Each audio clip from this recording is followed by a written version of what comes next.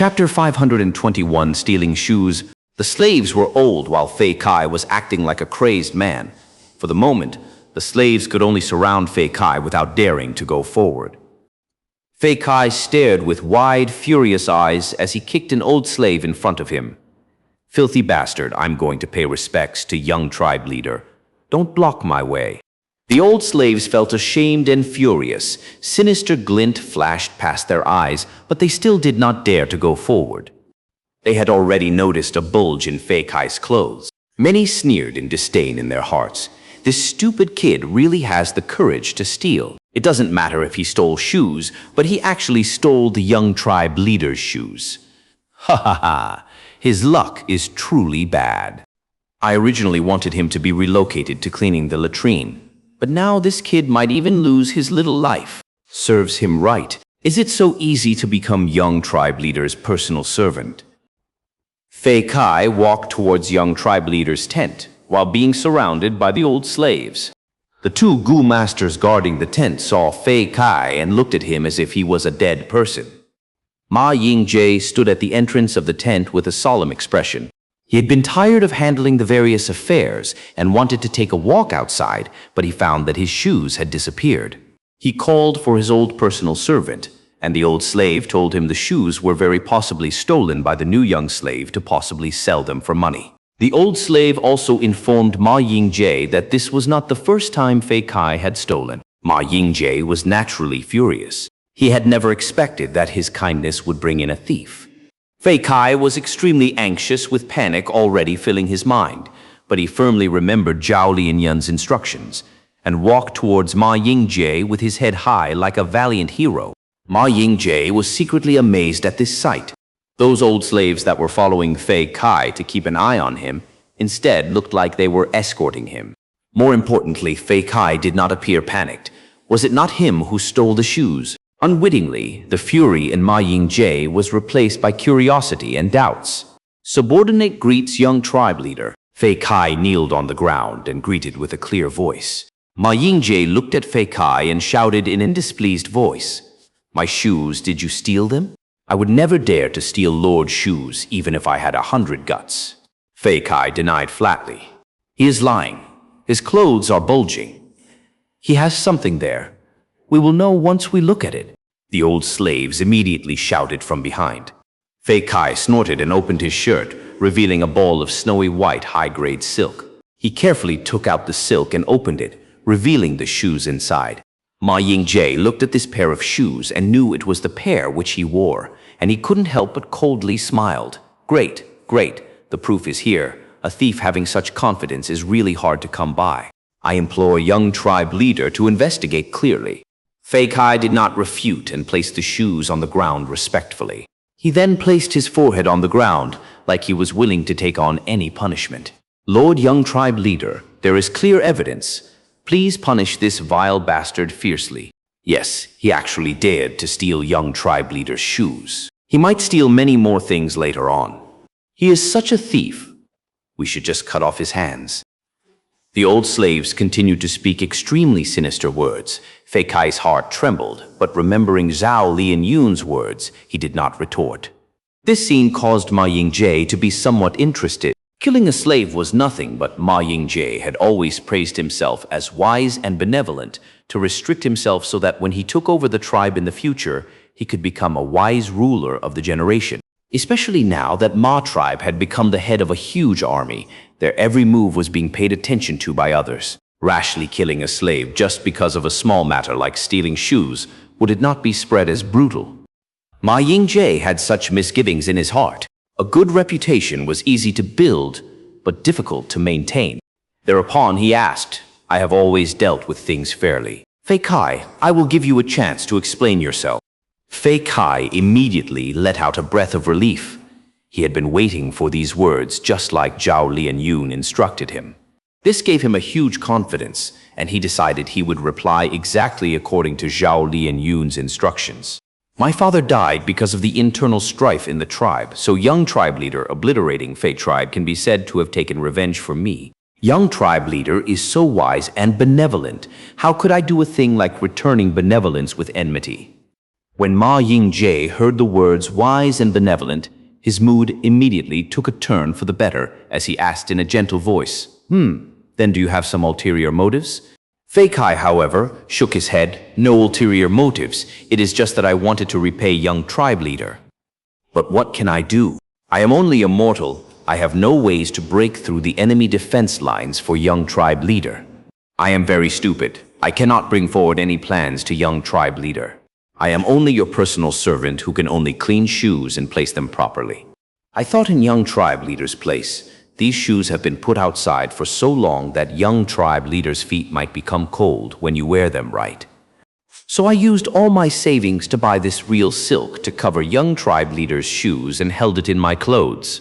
With this, young tribe leader won't feel cold when you wear them. So it was like that. Ma Ying-jae was greatly surprised. He was obsessed with cleanliness, and if Fei Kai had directly held the shoes in his clothes, he would instead be disgusted. But covering the shoes with silk was different. Moreover, this was a genuine high-grade silk. There should not be anyone who used such materials to cover shoes, right? This Fei Kai is really a good servant. He is actually so considerate. Ma Ying-jae's thoughts moved, and the gaze he looked at Fei Kai quietly changed. If what Fei Kai said was true, his devotion was really overwhelming. At this moment, Fei Kai suddenly kowtowed. Young tribe leader, I have sinned. What sin have you committed? Ma Ying-jae looked at Fei Kai with a clear smile on his face. Fei Kai replied, I only thought of keeping the shoes warm for young tribe leader, but forgot it would be extremely inconvenient for you when you go out. I have sinned. Please punish me. Ma Ying-jae heaved a sigh. It is not like I only have one pair of shoes, but because I saw that the pair I usually wore had disappeared, I called you over. It is fortunate I nearly blamed my loyal servant. Lord Young Tribe Leader, don't listen to his words. Lord Young Tribe Leader, this kid is deceiving you. He is very crafty and is lying to you. The old slaves experienced a reversal of fortune when they saw the normally stupid Fei Kai speak with such a glib tongue, and thus they began to hurriedly shout. Fei Kai spoke again at this moment. Young Tribe Leader, please inspect clearly. There is indeed a matter of stealing shoes, but I have never done it. Instead, it was these old slaves who did it many times. After I was appointed to this post, these old slaves incited me many times, but I never listened. Thus, they resent me. I'm not afraid of being investigated and also not afraid of punishment. I earnestly request Young Tribe Leader to investigate clearly and give me justice. Fei Kai was naturally not afraid of investigation, as this was the first time he had stolen shoes. He had heard the old slaves carelessly speaking that a pair of the finest shoes could sell for a high price. Fei Kai was ignorant. He had followed the Young Tribe Leader for so long, but had not paid attention to the look of the shoes Young Tribe Leader wore, and thus was easily plotted against by the old slaves. Fortunately, he met a crucial person during the crucial time.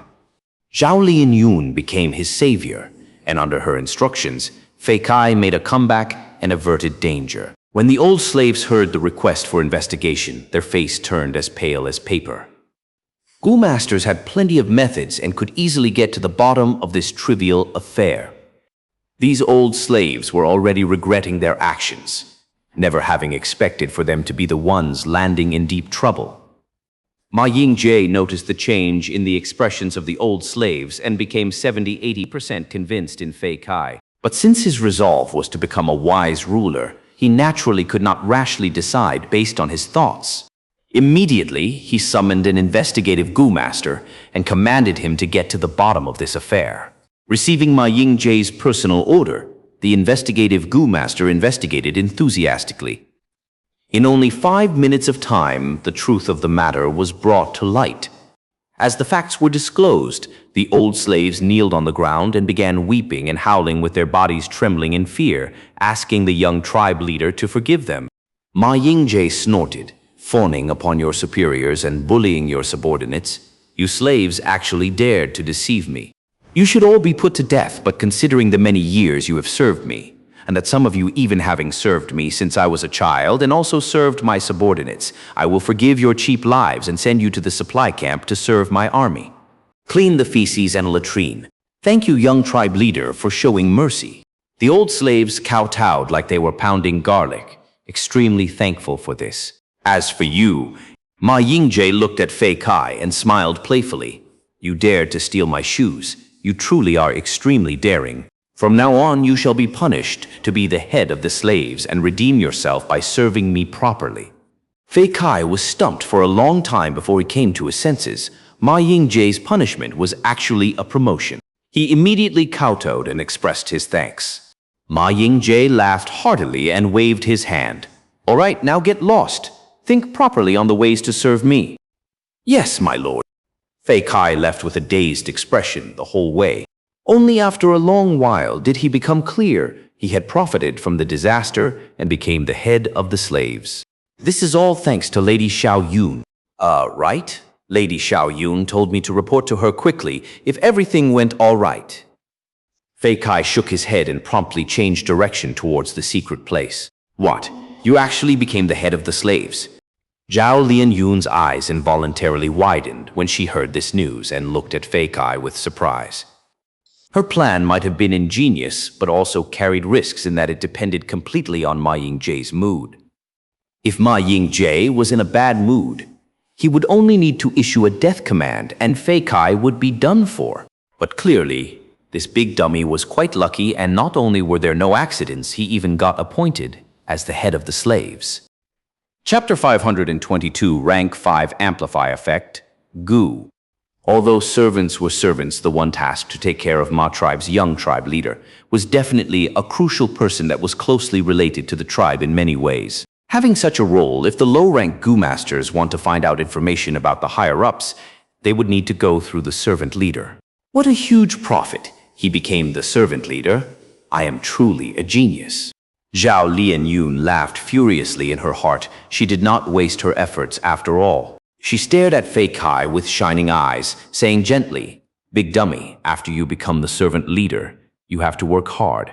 Fei Kai shuddered at once, replying truthfully, "Lady Xiao Yun, I don't know why, but that tone of yours made me really nervous." Zhao Lianyun immediately changed her expression, kicking Fei Kai's leg as she screamed, "You idiot! Now that you are the servant leader, your situation is more precarious than before. I wonder how many people will target you. And among them, there might even be vile and evil Gu masters." Fei Kai was shocked. Then what should I do? Humph, you're lucky to have a friend like me. As long as you listen to what I say, I assure you, you will live blissfully. Zhao Lianyun stretched out her hand, wanting to pat Fei Kai's shoulders, but found out that she was too short. She immediately opened her mouth. "Quick, squat down now." Fei Kai squatted down obediently, and Zhao Lianyun succeeded in patting his shoulder. She nodded her tiny head in satisfaction, speaking in an old and experienced tone. "Do you know what to do next?" Fei Kai naturally shook his head. You idiot." Zhao Lianyun snorted. "Since you are the servant leader now, and those old servants have already been sent away, you have to recruit new subordinates first. Otherwise, how can you handle everything alone?" "Oh, you are extremely right." Fei Kai realized at once, nodding in agreement. Zhao Lianyun snorted again. "But just this is not enough. You need to learn about the young tribe leaders' likes, dislikes, and lifestyle habits. You have to ask those old servants for these information." "What? Ask them? Will they tell me?" Fei Kai stared with wide-opened eyes. Zhao Lianyun snickered. "You are now the servant leader. Your status is different already. They are the lowest of slaves. I'm sure they are afraid of you taking revenge now. If you ask them, they are sure to tell you everything. Of course, if they do not know what is good for them, I have my ways of making them spill everything obediently." "Oh!" Zhao Lianyun looked at Fei Kai's blank expression and rolled her eyes uncontrollably. Her thoughts had already drifted far away. "I am not a person of this world. There are simply too many ways to make these stinking men talk. As long as we learn about Ma Yingje's habits and please him accordingly, Fei Kai's current position would definitely be stable." Hee. Cao Fu, hey tribe camp. All sorts of tents and Gu houses covered the wide grassland as tribe flags fluttered in the wind. Large numbers of Gu masters entered and exited. If one looked from above, they would resemble a nest of ants. In the supply camp, Fang Yuan held the east window Gu as he checked the resources silently. The female Gu master in charge of attending to him stayed focused as she stood at one side, waiting for Fang Yuan to make his decision at any moment. Ever since they received Dongfang tribe's reparations, the resources that could be exchanged for using battle merits had increased by more than 10 times. Of course, among these resources, not all of them were the compensation from war.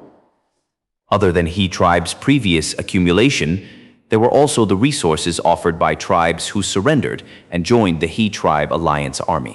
Just a few days ago, He Lulan organized another alliance meeting and ordered the newly joined tribe leaders to make the poison vow, to prevent the good things from being exchanged by others. Once the resources were collated, Fang Yuan entered the supply camp at once.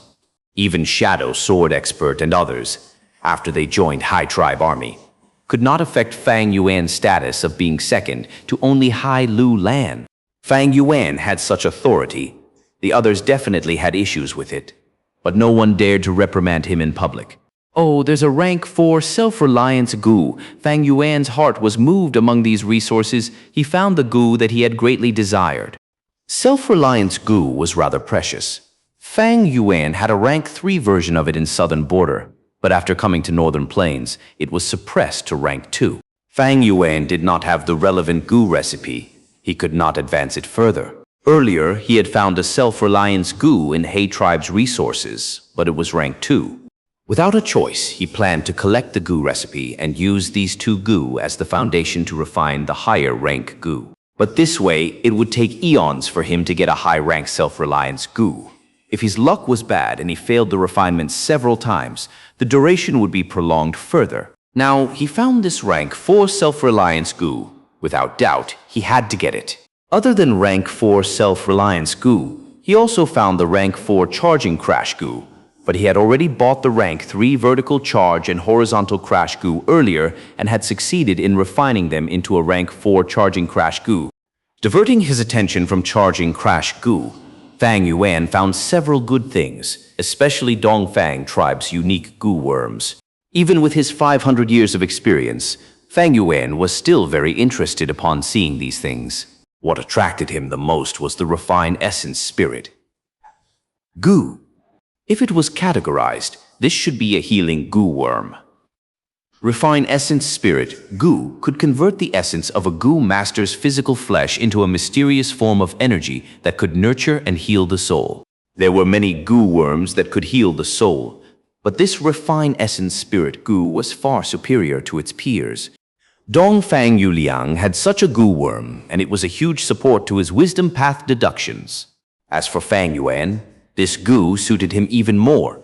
Different from Dongfang Yuliang, Fang Yuan was a dual enslavement and strength path cultivator. His body was strong and his mind was sharp. His soul often felt weakness and exhaustion from commanding the beast groups. The refined essence spirit Gu could be the perfect bridge between his 2 paths. Among the resources, other than refined essence spirit Gu, there was also the recipe for it. Fang Yuan took them all. According to rumors, this Gu recipe was especially created by Dongfang tribe's Gu immortal Dongfang Chang Fan in order to cultivate wisdom path. This meant that Dongfang tribe had much greater attainments in wisdom path than others. After Fang Yuan obtains this recipe, as well as the refined essence spirit Gu, it would be the same as obtaining Dongfang tribe's experimental results for himself. Gu worms only need one thought from the Gu master to self-detonate. If this was during normal times, it would not be so easy for Fang Yuan to obtain refined essence spirit Gu. The imperial court competition every 10 years was not only a purification and refinement process to weed out the weak, it also assisted in the interactions between all the large forces. The way of Gu originated from the immemorial antiquity era, and Renzu was the first Gu master who used Gu worms. After that, there was the remote antiquity era, Olden Antiquity era, Medieval Antiquity era, followed by the Late Antiquity era.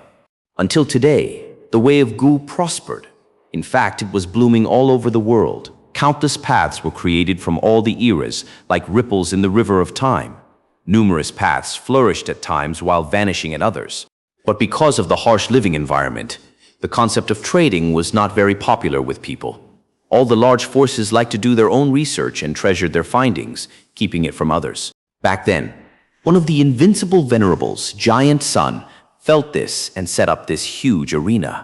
Because of the battle reparations, the Huang Jin family could pass on their learning throughout the ages, grasping the overlord position of northern plains throughout history without declining. After countless imperial court battles, northern plains became the publicly acclaimed strongest region out of the 5 in terms of fighting strength. But if we look at total power, Central Continent is the strongest, followed by northern plains. Fang Yuan had his previous life's memories. He understood clearly the strength of the 5 regions. During the Battle of the 5 Regions, Northern Plains was the region which resisted Central Continent most fiercely. The other 3 regions, although having the same terrain advantage as Northern Plains, were suppressed fiercely by Central Continent. Only Northern Plains managed to organize troops to fight back, invading Central Continent in return. Northern Plains has such great strength, all thanks to Giant Sun Immortal Venerable's setup. Because he used battles and war, while restricting it to a certain level, it allowed Northern Plains to hone the greatest fighting strength. Unfortunately, his plans were still too restricted. He only cared about his bloodline's benefits. In contrast, Central Continent was strong due to their systemic reforms. It was an advantage that stemmed from their core. Fang Yuan came from Earth. He had a unique perspective together with his 500 years of experience. He had a clear understanding towards the true nature of society. There are over a dozen Amplify Effect Gu. Fang Yuan collected his scattered thoughts as he continued looking at the list, finding a new surprise.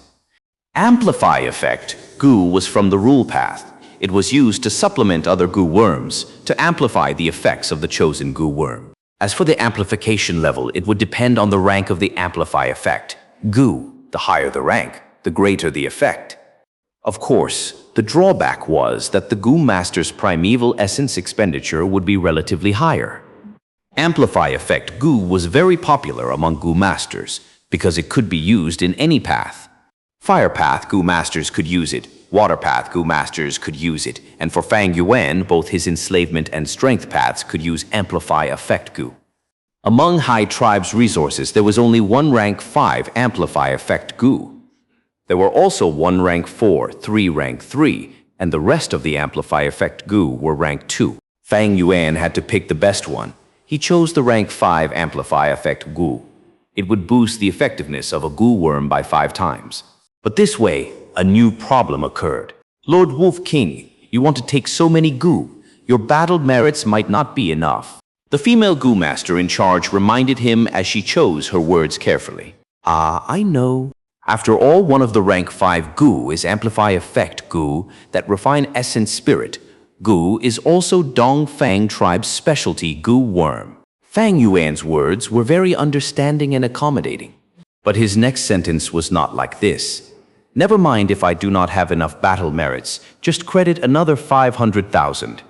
The female Gu Master was shocked. She carefully said, Lord, you still owe around 300,000 of the previous 500,000 battle merits you borrowed.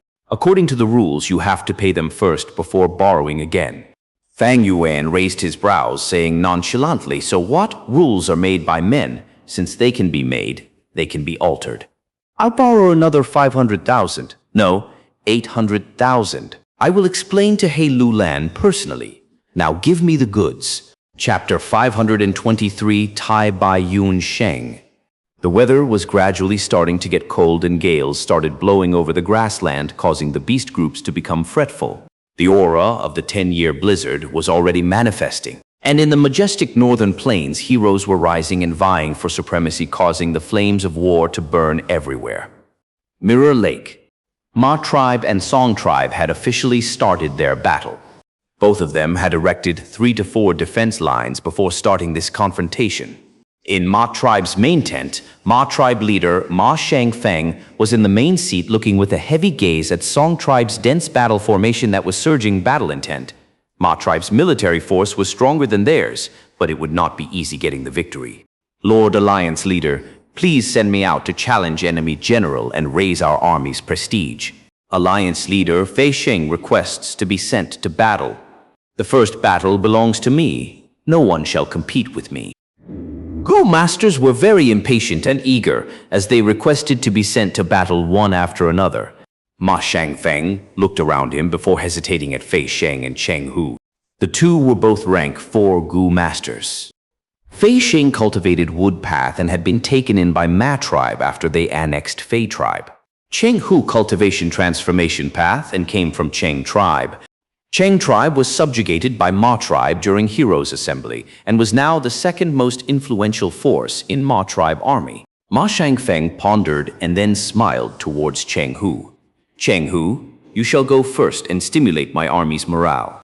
Cheng Hu was overjoyed as he hurriedly bowed and rushed towards the front line. Ha! I am Cheng Hu who dares to approach their death. Cheng Hu challenged loudly. Arrogant? Let me Su Yi teach you a lesson. A rank 4 expert flew out of Song tribe army. Cheng Hu did not say anything else but directly pounced towards the other person. Bam, bam, bam. The two were incomparably valiant and attacked with grand momentum. For a moment, the stronger and the weaker side could not be determined. The two continued to exchange moves, sending rocks, grass, and mud flying around in their battle ring. The two armies concentrated on the battle with all their attention. Lower-ranked Gu masters felt their hearts shaking, while the upper-ranked Gu master experts were fired up. Northern Plains was filled with many brave heroes, and the blood of warriors permeated the bones of their Gu master. Alliance leader Fei Sheng requests to be sent to battle. Fei Sheng shouted with a fierce glint in his eyes. He was a newly subjugated person and was filled with enthusiasm to show his loyalty. Ma Shangfeng nodded with a smile. Fei Sheng went to the battlefield, and Song tribe army also sent their expert to battle him. The two had just exchanged 3 moves when at the other battle ring, Cheng Hu suddenly roared, his whole body giving off dazzling orange light. After the orange light dispersed, he had unexpectedly transformed into a striped tiger king, the size of an elephant. Cheng Hu was a transformation path Gu master and could change parts of his body into a tiger tail, tiger claws, tiger skin, and so on. The complete transformation was a killer move. This was also the superiority of transformation path. Every transformation path Gu master possessed at least 1 killer move as long as they collected the respective Gu worms. Su Yi turned pale with fright and started to retreat in panic. The Tiger King pounced on him. Su Yi frantically activated his movement Gu and narrowly dodged this attack. The Tiger King swung his tail without turning around. The tail lashed through the air like a steel whip, producing an explosive sound through the air.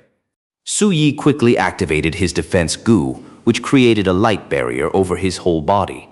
But the Tiger Whip was very powerful, and as it fell on the light barrier, the barrier was broken in an instant. The defense Gu died, and Su Yi spurted out a large mouthful of blood due to the backlash. He hurriedly tried to retreat, but it was too late. An intense, bloody wind pounced on his face, and the next moment he only saw a huge tiger mouth shrouding over his head. Crack! The Tiger King directly bit apart Su Yi's head. Cheng Hu won, obtaining the first victory for Ma tribe. Song tribe's higher-ups were slightly moved, while Ma tribe's troops rejoiced. Victory! A great start means half the success. Today, my army will definitely win. In the main tent, Ma Yingjie clenched his fists, an extraordinary light flashing past his eyes as his spirits roused to the limit. And on another battlefield, in the vast battlefield, one side was shouting in high spirits with their banners fluttering grandly in the air, while the other side's army formation was shaking, their morale low, and was already showing signs of defeat. Alliance leader Luo, the enemy's momentum is too fierce, we can't hold them back. We need to retreat. A commander needs to be able to judge the situation properly. Right now, Liu tribe's experts are like tigers. Our army truly cannot match them. The several higher-ranked Gu masters shouted hurriedly, all of them panicked.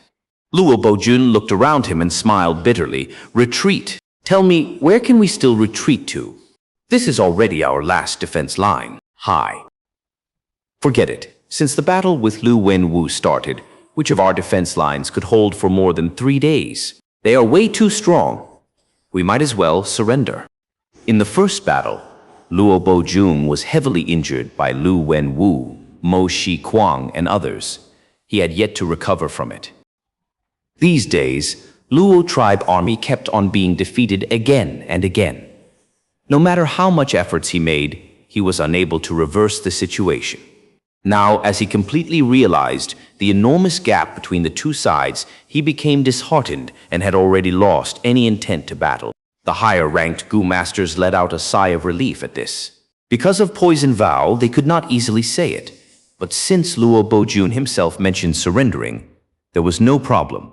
The command to surrender was quickly spread, and the battle also soon calmed down. Ha ha ha! Didn't I say it?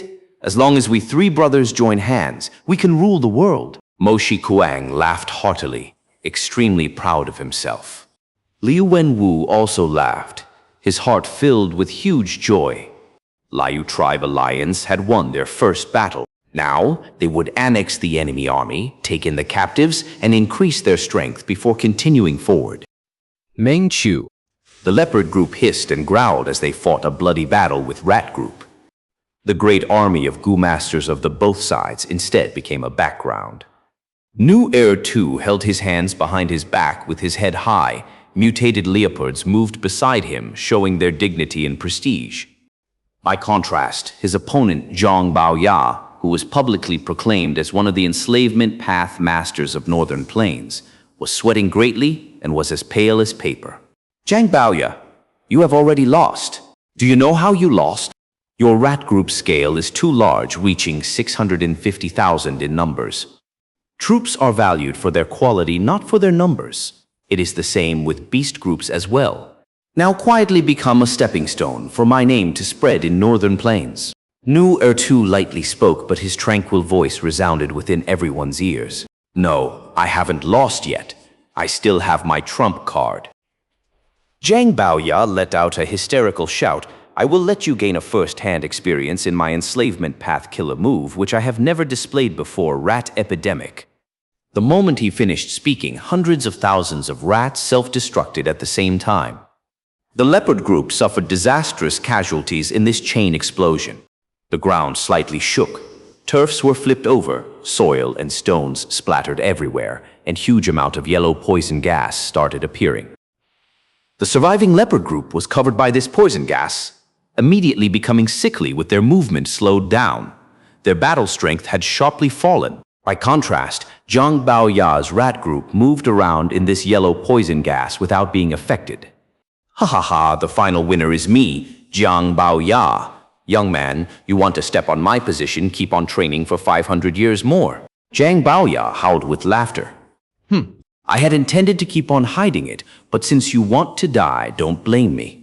Nu Heir 2 snorted, a sinister smile appearing on his face. He suddenly shouted, Killer move! Leopard dash! Howl! Leopard group howled and unfolded an unmatchable mad charge. This! Zhang Baoya's eyes opened wide. The leopard group's battle strength had surged by over 2 times. Furthermore, their speed increased by an astonishing 8 times. Under everyone's dumbfounded look, the leopard group quickly charged out of the area covered by the yellow poison gas and breathed in fresh air before charging forward like a terrifying tsunami, swallowing and engulfing everything. Dujiao. A large battlefield had already ended. Fire blazed towards the sky, the whole battlefield covered by raging inferno. A Gu master stood loftily in the inferno like a fire deity. He played with the fire in his hand, changing it into all kinds of shapes as he looked at the surrounding Gu masters with his narrow eyes and spoke, his voice appearing extremely cruel and cold in the blazing inferno. It is your honor to be defeated by my supreme fire path. Surrender, otherwise all of you and this lowly grass shall turn into ashes. The surrounding Gu masters looked dejectedly at each other. After few breaths of time, they kneeled one after another. We surrender. After Hai tribe obtained the first victory against Dong Fang tribe, the curtains to many large battles that had started over Northern Plains also fell one after another. The defeated did not lose everything. Some surrendered and some ran away, choosing to side with another force. This was only the initial stage of the struggle for imperial court. They still had hope and chance. The winners swallowed the weak, obtaining huge amounts of war reparations and expanding themselves. The countless corpses of beast groups, Gu masters, and ordinary mortals instead became nourishments for the grassland and in the future would sink down under the snowy land, doomed for eternity. Winner takes all. After resting and reorganizing for over 10 days at Shaofu, He Lu Lan finished absorbing the captives, expanding his military strength by 60% and resumed the expedition. This time, his target was Guanxi. The Gu tribe one army stationed there had weak military strength and thus became the optimum target for He Lu Lan to expand his force. 7 days later, He tribe army confronted Gu tribe army. Gu tribe suffered a huge defeat at the first battle. Gu tribe alliance leader Gu Guolong resolutely gave the order to abandon their 3 defense lines without using them and retreated to their tribe's main camp. He Lu Lan laughed heartily as he led his army with a crushing momentum. But at the final battlefield, he was dumbstruck and asked his subordinates, "How is there a mountain here? Gu tribe army might be weak, but they had their own ways." They built up a mountain by piling stones and garrisoned on the mountain, with countless traps set around the foot of the mountain. They occupied the high ground, having huge geographical advantage. Their intention to defend to the death was abundantly clear. Hai tribe army attacked several times but were defeated every time, leaving behind large numbers of corpses. Fang Yuan looked at the battlefield with indifference and did not use his full strength in mobilizing the wolf group, only doing it to show he was putting some effort. Adding in that there were many trees and undergrowth on the mountain, the wolf group could not show their strength properly and were instead separated and killed. Thus, the battle situation might be progressing, but it was very slow. Above all, Gu tribe army was still continuing to add in stones to the mountain, making this mountain become taller and taller. He Lu Lan was furious. Gu Guolong is as obstinate as the rumors said.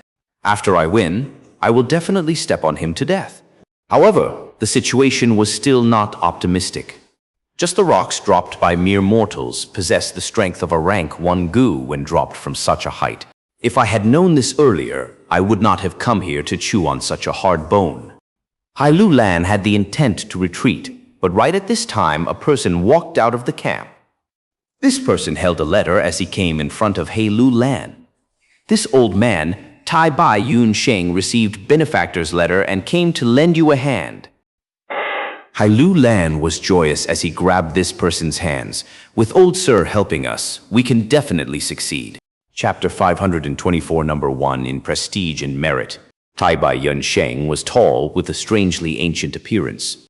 The hair near his temples had turned white, and his face was filled with deep wrinkles. He was already over 80, but his eyes were not dim and blurred, instead had a gentle look that seemed to pity the fate of mankind, along with a calmness that had seen through the secular world. Since he was 7, he had been determined to travel the northern plains to help common people. His life was full of turmoil, as he was frequently toyed by fate. He became an enslaved Gu master after his tribe was annihilated. Then he was betrayed by his wife and became a captive of variant men. Then, in a fortuitous encounter, he obtained a time path Gu immortal's inheritance and was rescued by his brothers when he was at the verge of death. Now, he had already become a living legend. Although he was a loner, he was publicly accepted as a great righteous path Gu master.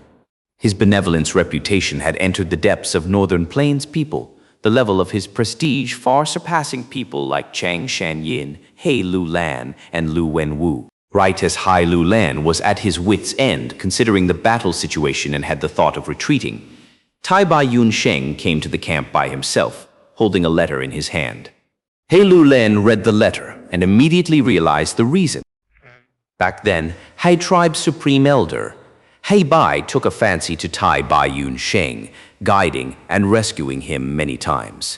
Now that Hai tribe army had fallen into a predicament, He Bai, who had been secretly observing all along, sent a letter to Tai Bai Yun Sheng to provide assistance.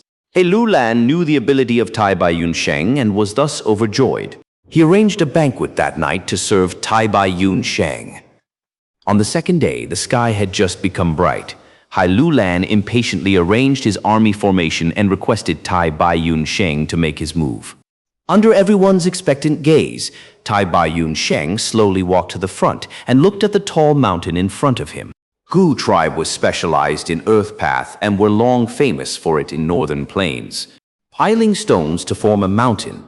This would be an unimaginable and impossible tactics in earth. But in this world, this mountain formed in about 10 days proved nothing was impossible. The alliance leader Gu Guolong looked at the foot of the mountain from the summit.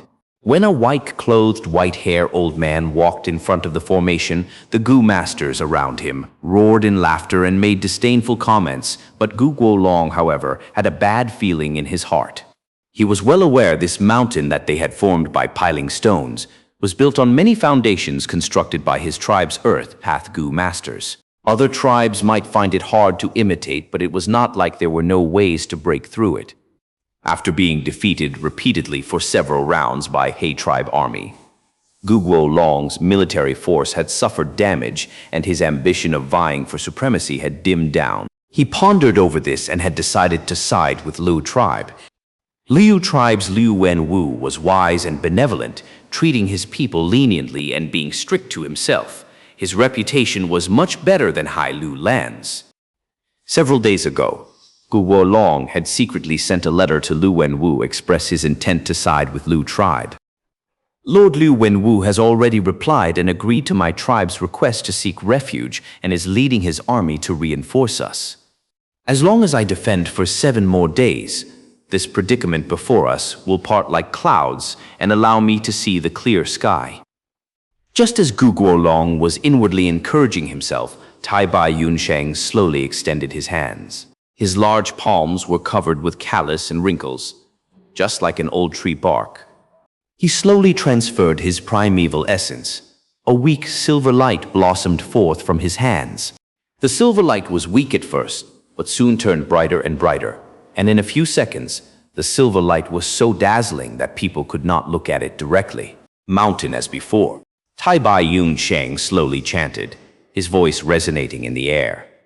On the summit, Gu Guolong heard this voice and a shocked expression appeared on his face. Oh no, he is Tai Bai Yunsheng. At the very same moment, silver light burst out, transforming into a straight light pillar that directly rammed into the mountain peak. Countless Gu masters saw the situation turning awry and immediately activated their defense Gu, or attacked to intercept the light pillar. But the silver light disregarded all interception and shone on the mountain peak. Both humans and beasts were unscathed, but the mountain stones below Gu tribe, regardless of how enormous or thick they were, under the silver light, were like snow under scorching sun as they turned into nothingness in a visible speed, seemingly like they had never even existed. As Gu tribe army lost the support under their feet, they started falling down one after another. It was a crushing defeat. Countless died as they crashed down to the ground from a height of 500 to 600 feet. Even if Gu tribe masters were stupid, they would become aware of their crisis at this moment. They exclaimed in shock one after another. Such strength, this is Lord Tai Bai Yunsheng's mountain as before. Heaven, why is old Sir Tai Bai helping Tyrant He Lu Lan? Lord Tai Bai Yunsheng helped us restore our tribe's spirit spring back then. He is our tribe's benefactor. Now, we need to fight with him? The mountain was the source of Gu tribe's army's confidence, and now it was loudly crumbling apart. But even more than that was Tai Bai Yunsheng's prestige that shook their will to battle. Ha ha ha! Tai Bai Yunsheng is indeed worthy of his name. Once he moves, it will be out of the ordinary. Hai Lu Lan laughed wildly as he looked at this scene from the main tent. Even he had not expected there to be such a hidden expert in the tribe. But each super tribe's supreme elders would occasionally fancy someone from demonic and righteous paths, mortal Gu masters. They would then select these seeds to cultivate. In case these seeds were able to become Gu immortals, they would often be taken in by the super tribes and become their external supreme elder. This was one of the tactics the super tribes used to preserve their position and develop themselves. Clearly, Tai Bai Yunsheng was a seed the rank 6 Gu immortal He Bai thought highly of and believed he had hopes of advancing to Gu immortal realm. Seeing the sorry figure of the enemy army, Hai tribe army's morale surged. Many started laughing loudly, and there were even more who shouted of slaughtering everyone in the enemy faction, even the old and the young. The Gu master experts in the main tent were also excited, with only Fang Yuan having a calm expression. Tai Bai Yun Sheng's appearance was already within his expectation. In his previous life's 500 years of memories, Tai Bai Yun Sheng had joined He tribe army from this point onwards and provided an enormous assistance to He Lu Lan. He Lu Lan being able to become the winner in the end was mostly because of Tai Bai Yun Sheng. But Tai Bai Yun Sheng had a benevolent character, and during the expedition, he became deeply aware of He Lu Lan's savage and brutal nature. Thus, when he entered Imperial Court Blessed Land and advanced to Gu Immortal, he did not agree to He Bai's request to become He tribe's external supreme elder. Kill these bastards. They actually dared to pile stones into a mountain to make a stand. He Lu Lan excitedly shouted. Tai Bai Yun Sheng, who was at the front of the troops, heard He Lu Lan's words and frowned. He heaved a deep sigh and did not continue to attack, instead transmitted his voice to He Lu Lan to persuade him. Alliance leader, heaven care for every living thing. Why the need to kill? Throughout history, the struggle for imperial court has always been accompanied by blood, dying the land, and disastrous deaths. Since Alliance leader wants to enter the imperial court, it might be better to take in Gu tribe army. I am willing to persuade them on your behalf. Gu tribe piled up stones to form into a mountain and used it to contend against He tribe, but against Tai Bai Yun Sheng. This mountain they created instead became a fatal trap to themselves. The current situation was He tribe army tightly surrounding Gu tribe army. If Tai Bai Yun Sheng just made a casual move, he could reduce Gu tribe by over half. Gu tribe would naturally not sit and wait for their death. But when the mountain was completely collapsed, they would have almost no battle strength left, and their final charge would contain no threat. However, Tai Bai Yun Sheng did not do this. He Lu Lan's eyes flashed with an ominous glint. Although his heart raged with killing intent, he needed to think about Tai Bai Yun Sheng's face.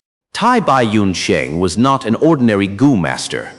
He was one of the extremely rare time path Gu masters and had rank 5 peak stage cultivation. His prestige in northern plains was like the sun in daytime. His influence was spread throughout the entire region. He Lu Lan thought to himself before replying, "Then I shall listen to old Sir, but it is too dangerous for old Sir to go up the mountain alone. I will send 6 rank 4 experts to escort old Sir." Tai Bai Yun Sheng nodded his head and climbed up the mountain under heavy protection. He had great prestige, and his benevolent reputation had spread into the depths of people. As he climbed up the mountain, the enemy troops spontaneously parted way to reveal a passage in middle. I did not think I would meet benefactor at such a time. Gu Guolong laughed bitterly as he went forward and greeted. Back then, Gu tribe's spirit spring had dried up, and they were pushed aside by several large tribes. It was very dangerous for them to migrate, and thus they requested Tai Bai Yun Sheng to help them. Tai Bai Yun Sheng helped them without taking any fees and became a benefactor to everyone in Gu tribe. Under Tai Bai Yun Sheng's persuasion, although Gu Guolong admired Lu Wenwu, circumstances are more powerful than individuals, he had no choice but to lower his head. Tai Bai Yun Sheng had only been on the mountain for a quarter of an hour before he descended. When he climbed up, there were 6 people with him. When he descended, there were over 100,000. Evidently, Tai Bai Yun Sheng's persuasion was successful. Gu tribe army pledged allegiance to He Lu Lan. Thus, He tribe army's military strength increased sharply.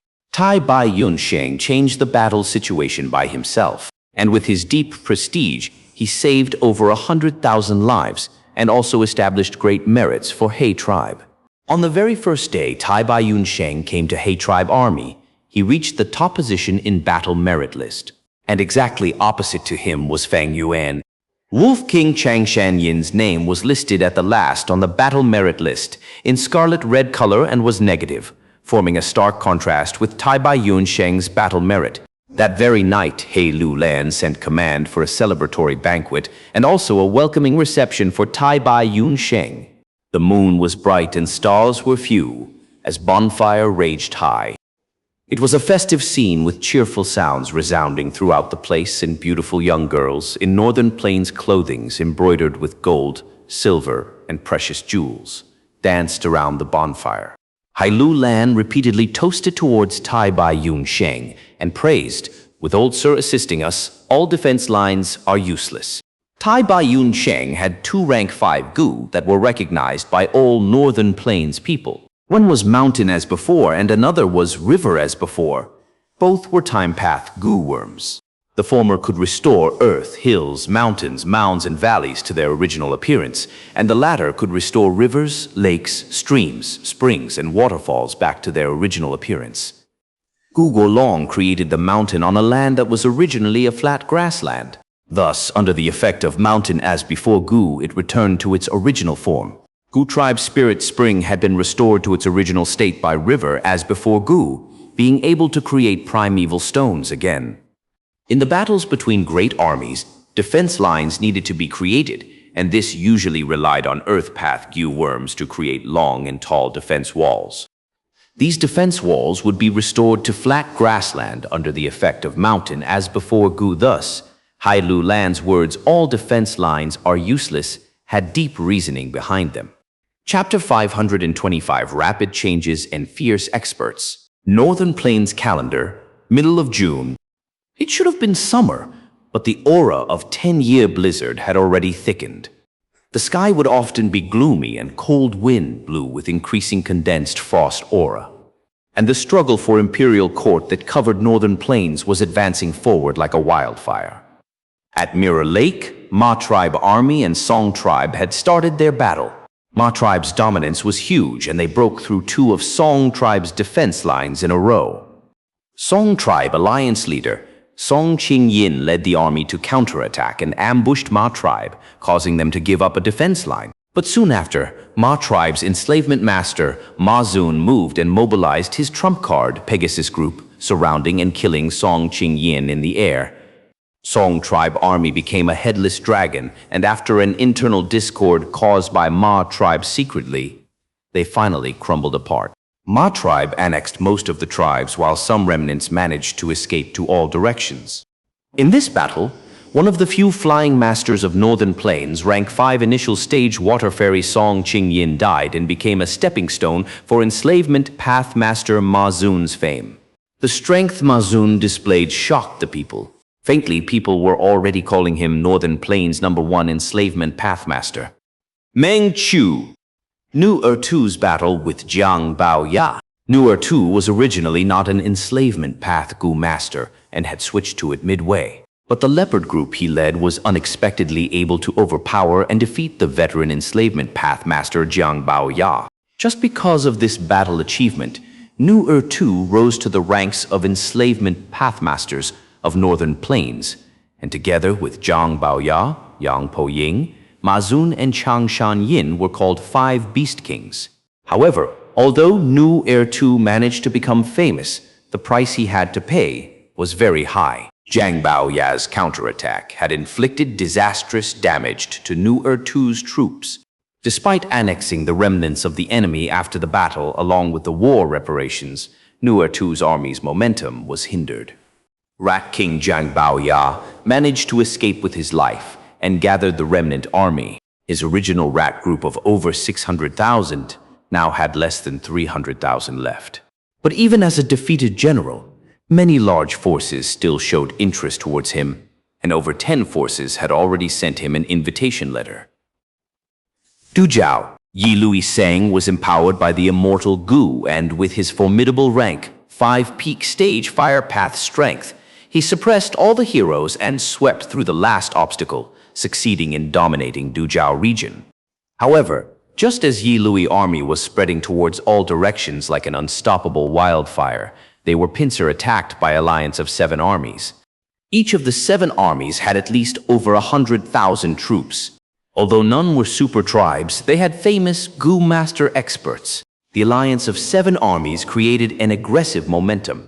Yi Lui army, who had just gotten a head start and were about to continue with great momentum, fell into a perilous situation. At the same time, Hai Tribe army was also confronted by a great enemy and did not have any time to relax. Liu Tribe, Lu Wenwu personally led his army and was pressing closer to Hai Tribe every passing day. Previously, Gu Golong had sought help from Liu Wenwu. Liu Wenwu was quite excited at reading the letter, knowing this was a rare opportunity. As long as Gu Golong's side could hold on, Liu tribe army could pincer attack A tribe from behind and gain the upper hand, causing A tribe to land in a passive situation. But the result was that the situation changed way too fast. Liu tribe army was just halfway on their way when they heard the report of Gu tribe's defeat and submitting to He tribe. And the crucial character that made this possible was Tai Bai Yun Sheng. Liu Wenwu was shocked at this report. A legendary character like Tai Bai Yun Sheng had actually taken the initiative to come out and help He Lu Lan. Obtaining this person was like adding a huge army to He Lu Lan's forces. Liu Wenwu soon realized this was the behind-the-scenes move of He tribe's Gu Immortal. According to the rule Ancestor Giant Sunset, Gu Immortals could provide some help to mortals in the struggle for imperial court. Naturally, this type of help had its restrictions. At least the Gu Immortals absolutely could not move personally. Whether it was the immortal Gu on Yi Lui Sang or Tai Bai Yun Sheng, who assisted He Lu Lan after receiving the letter, they were both Gu Immortals' pawn pieces. Liu Wenwu naturally also had the privilege to request help from the Gu Immortal supporting him. He Lu Lan obtained Tai Bai Yun Sheng's assistance, who in Liu Wenwu's opinion was much more terrifying than Wolf King Chang Shan Yin. Tai Bai Yun Sheng's reputation was extremely high. Whether it was righteous path or demonic path, many had received his grace. If just a small portion of these people had the heart to repay gratitude, the force they could gather would be very terrifying. Besides, once He tribe expanded, those scattered demonic Gu masters who had been watching from the sidelines would see the hopes of entering the imperial court in He tribe and would side with them of their own initiative. And Tai Bai Yun Sheng's existence would cause them to be even more inclined to choose He Lu Lan. With this, He tribe would continue to be stronger, and as time passed, they would throw all the other competitors behind. He Lu Lan defeated Dong Fang Yu Liang and obtained a super tribes war reparations. This by itself is a great profit. By contrast, we might have defeated several allied armies, but they were all an alliance of large tribes, so the war reparations we received are lower than He tribe's. Now He tribe has Tai Bai Yun Sheng, a living signboard with him. If we give him time to expand, it will be very difficult to deal with him later. Liu Wenwu contemplated for a while before resolutely sending a command. Liu tribe army continued along their original plan, pushing on towards He tribe. He Lu Lan laughed heartily at this news. Come, come. He then sent the command to set up defense lines around the area. After constructing the first defense line properly, the large army slowly moved towards Liu tribe army. At every 1,000 li of distance, they would stop and garrison for several days to construct another defense line. 12 days later, He tribe army moved on from their fourth defense line and traveled 500 li before coming face to face with Liu tribe army. The two army parted away for the experts' challenging stage. He tribe's expert Hao Ji Liu charged forward, not giving precedence to others. Liu Wenwu saw this and sent Pei Yan Fei. Hao Ji Liu was at rank 4 upper stage and Pei Yan Fei was also the same. The two exchanged 20 moves. The situation was still neck and neck. Hao Ji Liu's offense surged higher and higher, causing people's hearts to shake, while Pei Yan Fei used sharp and precise attacks, moving back and forth within the attacks and sweeping everything before him. As the battle continued on, both of their primeval essence were running low. Gu masters were not good at prolonged battle, and once their primeval essence was exhausted, their battle strength would sharply fall. This cannot go on. The two had similar thoughts at the same time. Waterfall Gu. Hao Ji Liu took the lead and pushed forward his palms. A giant waterfall fell from the air and crashed towards Pei Yan Fei with a rumbling sound. Pei Yan Fei did not face it head-on, instead using his movement, Gu, to soar to the sky, evading the waterfall. Rank 4 Golden Coat Gu. Rank 4 Swallow Wings Gu. Rank 4 Rainbow Transformation Gu. Killer move, Golden Rainbow Strike. Pei Yan Fei staked it all, using his signature killer move. At that instant, he turned into a golden rainbow and made an arc through the air as fast as lightning, cutting open the waterfall before bursting through Hao Ji Liu. However, Hao Ji Liu turned into water after being burst. It was not his real body. Water image. Hao Ji-liu had fought for a long time and already had the intel on Pei Yanfei, and knew Pei Yanfei did not have powerful detective Gu. Thus, when he sent the waterfall, he took the advantage of the giant current blocking Pei Yanfei's line of sight to quietly use his water image Gu, while his real body hid inside the waterfall. His actions were extremely secretive, and most of the Gu masters from both sides had been deceived. Pei Yanfei burst through the water image and immediately had warning signals going off in his heart. Without holding back, he transferred all his remaining primeval essence into his swallow wings. Gu. The two pairs of swallow wings on his back rapidly flapped and took him away from the battlefield. Hao Ji-liu stood on the spot, his whole body soaked in water. Even though he won the battle, he was not happy. The enemy's killer move had astonishing power. This time, he used water image Gu to deceive him. But what about the next time? Big brother, let me go out. Pei Yanfei returned in defeat, causing Mo Shikuang to fume with anger and impatiently requested to be sent to battle. Lu Wenwu had a smile on his face, but he did not agree. Third brother, no need to fret. You came forward in the previous battle. It is my turn now. An extremely tall and thin Gu master with robust and shiny bald head stood out and patted Mo Shikuang's shoulder. Second brother. Mo Shikuang helplessly shouted. This person's name was Ouyang Bi-sang, a demonic Gu master. In their early years, by chance encounter, he met Lu Wenwu and Mo Shikuang in an inheritance site. The three combined their strength to tackle the obstacles and obtain the inheritance, and because they felt affinity with each other, they became sworn brothers. I am Ouyang Bi-sang, who wants to come spar with me. Ouyang Bi-sang slowly walked towards the front of the troops and shouted in a soft voice. Soon after, he looked at Hao Ji-liu. If Water Demon wants to fight with me, you might as well get some rest first to recover your primeval essence. Water Demon snickered but did not agree to the provocation. No need to hurry. There will be many chances later on. After saying that, he returned to the camp. With the struggle for imperial court advancing to this stage, the intel on experts of every forces was widely spread. Ouyang Bi-sang was Mo Shikuang's second brother.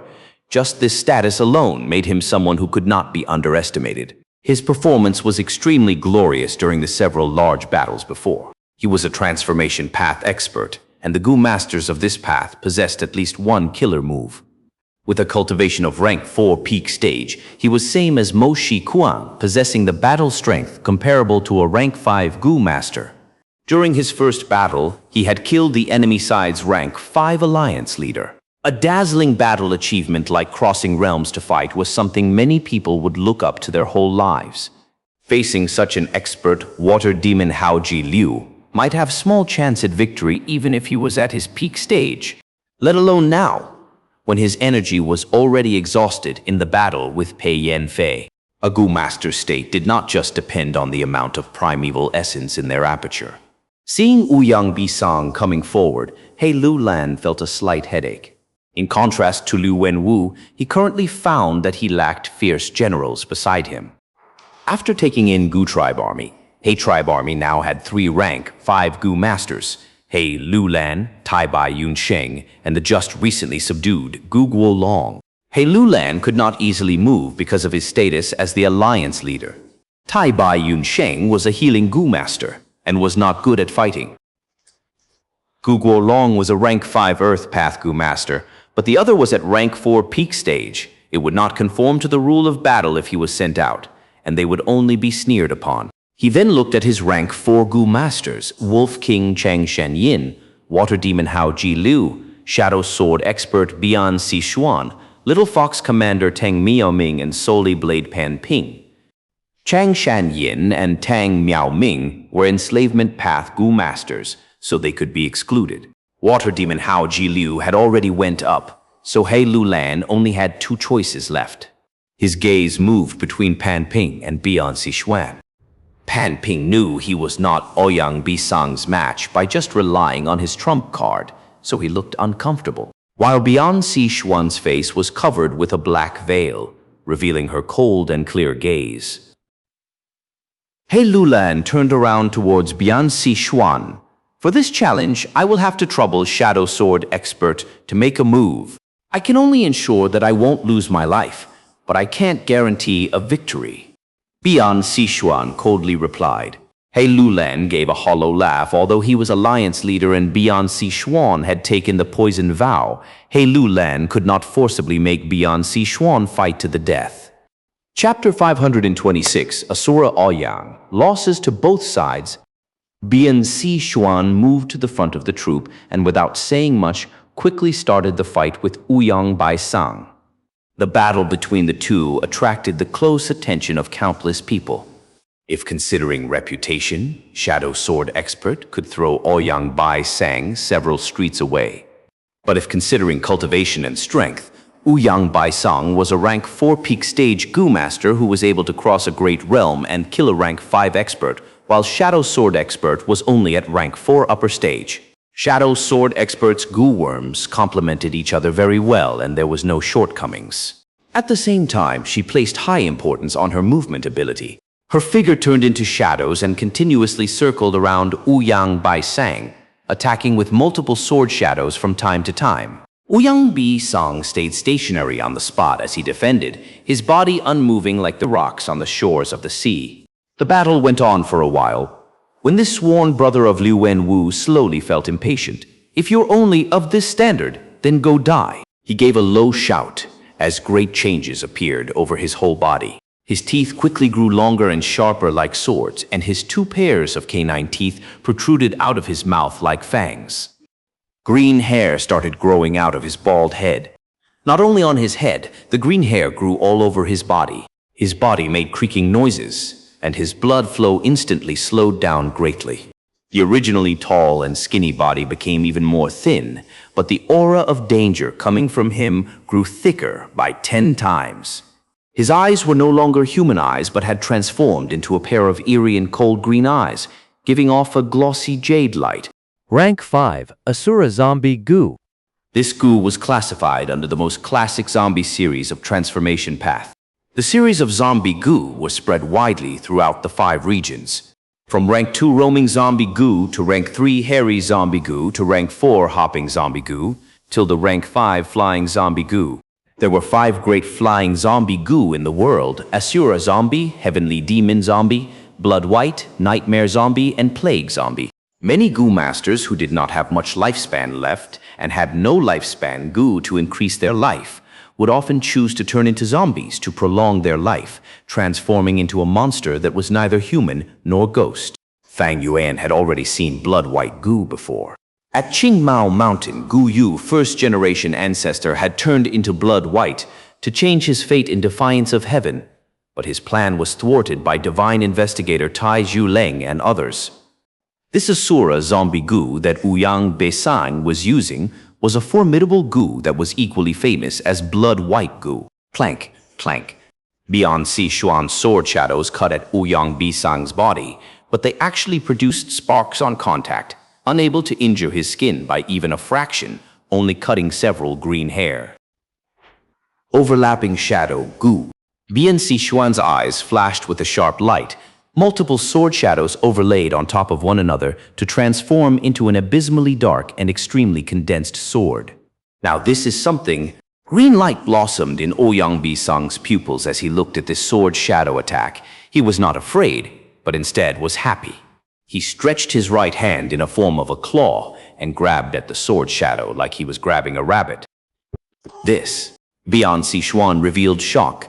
The sword shadow in her hand could not go an inch further. Gagaga. Ouyang Baisang laughed in a haggard and unpleasant tone as he clenched his claw-shaped right palm. Puff, a soft sound echoed. He actually forcibly burst apart the sword shadow. Bian Sixuan quickly retreated. The shattered sword shadow burst into many sharp pieces that ruthlessly struck at Ouyang Baisang, inflicting several deep wounds on his body, and slashed apart the 4 fingers on his right hand and almost cut apart the whole right fist. Bian Sixuan had bitterly accumulated battle merits from several small battles before and exchanged them for overlapping Shadow Gu from He Tribe supply camp. Under its effect, the multiple sword shadows' offense could merge and could match the offensive prowess of a rank 5 attack Gu. Ouyang Baisang was slashed at by the sword shadow, but he did not feel any pain. He had transformed into a zombie, which caused the feeling of pain to almost disappear. At the same time, large amounts of eerie green blood flowed out of the wounds.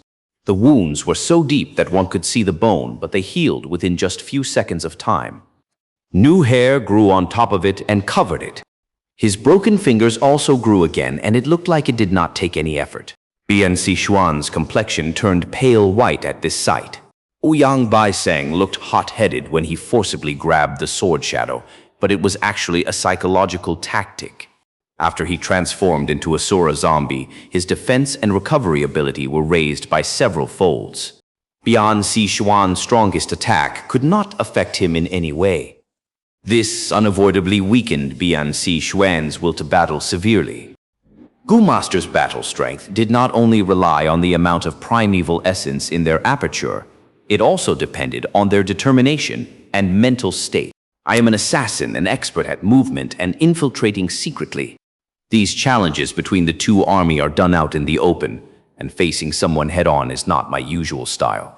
Ouyang Baisang's performance greatly weakened the battle intent in Bian Xuan's heart. In the next several rounds, she kept on attacking while moving around Ouyang Baisang, but it was clear her attacking frequency had decreased by a lot compared to before, and she was dodging most of the time. After exchanging 10 more moves, Bian Xuan shouted and quickly pulled open a distance from Ouyang Baisang, retreating towards He Tribe camp. At this sight, Liu Tribe Army's morale rose again, while Hai Tribe's morale shook, and the higher-ups did not have good expressions. Bian Xuan lost. Is Ouyang Baisang really so strong? His killer move is Asura transformation, having killed a rank 5 expert with this killer move. Now, he has only used Asura Zombie Gu, not even using his full strength, but was still able to defeat Shadow Sword Expert. Shadow Sword Expert did not have a strong will to fight, but by continuously attacking while moving around, she has exhausted a considerable amount of Ouyang Baisang's primeval essence. We can send another person to fight with him. The discussion settled, and He Tribe Army sent Pan Ping to battle. But within only a short period of time, Pan Ping seemed unable to stall further and panically unsheathed the scimitar on his waist and used Soul Blade Gu. A cold light flashed, but it was in vain. Soul Blade Gu could ignore defense, but it did not work always and had a certain probability. Moreover, once this rank 4 Soul Blade Gu was activated, it needed 8 hours of rest before it could be used again. Ouyang Baisang got quite a shock. Despite having read relevant intel, Soul Blade Gu's speed was way faster than what he imagined, making him unable to react in time. I can't leave him alive. Ouyang Baisang's killing intent surged as he pounced towards Pan Ping. Pan Ping already knew the situation was bad the moment he saw his attack did not succeed, so he hurriedly retreated. Ouyang Baisang pursued him closely. Hai Tribe quickly sent 3 rank 4 experts to block Ouyang Baisang and rescue Pan Ping.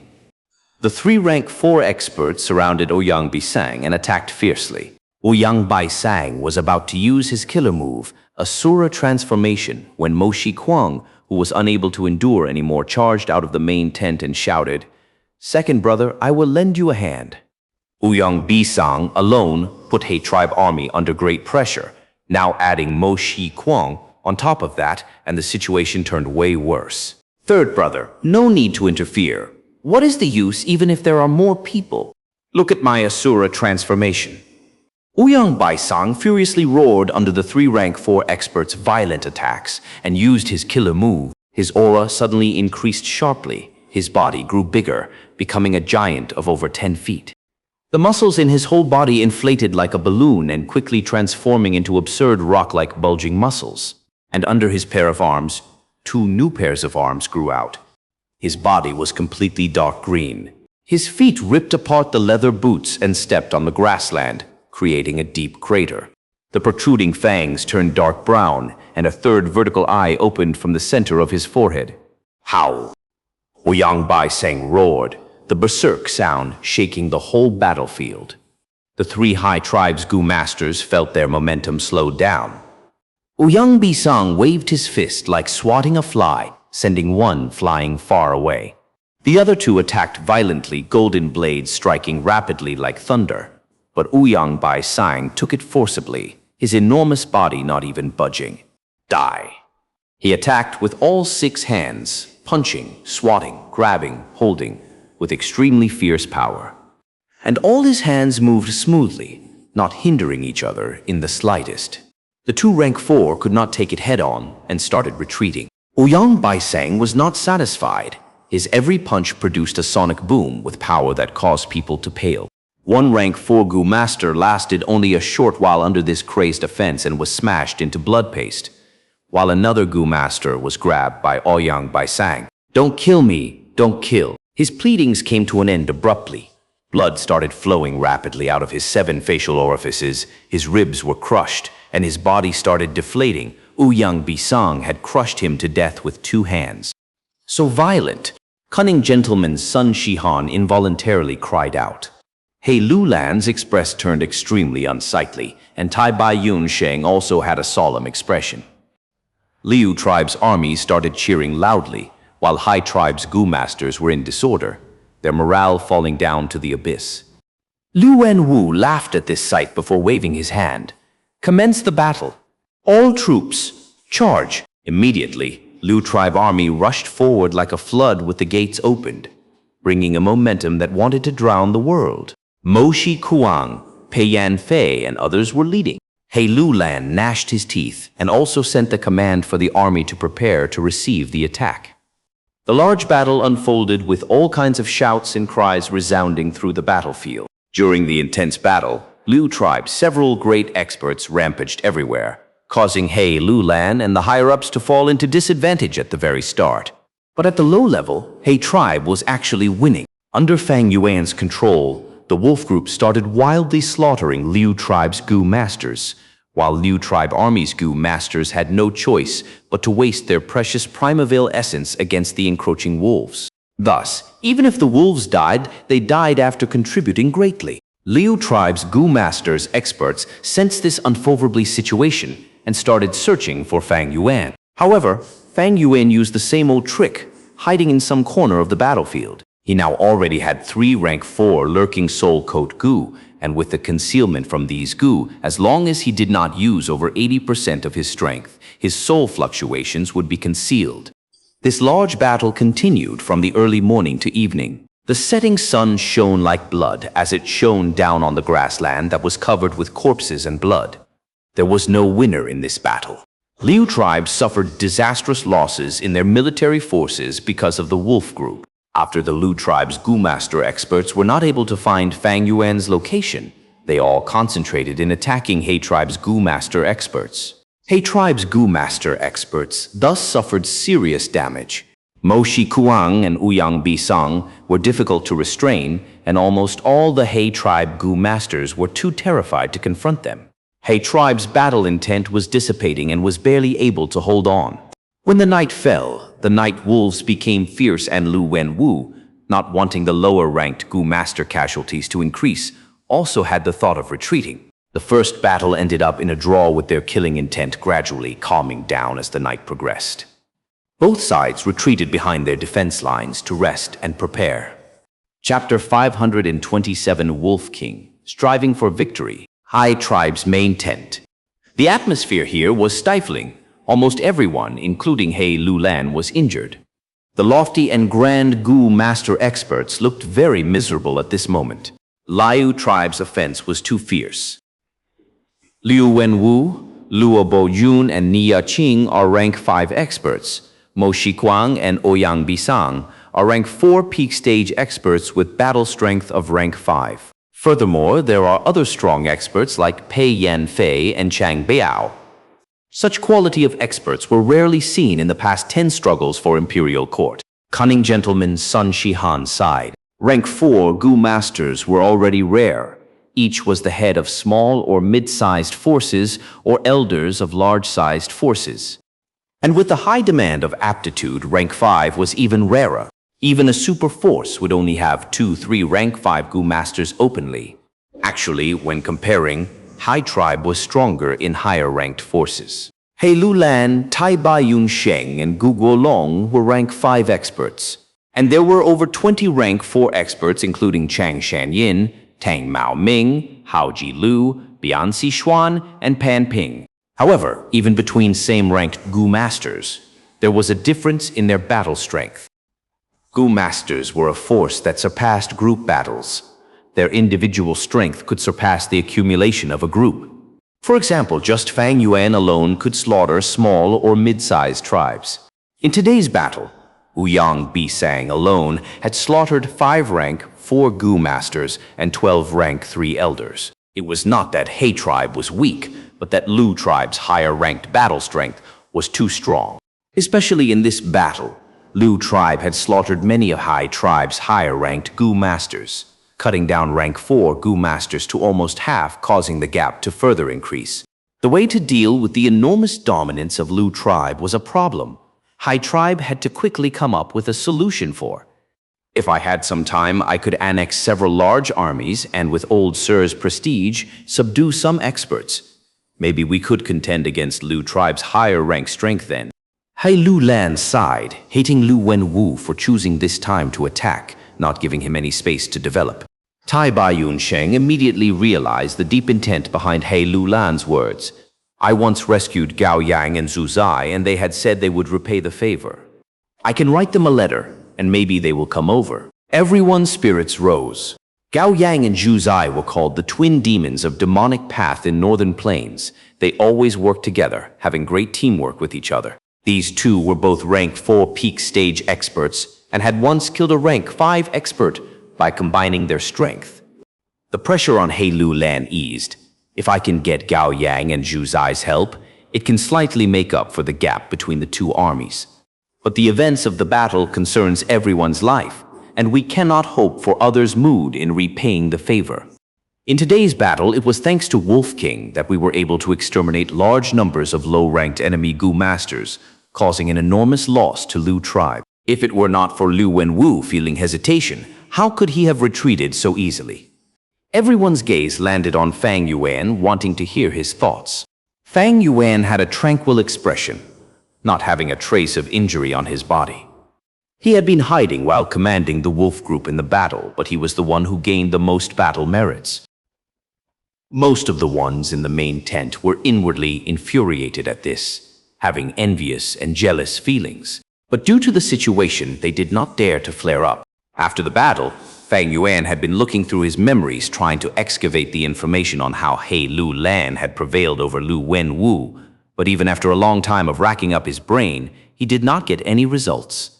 There was way too much information in the memories of his 500 years of past life, and much was forgotten. And from the look of it, this enormous problem that was troubling everyone was no more than just a minor detail in the long river of history in his past life.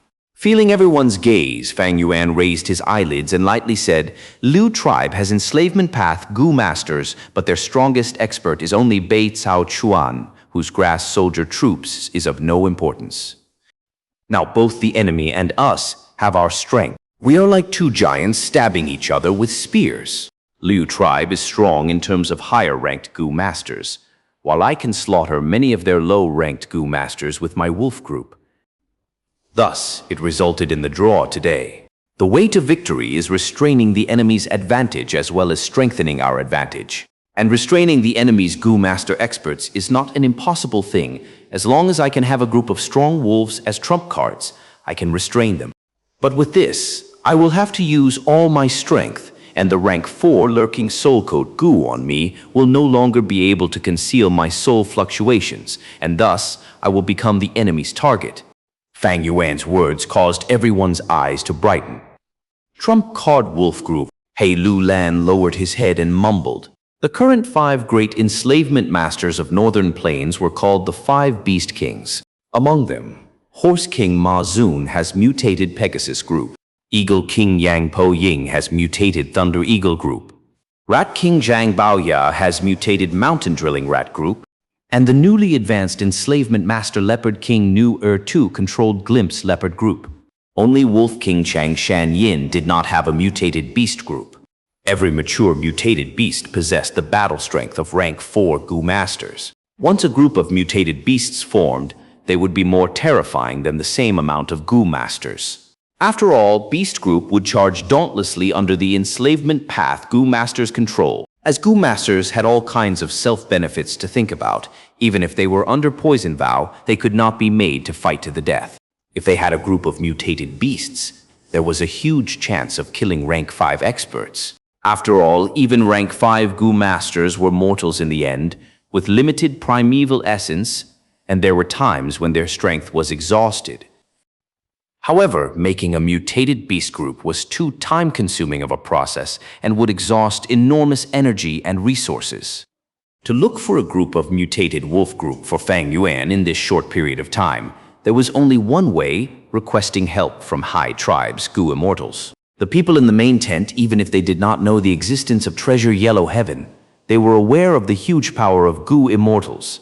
In the history of Northern Plains, there were several examples where Gu immortals organized mutated beast group to provide assistance to their respective force. Mutated beast group is indeed a way out. I will give it a try first. Hai Lulan pondered for a while before saying vaguely, but everyone clearly knew the meaning behind Hai Lulan's words was to request help from the Gu immortal behind him. This immediately caused a new change in the gaze. Everyone looked at Fang Yuan. How could this Wolf King Xianxia have such good luck? Making a Gu immortal help him to organize a mutated wolf group. If he had to do this himself, he might not even be able to accomplish it in 20 to 30 years. Why don't we get such benefits? Everyone felt envious and jealous. Ultimately, it was the identity of Xianxia that Fang Yuan carried. An enslavement master was an existence that could turn tides around. Hai tribe was fighting Lu tribe. It was indeed wise to put heavy importance on Fang Yuan and give more resources to him. If I remember right, even if there is a mutated beast group, Lord Wolf King's battle merits is ranked number 1 from the bottom, the last place in the battle merits list, right? Cunning Gentleman was filled with jealousy, kindly reminding as if he had suddenly recalled it. Of course, I can't receive a mutated wolf group for nothing. Fang Yuan righteously nodded. Our rules cannot be broken. I will use battle merits to exchange for it. Of course, my battle merits are insufficient right now, so I can only borrow a bit more. This is something that cannot be helped. Everyone was speechless. Many people shouted inwardly at the same time. Do you feel no shame speaking such words? Do you still want your face? You already borrowed 1,300,000 battle merits before, and you still want to borrow more. In the entire Hai tribe army, only you have borrowed battle merits. Don't you feel guilt holding that rank 5 amplify effect to Gu? In fact, Fang Yuan not only did not feel any guilt, instead he said with a not satisfied voice, just a mutated beast group won't do. I still require rank 5 lurking soul coat Gu. Unfortunately, refining a rank 5 Gu has a success rate that is too low. I have collected 3 rank 4 Gu, but I don't dare to fuse them to rank 5. Hai Lulan gnashed his teeth. The number of times he could request help from the tribe was limited. The more he asked for help, the less the tribe's evaluation of him would be. But there was no other way. He could only nod at Fang Yuan in order to defeat Lu Wenwu. I will do something about it. Just as Hai Lulan and his group were strategizing, Lu Wenwu and his group were also planning on how to battle Hai tribe.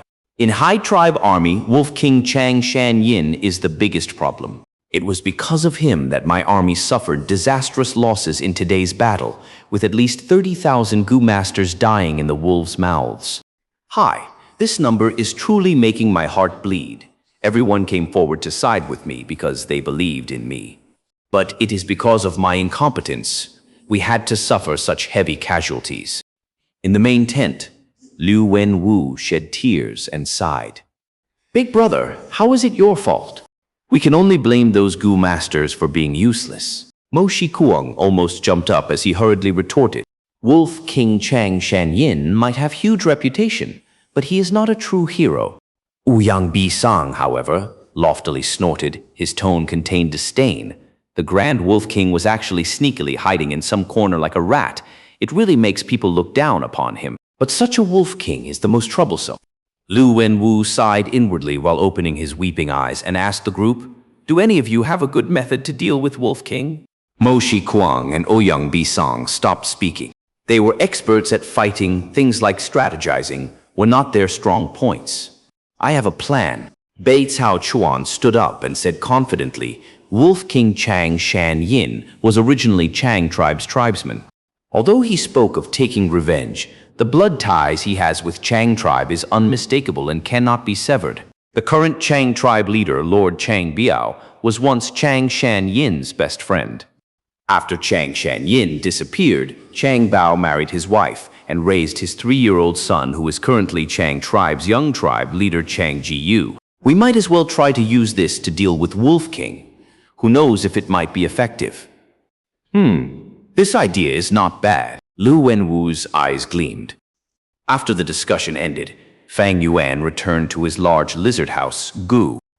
The problem of refining rank 5 lurking soul coat, Gu, had been hurting his head recently. If he could borrow He Tribe's Gu Immortal's power to organize a mutated beast group and also refine rank 5 lurking soul coat Gu, it would be the best.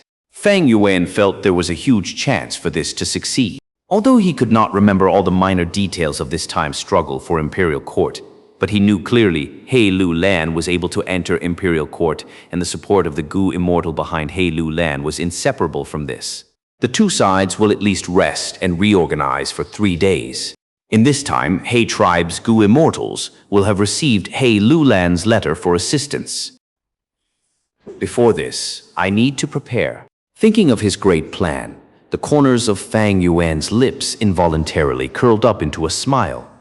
Chapter 528, True Martial Secret, Awaiting Assistance. Xiao Hun Blessed Land. This place was always covered in dense, dark clouds, and female-shaped trees grew on the ground. These trees were very peculiar. The tree trunk was curved and branches wrapped around each other like a girl's naked body. The trees were in all kinds of enchanting postures. Female-shaped trees grew all over the place, becoming a forest. In the deepest part of the forest was the tallest female-shaped tree with a height of 1,000 feet and roots that extended for a range of 10,000 li. This female-shaped tree king, however, did not look seductive, instead giving off pure and holy aura. The tree king's trunk was ramrod straight, giving a highly spirited feeling. Its 2 enormous branches formed into hands that covered the chest. The side branches from them formed into 2 well-developed and large palms that lifted a green treehouse. Red vermilion fruits grew all over the treehouse, with reddish-brown rattan twining around them, making the fruits look like hearts. 2 Gu Immortals were sitting inside this treehouse, both in black clothes. On the left was an ordinary-looking man who was called He Tribe Stoneman during his young age. He was awkward at conversing, but was smart and careful inside. He was He Bai. On the right side, however, was a handsome man who was radiating with vigor, having eyes that seemed to shine and appeared confident and at ease. He was He Tribe's Supreme Elder He Cheng, He Lu Lan's father, and a famous handsome man, as well as the male lead in Su Xian's night elopement. Say, you just returned from Niyu Blessed Land. Did you see Dongfang Changfan? How is he? Hai Cheng asked leisurely while taking a sip of tea. Hai Bai nodded. Senior Dongfang isn't looking for lifespan Gu. There is not much of his lifespan left. He can probably only live for 2-3 years more. But his vision is broad and has magnanimous conduct, already seeing through the trouble of life and death, and only wants to wholeheartedly nurture his successor Dongfang Yu Liang now. Magnanimous conduct, broad vision. Hai Cheng scoffed, shaking his head in disdain. Brother, you saw wrong. Dongfang Changfan is a genuine petty person. He schemed against the northern plains and is extremely insidious, and so is hated by all the Gu Immortals. If it was not so, he could have already bought lifespan Gu. Why would he have fallen into this state? I have been secretly investigating over these years and have discovered he had a hand in my wife Su Xian-er's death. Hai Cheng revealed this secret information, causing He Bai to be extremely startled. What? There was such a thing? He Bai exclaimed in shock. Su Xian-er was He Cheng's wife. Over 200 years back, Su Xian-er was no more than a daughter of a concubine in Su tribe. And while she poured wine for Lord He Cheng back then in the banquet, He Cheng immediately fell in love at first sight. In that banquet, He Cheng was poisoned by Su tribe leader. His strength fell to the bottom and he was hunted down. After Su Xian-er accidentally learned of it, she resolutely rushed out of the tribe in the dead of night to rescue Hai Cheng, whom she had only met once. At that time, Su Xian heir only had rank 1 cultivation, and ferocious beasts roamed the night grassland that were beyond her ability to contend. But under the play of fate, she was able to find the unconscious Hai Cheng. Hai Cheng was thus saved and managed to live. He had then asked Su Xian with suspicion, "I was plotted against by your tribe leader, and you are a Su tribesman. Why would you save an enemy of your tribe?" Su Xian had answered, "Lord has a noble spirit. This humble girl fell in love at first sight." Su tribe leader is short-sighted and plotted against Lord under the persuasion of some petty people, but he never considered the result of offending He tribe. If he was allowed to have his way, Su tribe is destined to become a sacrificial pawn between 2 super tribes. People say Lord repays a favor received by 100 times. This humble girl saved Lord today, and only hopes Lord can give me a place to stay. It is just and proper for Lord to take revenge against Su tribe, but I hope Lord can be merciful and leave behind a trace of bloodline for Su tribe. The moonlight shone on the jade-like beauty with slender and fair hands. Hai Cheng was overwhelmed at this sight. He tightly held Su Xian's hand and swore, "Your love is as deep as the sea. I, Hai Cheng, am not a cruel person. How could I not repay you? From today onwards, you will be my only wife. I will not care for any other beauties, no matter how beautiful they are. In this life, I will never betray you." Su Xian saving Hai Cheng was akin to betraying the tribe. Hai Cheng was very grateful and interlinked with her as husband and wife. From that day onwards, the two helped each other, loving and respecting each other their whole life. 100 years later, both became Gu immortals, becoming a story that spread far and wide in northern plains. And Su Xian's night elopement was also spread wide, encouraging countless women to bravely take the initiative to love. Hai Bai's mood became solemn. Could it be over 20 years ago, sister-in-law did not die because of the blessed land's earthly calamity? Hai Cheng scoffed. There was indeed an earthly calamity, but the earthly calamity was influenced by people. Don't forget, brother, old ancestor giant sun immortal venerable has such methods. Dongfang tribe has entered imperial court many times as a tribe with Wang Jin bloodline. They might have received an inheritance relevant to such methods from 88 True Yang building. I only have a little evidence. It is not enough to prove Dongfang Chang Fan as the main culprit. Hai Bai remained dazed for quite a while before sighing. You really can't judge people by appearance. Hai Cheng patted his shoulder and comforted in a gentle voice. Brother, you have become a Gu immortal for less than 10 years. Gu immortal's circle might not be big, but the treacherous conspiracies inside it are much deeper than between mortals. Hai Bai was just about to speak when his expression blanked. Hai Lu Lan has sent a letter. Hai Cheng nodded, and with a shift of his mind, loosened the defense over Shao Hun blessed land by a little. The space opened up, and in flew a butterfly. Hai Bai stretched his right hand. This butterfly fluttered and gently landed on his palm. This was rank 5 butterfly letter Gu. Hai Bai closed his eyes and concentrated on the butterfly letter Gu from Hai Lu Lan containing his request. What is it? Did that disappointing child of mine ask you for help again? When Hai Bai opened his eyes, Hai Cheng snorted and asked with a displeased tone. Hai Bai forced a smile. Brother, Hai Lu Lan is you and sister-in-law Su Xian's son. Although sister-in-law suffered and fell seriously ill when giving birth to Hai Lu Lan, leading to her strength being greatly diminished and thus passing away in the earthly calamity several years later. The child is still innocent. You should not disregard him because of it. You even gave him to the 27th concubine fairy Jiang Yu to adopt and did not allow him to light an incense to pay respects to his own mother. Hai Cheng snorted with dissatisfaction, but did not argue. Hai Bai sighed. This is your family affair, and it is truly not my place to meddle. But I have given a lot of thoughts to Big Brother's actions. You sent Hai Lu Lan to be adopted by the childless fairy Jiang Yu in order to preserve Hai Lu Lan's life, though her immortal Gu dark limit. Hai Lu Lan has the 10 extreme physique. Great strength, true martial. To stimulate his spirit, you gave him a condition that as long as he advanced to Gu immortal, he could light the incense for his mother. Little brother, deeply admire your actions, but big brother, Your way of doing things will only deepen the misunderstandings between father and son. It is not a good method looking at the long-term drawbacks. He Cheng heaved a sigh, not replying He Bai, but instead asked, what did that child mention in the request?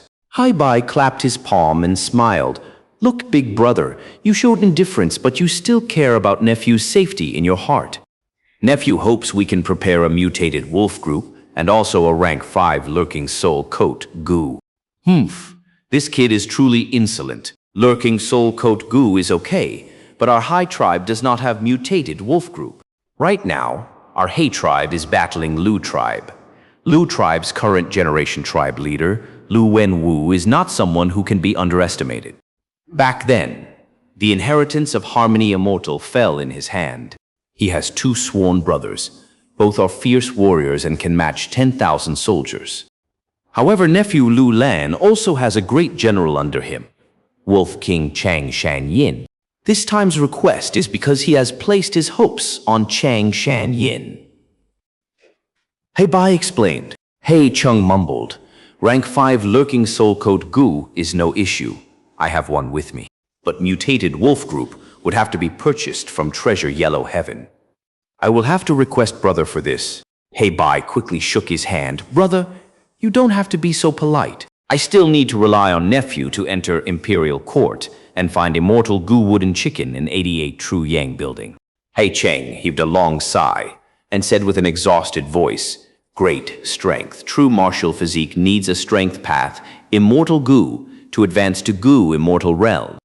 Unfortunately, immortal Gu are very difficult to find. Our Hai tribe also does not have any strength path immortal Gu. Success and failure is decided by heaven. We can only try our best. We have already done all we can. Now everything will depend on Hai Lu Lan's efforts and luck. Parents are truly constantly worrying about their children. He Bai sighed inwardly and said his farewell to He Cheng. After he returned to his Kumu blessed land, he immediately connected to Treasure Yellow Heaven and started buying mutated wolves. Wolf emperors could be considered as a strength of blessed land. It was very hard to find Gu immortals selling them. But mutated wolves were only equivalent to rank 4 and were much easier to find. He Bai was not worried.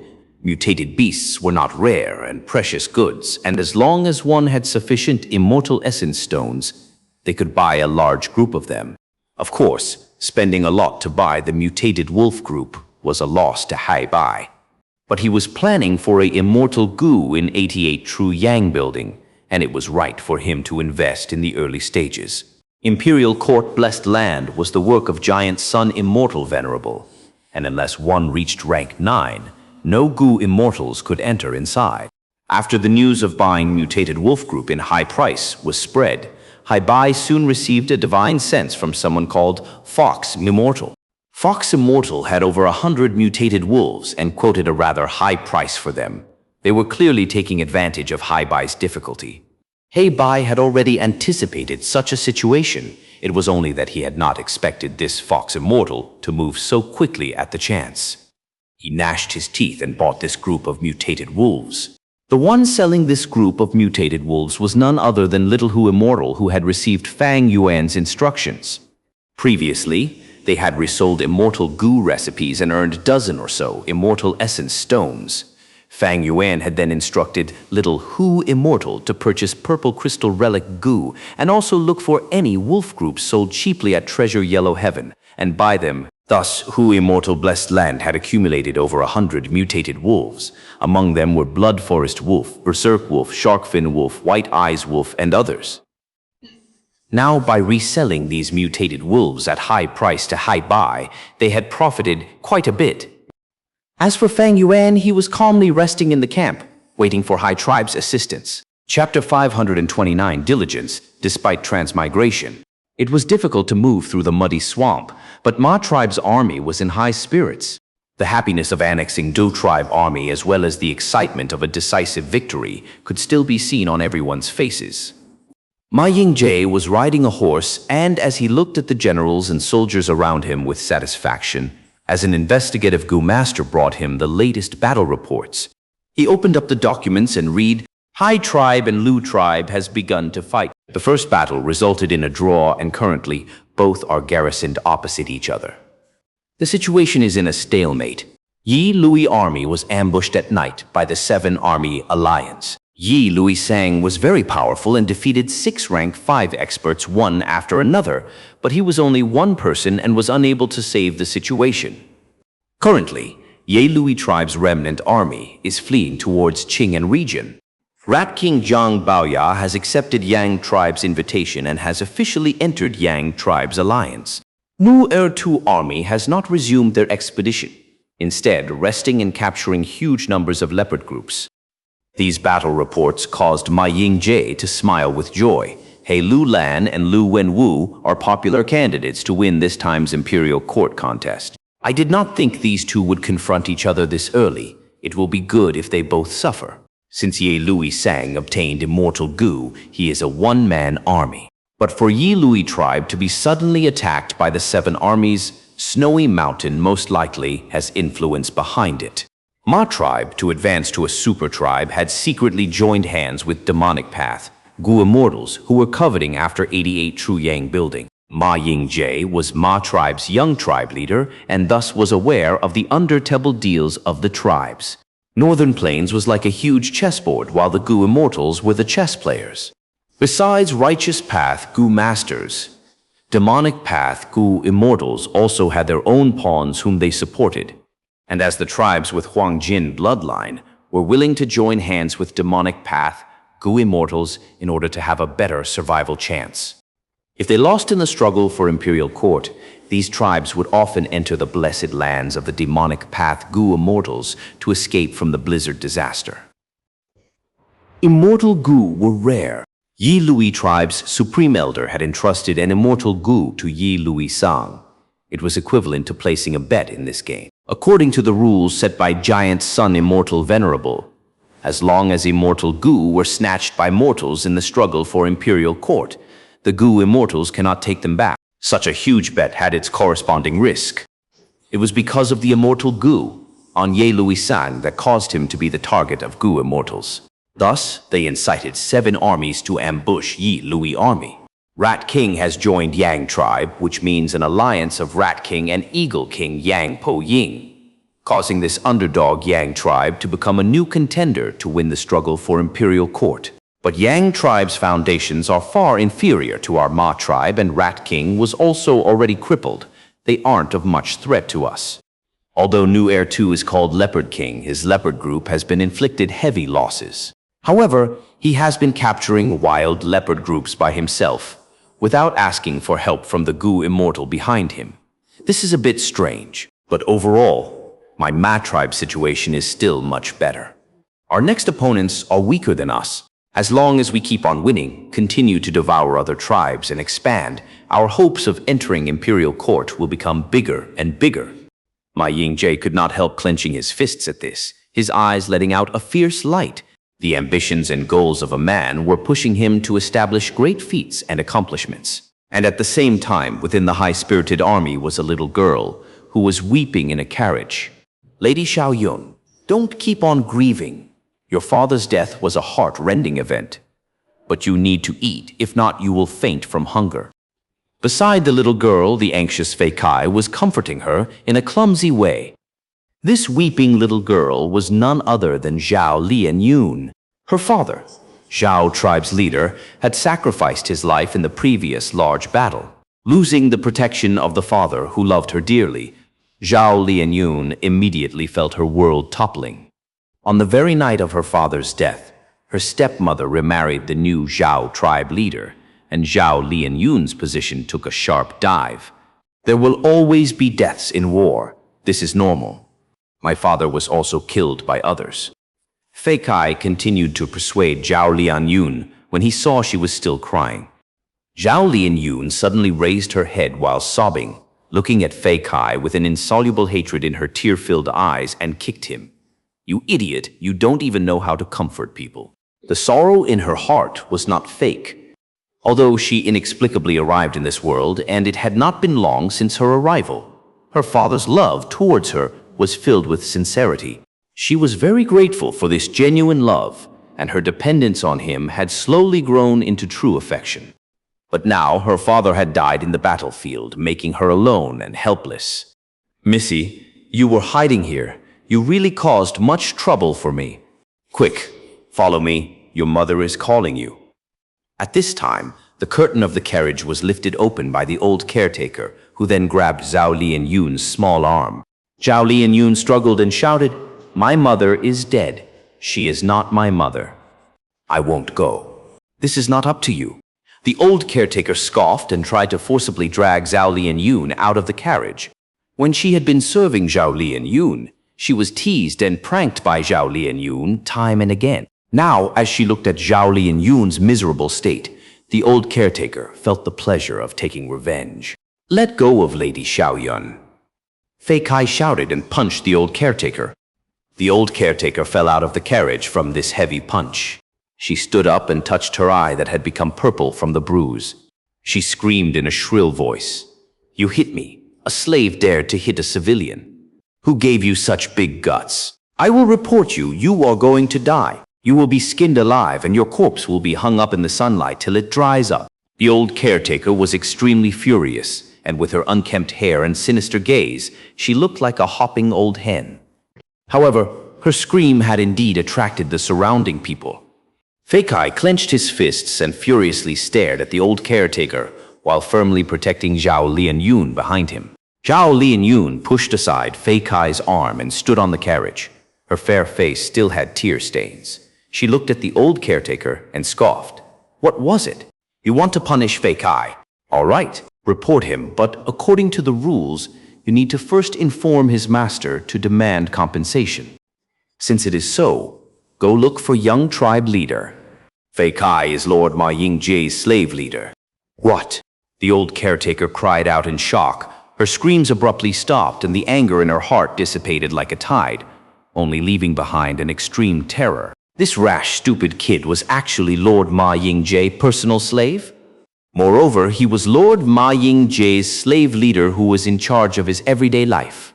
One needed to look at the owner before beating the dog. The old caretaker might be a civilian with a status higher than that of a slave, but it was a different matter when Fei Kai was Ma Yingji's slave leader. If she truly reported recklessly, she might instead be sacrificed by Zhao tribe. After the shock, the old caretaker who had lost her face greatly looked gloomy. She rigidly stared at Zhao Lianyun. "Little girl, even young tribe leader Ma Yingji's slave leader cannot protect you. You are a person of Zhao tribe. Even after your death, you will be our Zhao tribe's ghost. Your mother is our Zhao tribe's current tribe lady. Listen to me properly. Tribe lady has already arranged your marriage to Wei tribe's eldest young master. Now behave properly." "What?" Zhao Lianyun involuntarily cried out. "Marrying to Wei tribe's eldest young master is your blessing." The old caretaker sinisterly smiled. Zhao Lianyun's whole body shook and fell down on the wooden board of the carriage. "Lady Xiaoyun." Fei Kai quickly supported her. The old caretaker felt incomparable pleasure at this sight and left with immense satisfaction. She still needed report to Zhao tribe's tribe lady. Zhao Lianyun was expressionlessly. This immense shock left her in a dazed state filled with despair, allowing Fei Kai to hold her in the carriage. For 3 days, she curled up at a corner of the carriage without moving or speaking. Fei Kai's persuasion was of no use and could only helplessly feed her. Zhao Lianyun was like a wooden puppet, letting Fei Kai control her. Fei Kai also could not accompany her all the time, and every time Ma Yingji summoned him, he would immediately leave. This sudden change of events and this ice-cold reality shattered the foolish pride Zhao Lianyun had as a transmigrator. She suddenly had a profound realization. A transmigrator is nothing special. Why did I think I could whip up a storm in this world after being so ordinary in my previous world? Moreover, women were discriminated in Northern Plains and were treated as goods to be used for political marriage. Northern Plains women could only adhere to men and could not refuse a man's forceful marriage. This was a rule set by Giant Sun Immortal Venerable. Previously, when she heard of Giant Sun Immortal Venerable's deeds, she felt like she was listening to a story, listening to a legend of a hero. But now she was personally experiencing the torment caused by giant sun immortal venerable. Women are like clothes, while brothers are like our hands and feet. This was the favorite catchphrase of giant sun immortal venerable. He pulled apart the status of man and woman to an extremely unfair level. Now he had become the most detestable person in Zhao Lianyun's heart. No wonder Su Xian's night elopement story pierced so deep into people's hearts, causing Northern Plains women to eagerly imitate it. Rather than passively suffering fate's arrangement, it is better to take the initiative to chase after one's happiness. But this carries unknown risks. As she thought of this, Zhao Lianyun's awareness of the vile living environment deepened by another layer.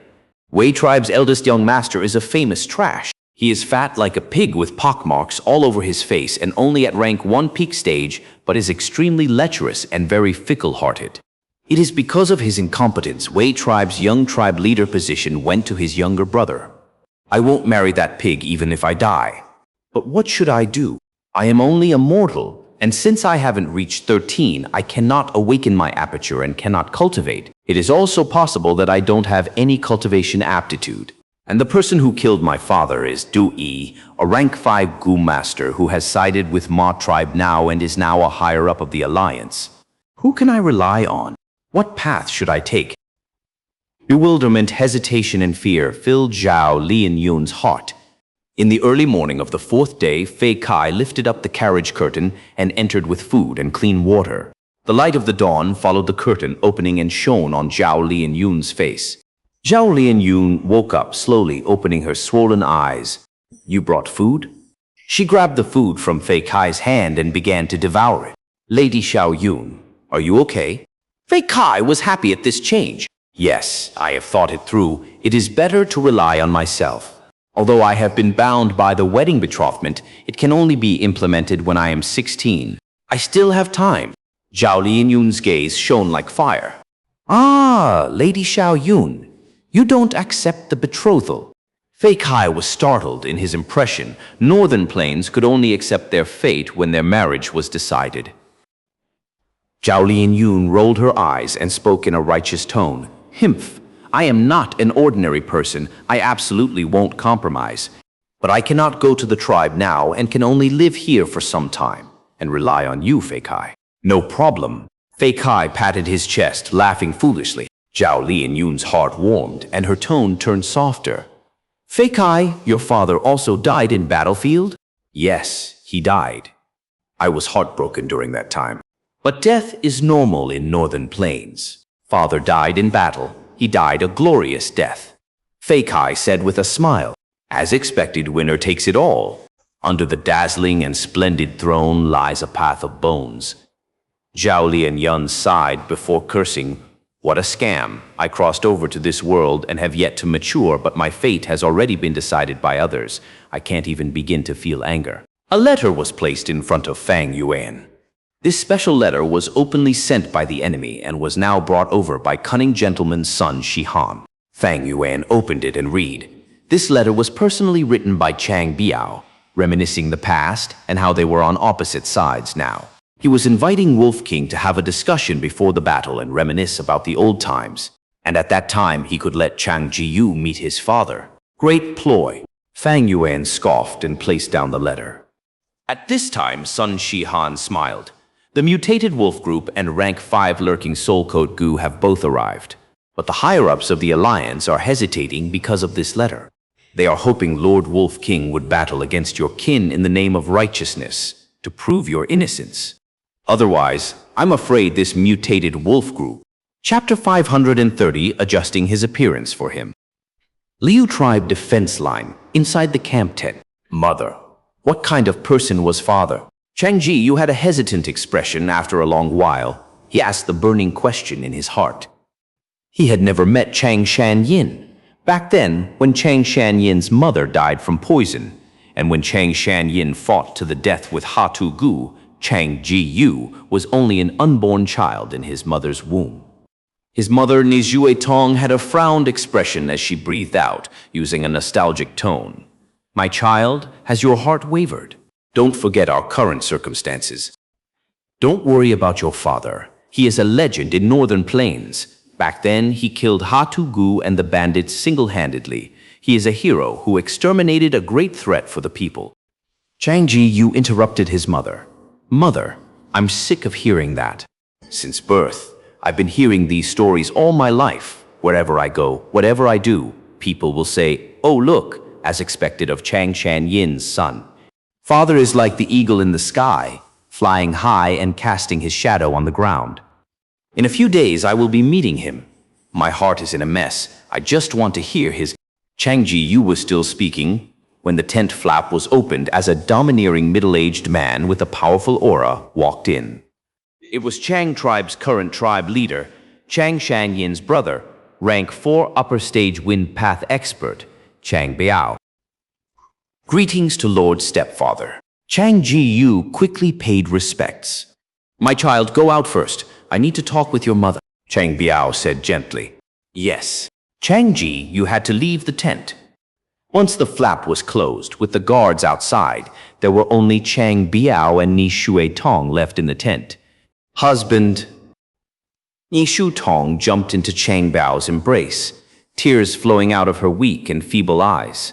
Sigh. I know you have been feeling terrible these days. Chang Biao embraced Ni Shui Tong as he caressed her hair softly. At the same time, he used his goo worm to isolate the place from the outside. Ni Shu Tong sobbed. Yu-er has been asking me about Chang Shan-yin again. What should I say? Do you know, just now I had the urge and almost told him the truth, that he is not Chang Shan-yin's flesh and blood, that he is the crystallization of our love. Chang Biao's body shuddered. He was also feeling great conflict and pain in his heart. He solemnly said, "This is all my fault for being useless. Back then, we were childhood friends. It was Chang Shan-yin who came into the picture abruptly and lusted after your beauty. On the day of our marriage, he snatched you away. I was not his match. I could only find you at night secretly, and that resulted in our son, Chang Ji-yu. But once he was born, if his bloodline was examined, the truth would be out, and we would be doomed. Thus, I and Hatu Gu cooperated and plotted against Chang Shan-yin. Next, I used my status as Chang Shan-yin's brother to marry you and make Chang Ji-yu my godson. These years, although the tribe isn't in good shape, this is the happiest years of our lives. Chang Ji-yu was successfully made young tribe leader by me, but precisely so, you cannot expose this secret. Once the secret is exposed, Chang Bao and Ni Shu Tong would get publicly shamed. They would be called an adulterous couple, and they will never be able to raise their heads again. They even caused harm to an expert of the tribe. For their own selfish motives, they disregarded the tribe's situation. It was truly a heinous crime. As for Chang Ji-yu, he would be the shameful, illegitimate child. Be it his young tribe leader position or Chang Biao's tribe leader position, they would be at risk of being taken, as people with ambitions would target them. Righteous Path had its own rules. All along, Chang Bao had been taking care of his deceased brother's wife and treated his godson as his own. Such brotherhood was admirable. Such gracefulness was praised widely. And exactly because of this, Chang Bao held a small advantage and became Chang tribe's new tribe leader. Once this truth was exposed, he would lose everything. The ambitionists in the tribe would not let him go. In order to recruit Chang Shan-yin, Liu Wenwu would not give up this chance. By then, his only option would be to escape with Ni Shui Tong and his own flesh and blood, Chang Ji-yu, becoming a demonic Gu master. He would be despised by his tribe and chased by his tribe. Why? Why? Why is longevity heaven doing this to us? We love each other so dearly, yet we end up in such a spot. Chang Shan-yin was the real culprit. He is an evil person. Why is he praised? As for us, we can only wear a mask to live, even lying to our own son. Ni Shu Tong cried profusely. She was very emotional. These days, she had been under a lot of pressure. Ever since Chang Shan-yin reappeared, she had not been sleeping well. Her former nightmare reappeared, causing her to fall into deep worry. Do you think that Liu Tribe Alliance leader is trying to recruit Chang Shan-yin? If Chang Shan-yin agrees, would we have to go back to that life? Chang Shan-yin is taking revenge everywhere now. Will he find out the fact that we plotted against him? If he returns to the tribe, what will we do? Lying in her lover's embrace, Ni Tong asked multiple questions as she raised her neck. It won't happen. It won't. Don't think of it as such a severe situation. Chang Biao gently consoled the woman of his life. Firstly, Chang Shanyin has not found out we were the culprit. Otherwise, with his nature, he would have declared it long ago and caused our reputation to go down the drain. He is only suspicious of Chang tribe having a traitor, but he does not know who. Liu Alliance leader does want to recruit Chang Shanyin. He is Wolf King after all, an enslavement pathmaster. Any alliance would welcome him and get his assistance.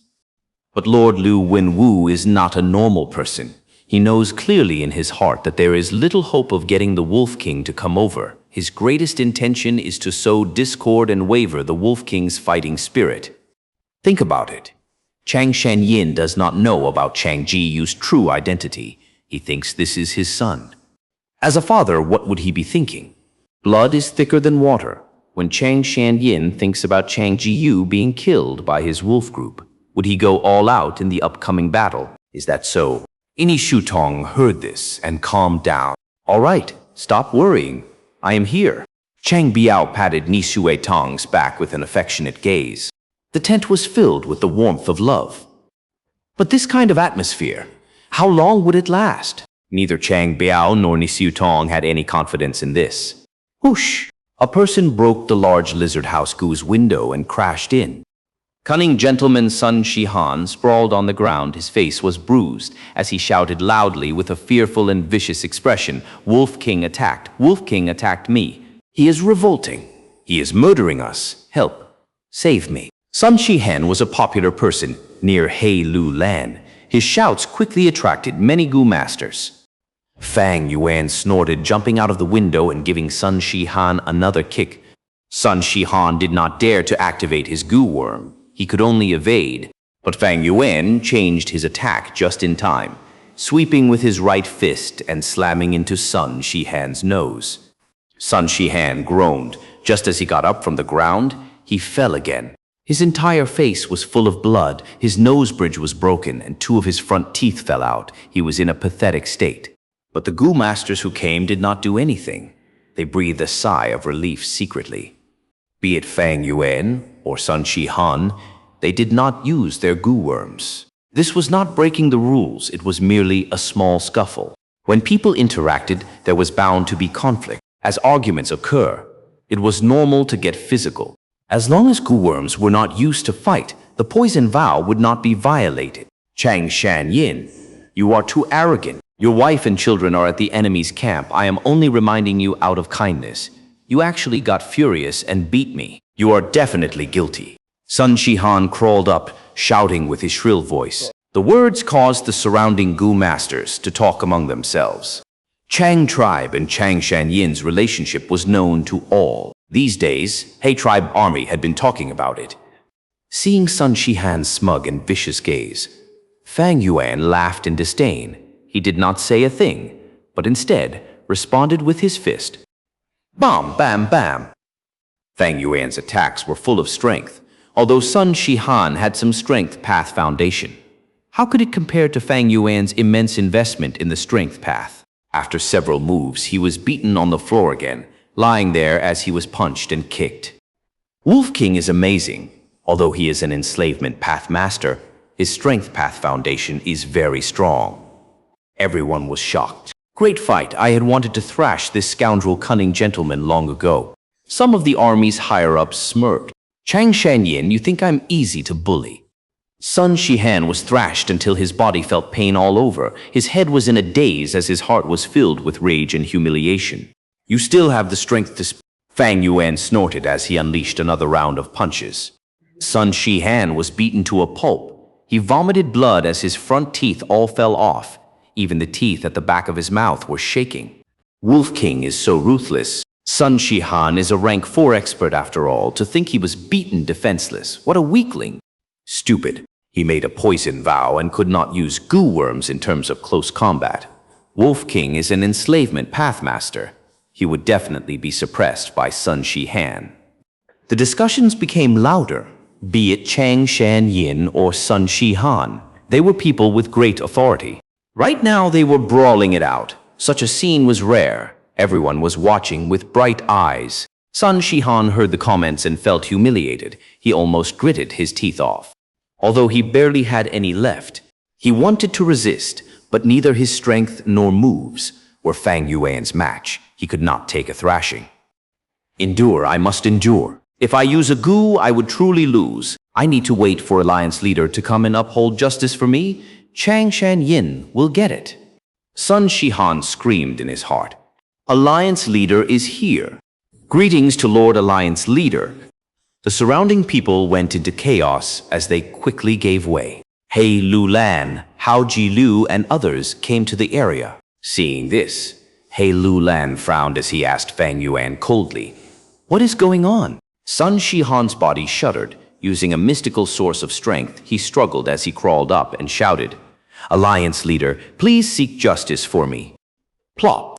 Before he finished, Fang Yuan stepped on his head as he used great force, causing Sun Shihan's entire face to sink into the soil. He Lu Lan shouted loudly, "Stop it! Wolf King, what are you doing? He is revolting. He is revolting." Sun Shihan shouted loudly. His mouth was filled with soil as he spoke unclearly. Fang Yuan sneered, exerting strength and stepping 3 times, burying Sun Shihan's voice in the soil. Sun Shihan's nose and mouth were blocked. His head also suffered a great hit.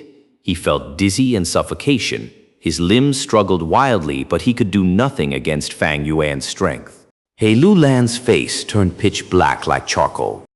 Fang Yuan's gaze was like a dagger, staring coldly at him, and the Gu masters behind him.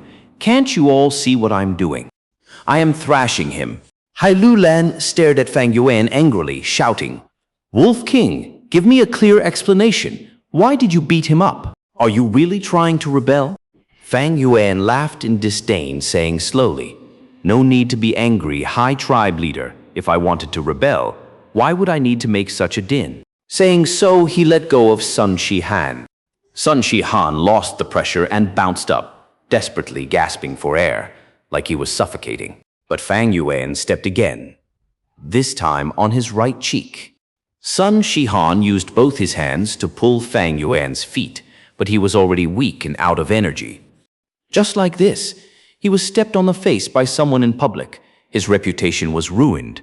Fang Yuan said slowly and casually, "Although I have not thought of rebelling, I do not want any schemes or plots to fall on my wife and children. During the battle, I will do my part and fight with my full strength. By then, if they die, that would be their honor to die on the battlefield. Since I, Wolf King, have joined the He army, I would not change my stance just because of relationships." However, saying so, he raised his head as he laughed arrogantly. "It is your own business to be suspicious. That has nothing to do with me. All the mutated beast groups that I want are exchanged using my battle merit.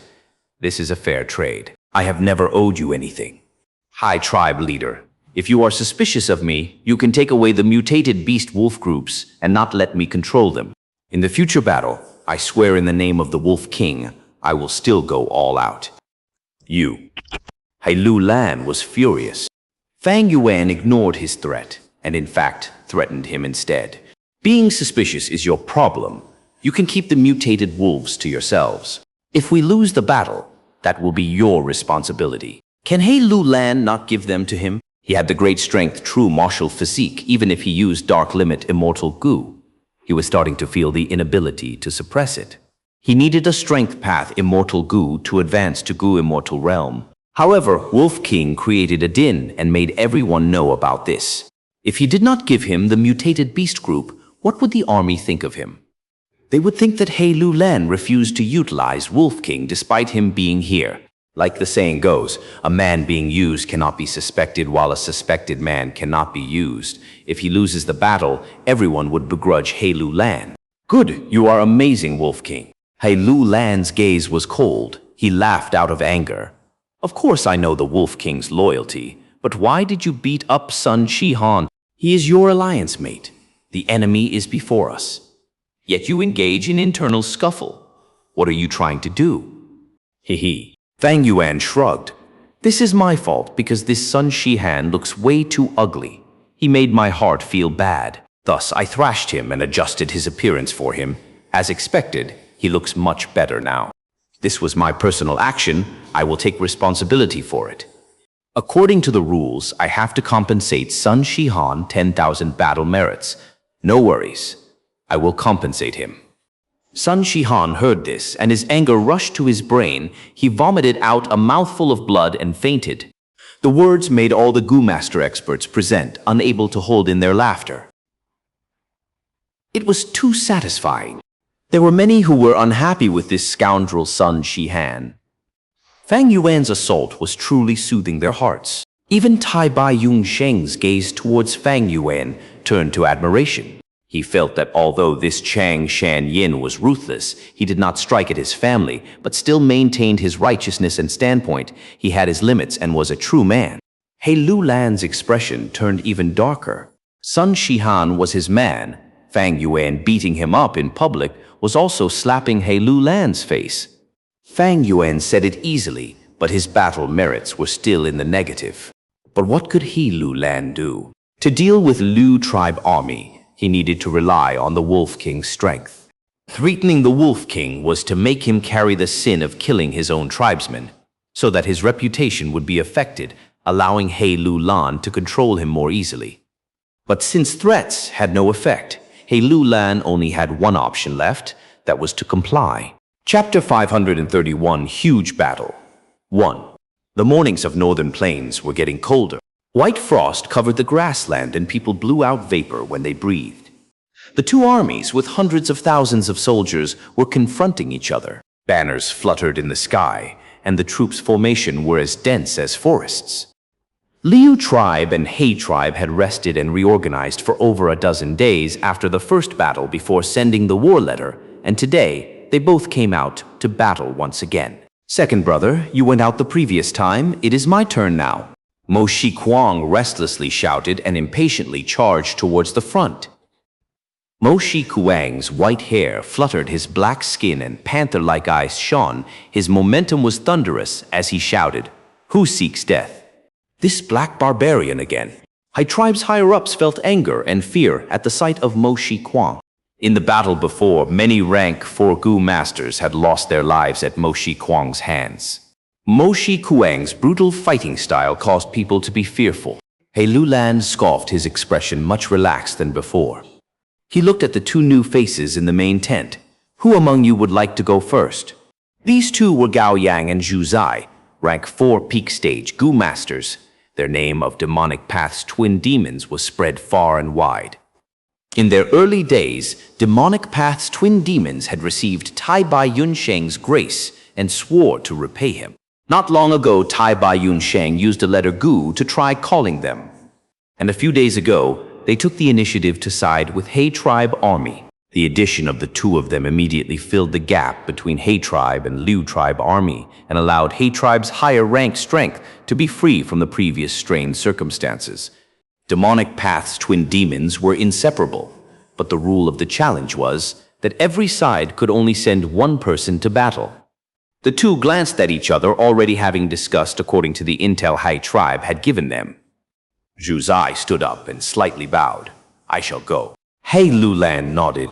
Mo Shi Kuang stared at Zhu Zai's arrival, revealing a happy expression. A rank 4 peak stage. Good, good. But you don't look that impressive.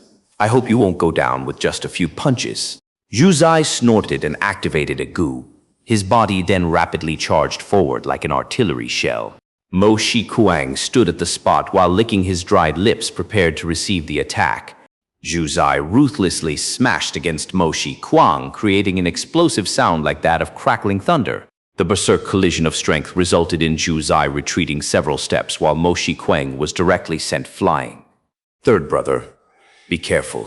This person is Zhu Zai of the Demonic Path's twin demons. He cultivates Strength Path. Liu Wenwu reminded in a loud voice from the main tent.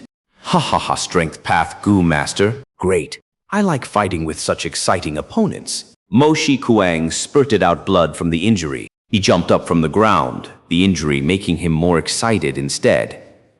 A crazed look appeared on his coal-like inky black skin. A loud sound echoed, his aura started surging, and Mo Shi Kuang charged towards Zhu Zai. Courting death. Zhu Zai smiled sinisterly as he pounced forward as well. The two sides engaged in close combat. Their attacks were so fierce and heavy that the collision produced a series of explosive sounds. Mo Shi Kuang was a Chi Path Gu master and was using his weakness to fight the enemy's strong point. But he unexpectedly was not in a disadvantage while fighting such an intense battle with the Strength Path Gu master Zhu Zai. Strange, could it be that this Mo Shi Kuang cultivates both Qi and Strength Path? High Tribe Camp was in a state of shock. It is not like that. Mo Shi Kuang looks like he is fighting close combat, but in truth, his punches are not really landing physically. Instead, he has a translucent Qi armor over his body, which he explodes by using Qi explosion Gu at the same time, creating an explosive strength comparable to Strength Path. Cunning Gentleman Sun Shihan said in a solemn voice. He was specialized in investigating, and with careful observation, he managed to see through the trick Mo Shi Kuang was playing. By synergizing with Qi explosion, Qi armor Gu became a weapon that could both attack and defend. Gu masters relied on their wits to use Gu. Often, the coordination of different Gu worms could form a complementing effect. This Mo Shi Kuang is really fierce. This is the first time I saw someone actually suppressing Brother Zhu Zai head-on. Gao Yang's expression was solemn. He had been observing the battle since the start. He was extremely familiar with Zhu Zai and understood Zhu Zai was already using almost all his strength, but the enemy, however, was moving so easily and was clearly much relaxed. Suddenly, the mad growl of a boar exploded in the air.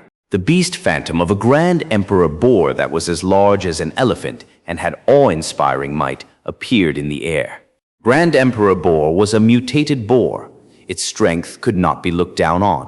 After a dozen or so moves, Zhu Zai finally unleashed a beast phantom. Instantly, his offensive power rose sharply, and Mo Shi Kuang was caught unprepared as the huge strength struck him and sent him rolling on the ground. Zhu Zai took the chance to chase him and activated his trump card. The Grand Emperor Boar Phantom gradually disappeared from the air before condensing again. Moreover, another 2 Grand Emperor Boar Phantoms also appeared. 3 Grand Emperor Boar Strength. The enormous strength burst out, causing Zhu Zai's every punch to create sonic booms. Mo Shi Kuang felt a sense of crisis and laughed madly. Interesting. Come, I will show you my true strength. He activated his movement, Gu, and swiftly flew up, easily dodging the attack of Zhu Zai's 3 Boar Strength. Zhu Zai's punch landed on the ground, creating a huge crater with stones and mud flying everywhere. Mo Shi Kuang's white hair fluttered in the air as he hovered in the air.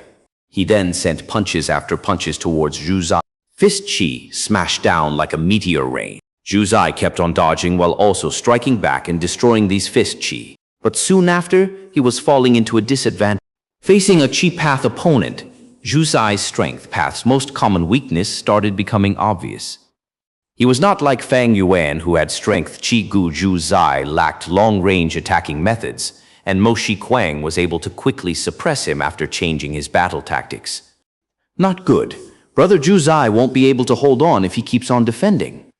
Gao Yang knew Zhu Zai's strengths and weaknesses, and was very anxious at this scene as he immediately asked to be sent to battle. He Lu Lan also saw the unfavorable situation and immediately agreed. A mere variant human, I will teach you a lesson. Gao Yang softly shouted. Mist started curling around him before condensing into a ribbon that pushed him forward. Don't even think of using numbers as an advantage. Ouyang Bisang snorted and moved almost at the same time. His speed was very fast, intercepting Gao Yang midway. Gao Yang was concerned about Zhu Zai and did not even have any thoughts of fighting Ouyang Bisang as he activated Cloud Rope Gu from a distance. Milky white mist surged around Ouyang Bisang before condensing into a rope which firmly bound him.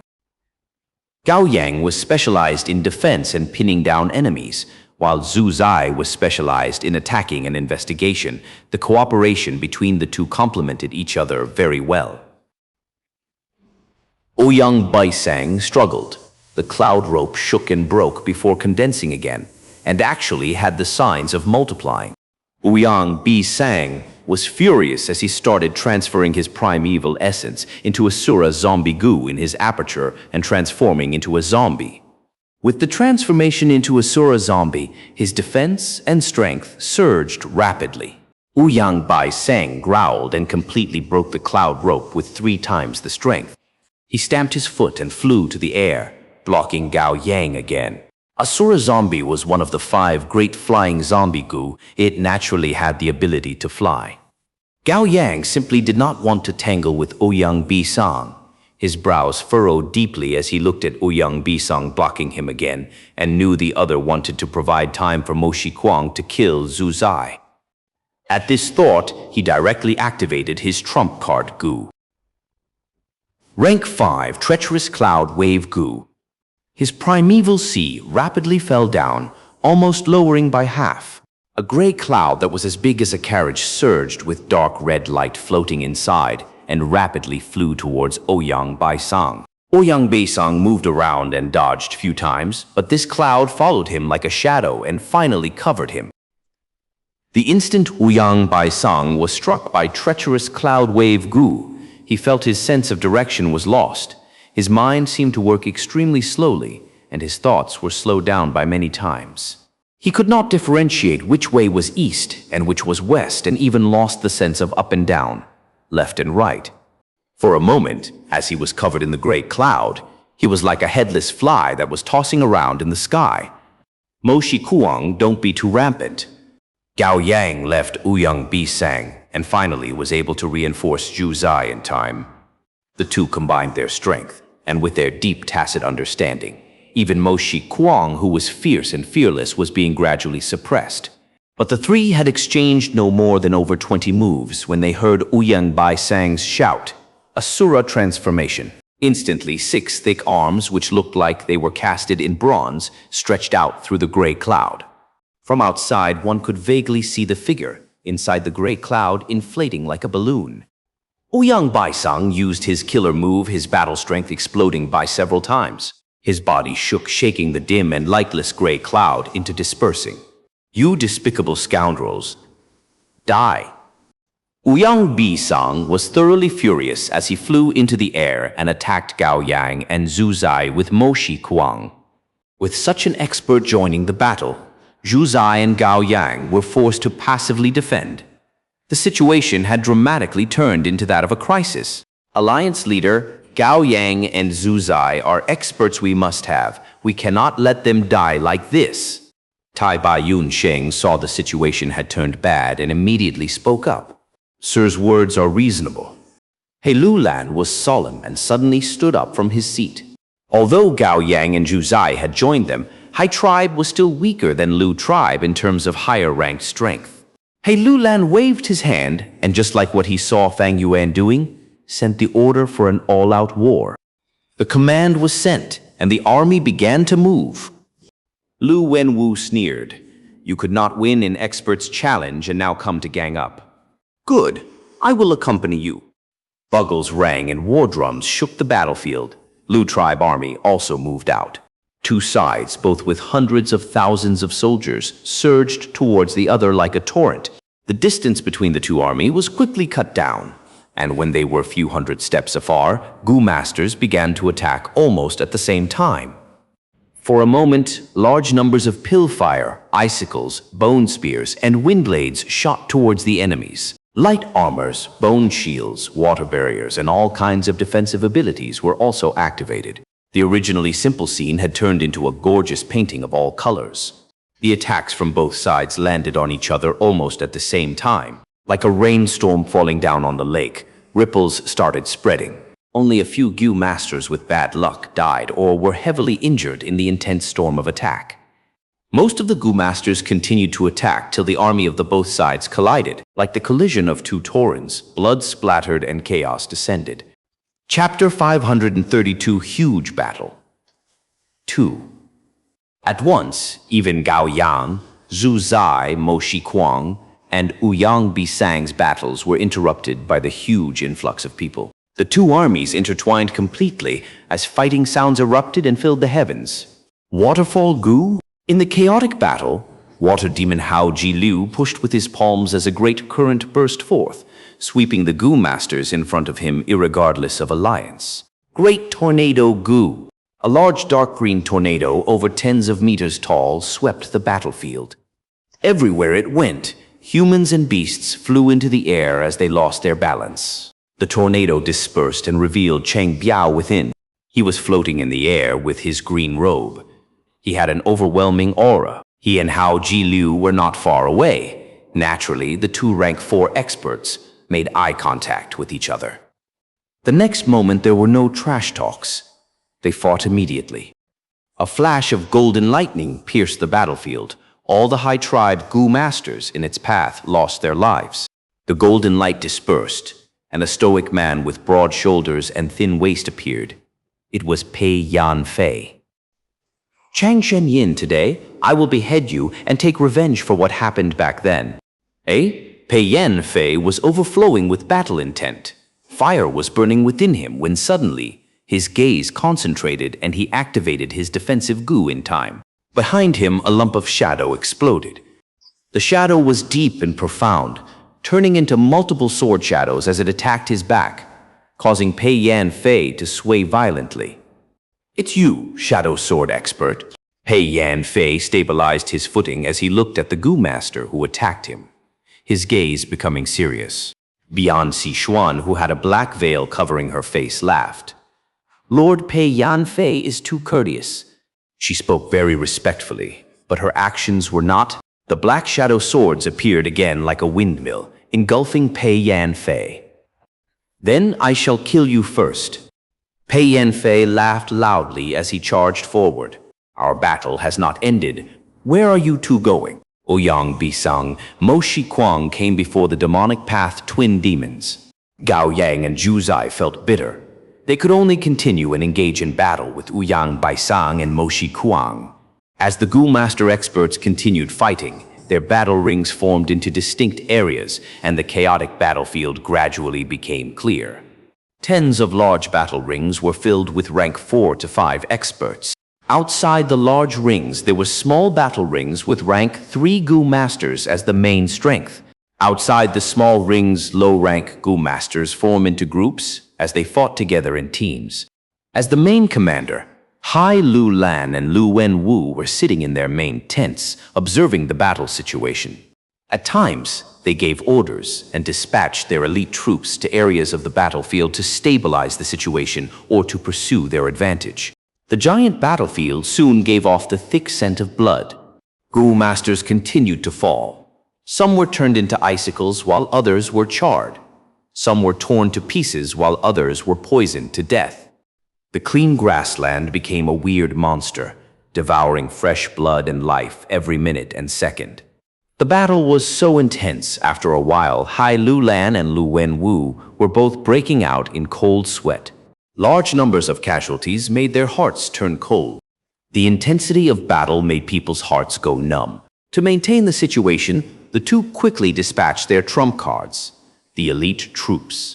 Only the Black Banner elite troops and Grand White elite were left to control the area. As time flowed, deaths and injuries became less. After all, the explosive strength only appeared at the start. By now, Gu Masters experienced intense primeval essence expenditure and were starting to reduce their usage. This way, the battle intensity started to decrease. The battle entered a stalemate. The two armies were like two giants competing at equal strength. Either side could snowball from a tiny advantage until they emerged victorious and become the winner of the battlefield. Our higher-level battle strength are doing well, Wolf King. Now that the rank 5 lurking soul coat Gu is in your hands, together with the mutated beast wolf group, the rest will be up to you. Hai Lu Lan transmitted with his Gu worm. At the start of the battle, Fang Yuan was already not in the main tent, but lurking somewhere on the battlefield. His exact location was not known by Hai Lu Lan either. Fang Yuan received Hai Lu Lan's words, but he did not reply. He mobilized the wolf group and started to sprint in two directions. Liu tribe Gu Masters subconsciously chased after them, but this way the tight formation was loosened. Howl, a group of over 800 mutated beast wolf group comprising white eyes wolves, blood forest wolves, frenzy wolves, shark fin wolves. The wolf group was like a sharp arrow shooting out and piercing towards Liu tribe's main camp. Fang Yuan's attack was a fatal blow. It was vicious and cruel, striking at the enemy's vital points. A group of mutated beasts reinforcement as expected, huh? Liu Wenwu looked at the charging wolves that disrupted his formation. Large numbers of Gu masters lost their lives to the wolves as he frowned deeply. High Tribe's Gu immortal supplying mutated wolves was information easy to obtain. It was no secret.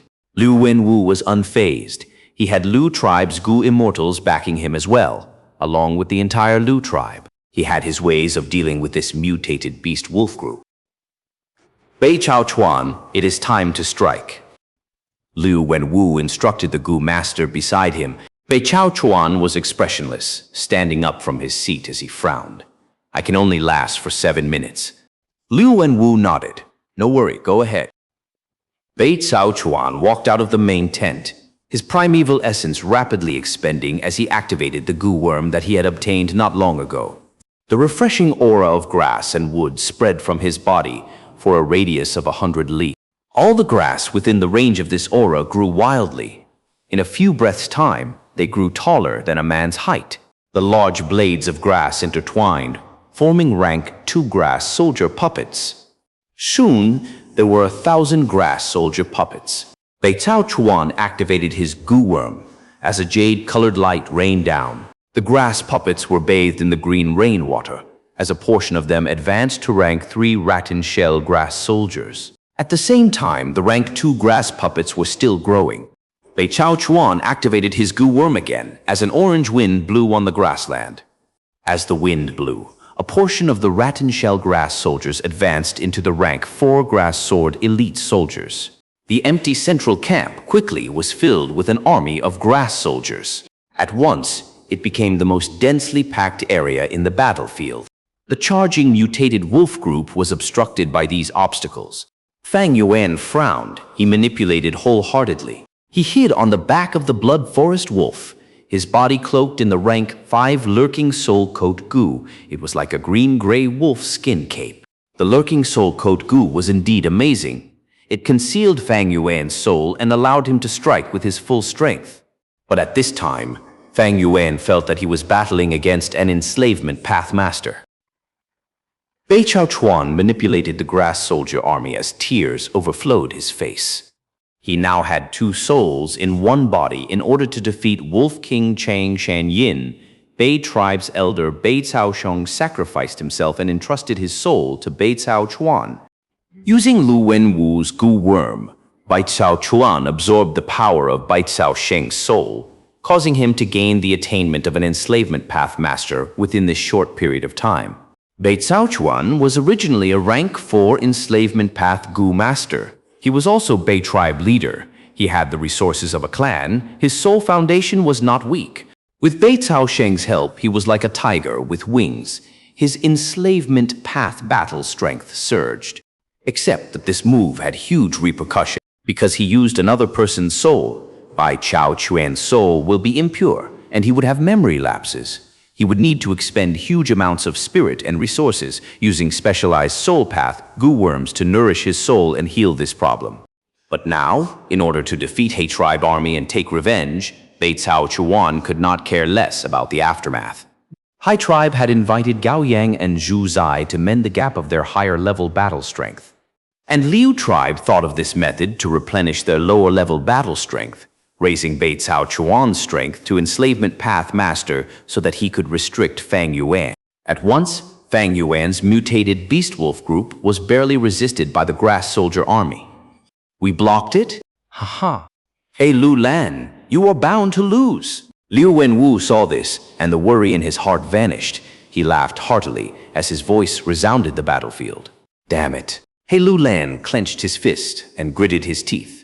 The situation was terrible. Gao Yang and Zhu Zai were in great danger, and the mutated wolf group that he had placed his hope on was restricted at the enemy's camp, unable to progress. Without a choice, he had to mobilize the Black Banner troops. Brothers, it is finally time for us Black Banner to strike. Black Banner commander received this order and shouted excitedly. Black Banner troop was nurtured by He tribe for a long time, the trump card made from expending huge amounts of resources. Once they were deployed, they were like a black blade that stabbed into the battlefield, easily slicing it like tofu. The entire Black Banner troop was reinforced by Battle Will Gu. They were brave and peerless, not afraid of death. They could display 120% of their original strength. Can't control it anymore, huh? Lu Wenwu's eyes shone brilliantly, staring at the Black Banner Troop's movements. When he saw the Black Banner Troop making a curve around the battlefield towards his central camp, he instantly understood He Lu Lan's intention. So you're trying to stake it all on this, gathering your advantage and piercing the grass soldier army. Bei Cao Chuan had such difficulty resisting Xianxia. If the Black Banner Troops appeared, he would definitely fall. By then, He tribe would have a mild advantage and this crucial beast group would be free to attack. Thinking so, Lu Wenwu laughed arrogantly. Your Hai tribe has Black Banner Troops, renowned in northern plains. My Liu tribe also has the Grand White Troops, of similar magnitude of fame. Black Banner and Grand White's competition had been ongoing for hundreds of years. Let's see who wins today. Under his command, the Grand White Troops unleashed one of their 3 killer moves directly. The Grand White Troops exploded with a piercing white light. The white light formed into a giant light pillar that pierced into the heavens. The light pillar rose up, but after an instant it descended from the sky, shooting at the area that the Black Banner Troops were advancing towards. The 3 Black Banner commanders saw this familiar killer move and ordered their troops to stay on guard. The light pillar dispersed and the Grand White Troops appeared with a tight formation. Grand White Troops were foot soldiers, while Black Banner Troops rode battle horses. But in terms of mobility, Grand White Troops were superior. It was none other than the ability of this killer move. Chapter 533, Huge Battle. 3. Black Banner Troops and Grand White Troops started to fight. Ever since they were created, they were opposing forces that had contested for hundreds of years, having victories and losses on both sides. At this moment, the 2 troops engaged in battle and unleashed their killer moves, having no clear advantage on each side. Seeing his final trump card engaged in a deadlock, He Lu Lan's expression turned pitch black. Hee. Lu Wenwu laughed heartily, feeling great pleasure. His opponent was at his wit's end, but he was in the same situation.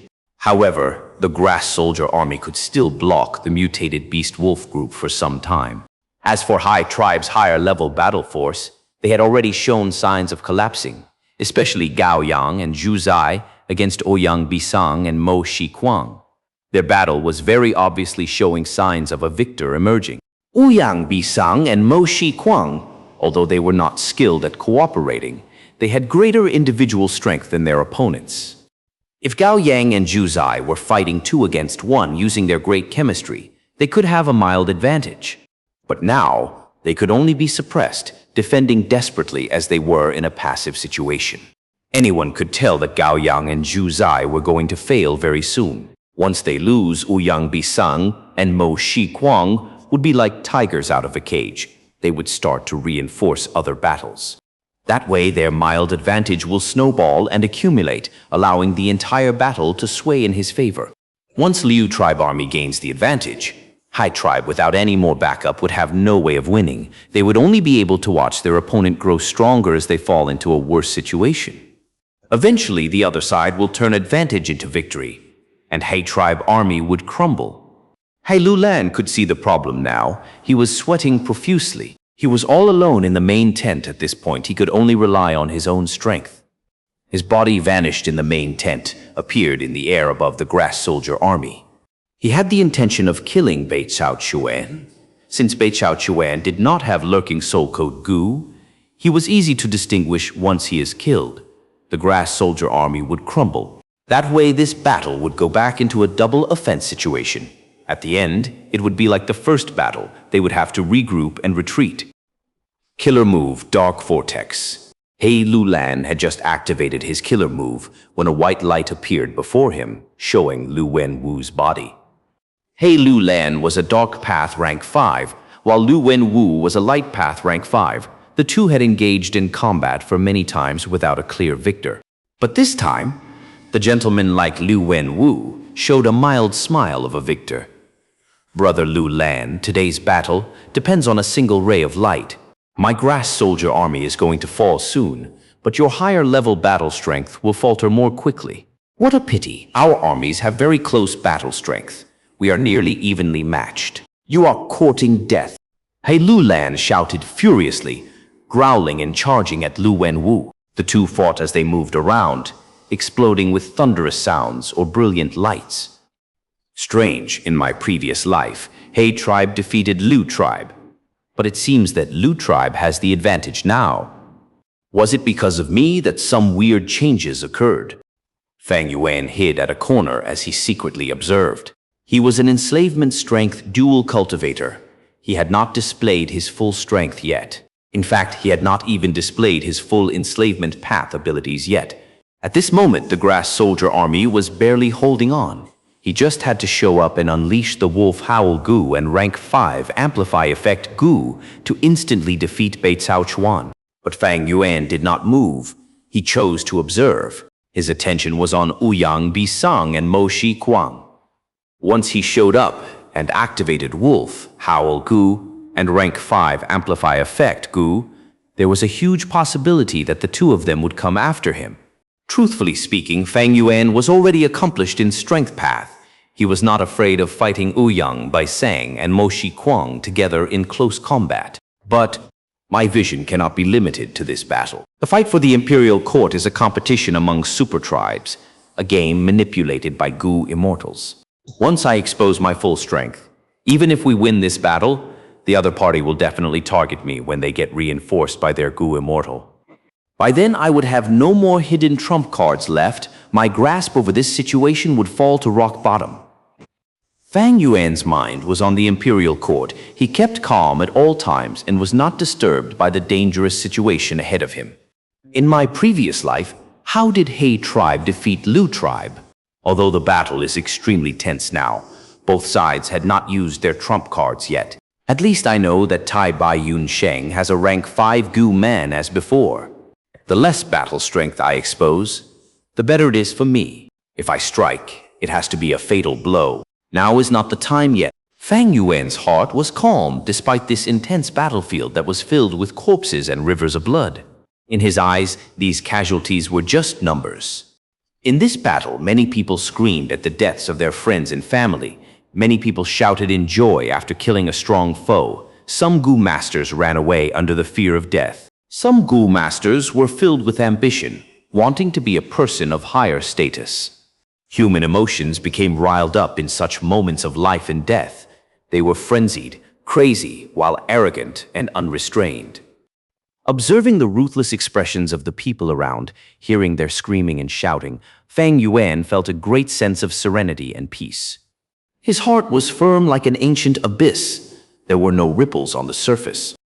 Fight, kill. A person is born to engage in battle. Win, lose. Continue walking on your path by stepping on other people's corpses. Let blood boil, let sweat flow. The best moment of life is now. Take this. This is my killer move, world-devouring chi. In the battlefield, an explosive and thunderous shout burst out. His voice attracted numerous gazes as everyone subconsciously focused on it. Oh no, let's go. An intense sense of danger assaulted him as Gao Yang shouted, activating his Gu worm and wanting to escape, but the surrounding air was as dense as walls he could barely move. Mo Shi Kuang floated in the air, opening his hands as his 10 fingers converged before his chest. Gao Yang and Zhu Zai felt a despairing sense of pressure, squashing them from all directions. Their shocked expressions froze on their faces. The feeling of imminent death filled their hearts. Go, before the moment of death, Zhu Zai burst out the strength of 3 Grand Emperor Boar, piercing a hole on the wall like air. Brother? Gao Yang felt his world spinning. When he reacted, he had already been tossed far away by Zhu Zai, away from the battlefield. As for Zhu Zai, he was squeezed into meat paste by Mo Shi Kuang's killer move through an intense and concentrated air pressure. Brother? Gao Yang shouted. His heart felt like it was pierced by daggers as tears flowed out of his eyes like a flood. Mo Shi Kuang also vomited a mouthful of blood. Second brother, your killer move is not completed yet. Don't activate it casually. Ouyang Bisang quickly hurried over and held him in the air. Mo Shi Kuang vomited blood as he laughed. What a great battle. I used it without thinking. Ha ha ha. Ouyang Bisang shook his head. All right, let's continue killing that Gao Yang. After we resolve the problem here, we will reinforce the other battles. Liu Wenwu, who saw this, laughed. he declared with overwhelming confidence, "This is the start of our Liu tribe army's consecutive victories. Brother Lu Lan, you have no way of winning already. Is that so?" It was not He Lu Lan who replied him, but Tai Bai Yun Sheng, who was at another battle ring. Tai Bai Yun Sheng, who had always been evading attacks, suddenly burst out with great speed as he pulled some distance from his opponent, opening his palms and shooting out a silver beam. The silver beam shone on Zhu Zai's flesh and blood that became meat paste. Rank 5. Man as before. In an instant, silver light shone brilliantly, making people close their eyes in response.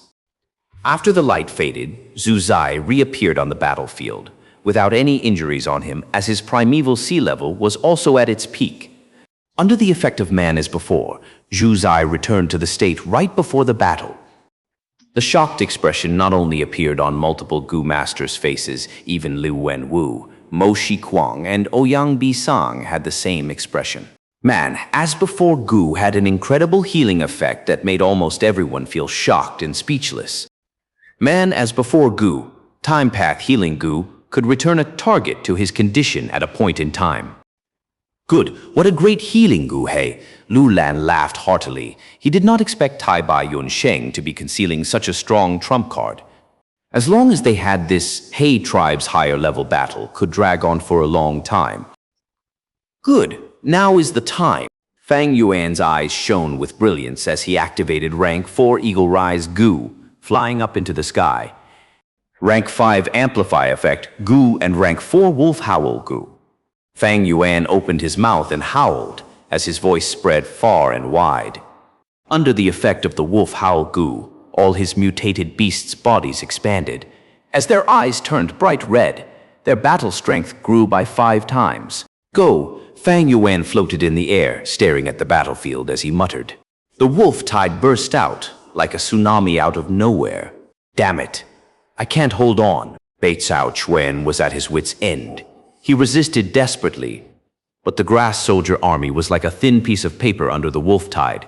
It was torn to shreds without even lasting for a few breaths' time. Bei Cao Chuan did not even manage to escape before a frenzy wolf pounced on him and tore his armor with its sharp teeth before biting his throat. Bei Cao Chuan resisted with all his strength, sending this frenzy wolf flying just as he was about to cover his neck and get up. 3 white-eyed wolves came, and after a struggle, he was a corpse torn into several pieces. The grass soldier army went down. Fang Yuan thus manipulated the wolf group and attacked Grand White troops. Grand White troops were fighting with Black Banner troops. They were stuck in a stalemate as they exchanged blows. Now that the mutated beast wolf group attacked them from behind, they suffered heavy injuries. Ha ha ha. Lu Wenwu, it seems that I have the last laugh. The battle turned in such a sudden direction. Hai Lu Lan was overjoyed and surprised. No, I have not lost yet. Lu Wenwu's face was distorted as he shouted frantically, like a gambler who had gone crazy from losing. He turned into a white light, flying towards Ouyang Bisang and Mo Shikuang. Second brother, third brother, he shouted. Chapter 534 Huge Battle 4. We are here, big brother. Ouyang Bisang and Mo Shikuang shouted at the same time. Let them see the true strength of us 3 brothers. Lu Wenwu shouted, and without slowing down, directly smashed into Mo Shikuang and Ouyang Bisang. The 2 laughed loudly, their body giving off green and gray light. Green, gray, and white, 3 lights collided. Boom! Light dispersed, and on the spot appeared a human-shaped monster. This monster had 3 heads and 6 arms. It was 20 feet tall, with tight muscles and bronze skin. The 3 heads had the appearance of Lu Wenwu, Ouyang Bisang, and Mo Shikuang. Countless people looked on with wide eyes at this freakish scene. I will let you guys know this is our 3 brothers' killer move. 3 heads, 6 arms. Are you trembling in fear? Let out all your dread. This will be the last moment of your lives. The 3 heads spoke in unison. Shameless boasting. Gao Yang snorted, activating his treacherous cloud wave Gu. A gray cloud shot towards the 3-head 6 arms giant, but before it even reached its target, Liu Wenwu's eyes shot 2 light beams that pierced through the cloud. With a sonic boom, the 3-head 6 arms suddenly appeared above Gao Yang. So fast. Gao Yang's pupils shrunk, and from the battle experiences he had cultivated over a long period of time, he quickly activated his defense Gu. The monster waved its two arms. One arm pierced through the light barrier, while another arm smashed Gao Yang's head like it smashed a watermelon. Next moment, Gao Yang's headless corpse fell down from the sky. Brother. Rage attacked Zhu Zai's heart and made him lose all reasoning as he ferociously charged towards the monster. More ha ha ha, the lamentation of ants. Mo Shi Kuang's head laughed loudly and lightly, flicked his finger towards Zhu Zai. Ki flow exploded and moved straight through the battlefield with formidable impact force, inflicting injuries for several thousands of steps. Zhu Zai directly exploded from the attack, his blood and crushed bones flying in all directions. The Gu masters who suffered the after effects of the attack were all injured heavily. This power, it has increased by at least 6 times, and the speed has increased by 9 times at least. This 3-people combination, is it combining Asura transformation, the attacking force of Chi Path, and the effects of Light Path? Fang Yuan had an intense urge to battle when he looked at this scene. I have all-out effort Gu, and by adding in rank 5 amplify effect Gu, I can burst out with 500 Jun of strength. I wonder who would win if I fight with this monster. But in the next moment, Fang Yuan suppressed his battle intent and flew down, again hiding among the mutated beast group. Man as before Gu. At this moment, 2 silver lights shone down. Zhu Zai and Gao Yang resurrected again, restored to their previous state. Old geezer. The monster's 6 eyes were filled with icy glint, killing intent and battle intent, simultaneously charging towards Tai Bai Yun Sheng. Tai Bai Yun Sheng panically retreated. Although he had man as before Gu, he could only use it on others and could not use it on himself. All those that are free protect Tai Bai Yun Sheng. He Lu Lan hurried to reinforce while shouting to his army, realizing the crux of the battle. Who can stop me? Ouyang Baiseng's head loftily smiled. Next instant, the monster turned into a ray of green light that shot towards Tai Bai Yun Sheng like lightning. Tai Bai Yun Sheng was hiding behind others, but no one was able to block the monster as it charged straight, sweeping everything on its path. Anyone that dared to block it, be it Gu masters or beasts, would become pools of crushed flesh and bones.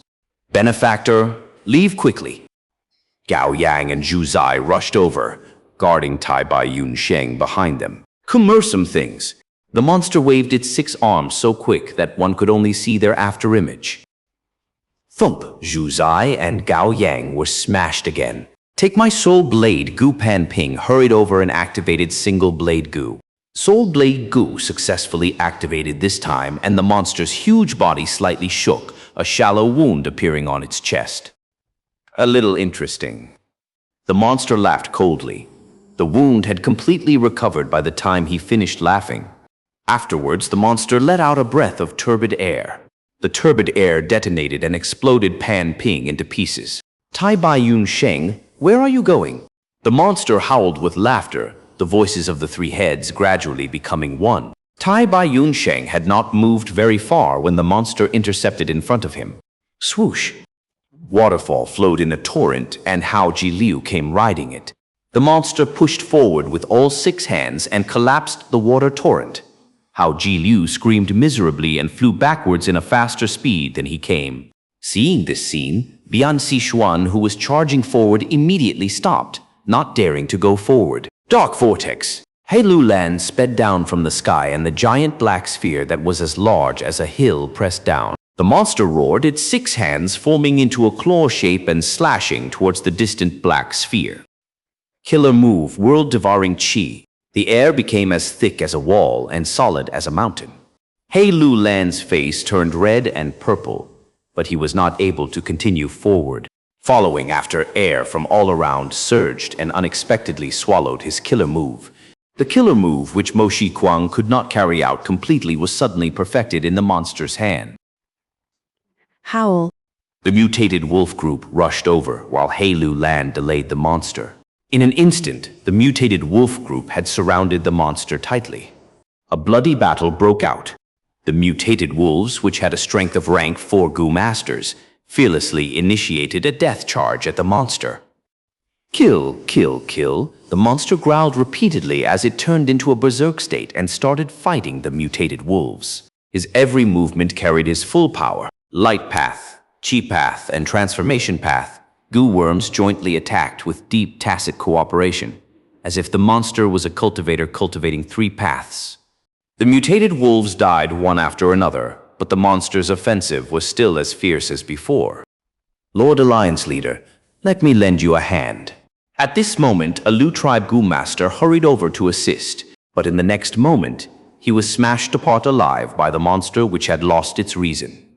Lord Li Wenwu has lost his mind. He has become mad. The battlefield was in an uproar and Lu tribe army's morale fell down sharply. My tribe has suffered tremendous losses. We have lost 1/3 of our Gu masters. It is time to retreat. How can such an alliance leader be worth us giving up our lives? Let's discuss after we retreat. The casualties have already reached a high level. Retreat now. Don't care about violating the poison vow. The battle had reached such a chaotic state that was beyond everyone's expectation.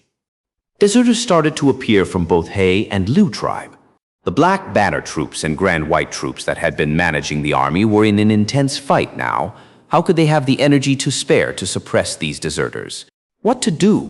He Lu Lan asked. This monster gave him an extreme headache. Don't worry.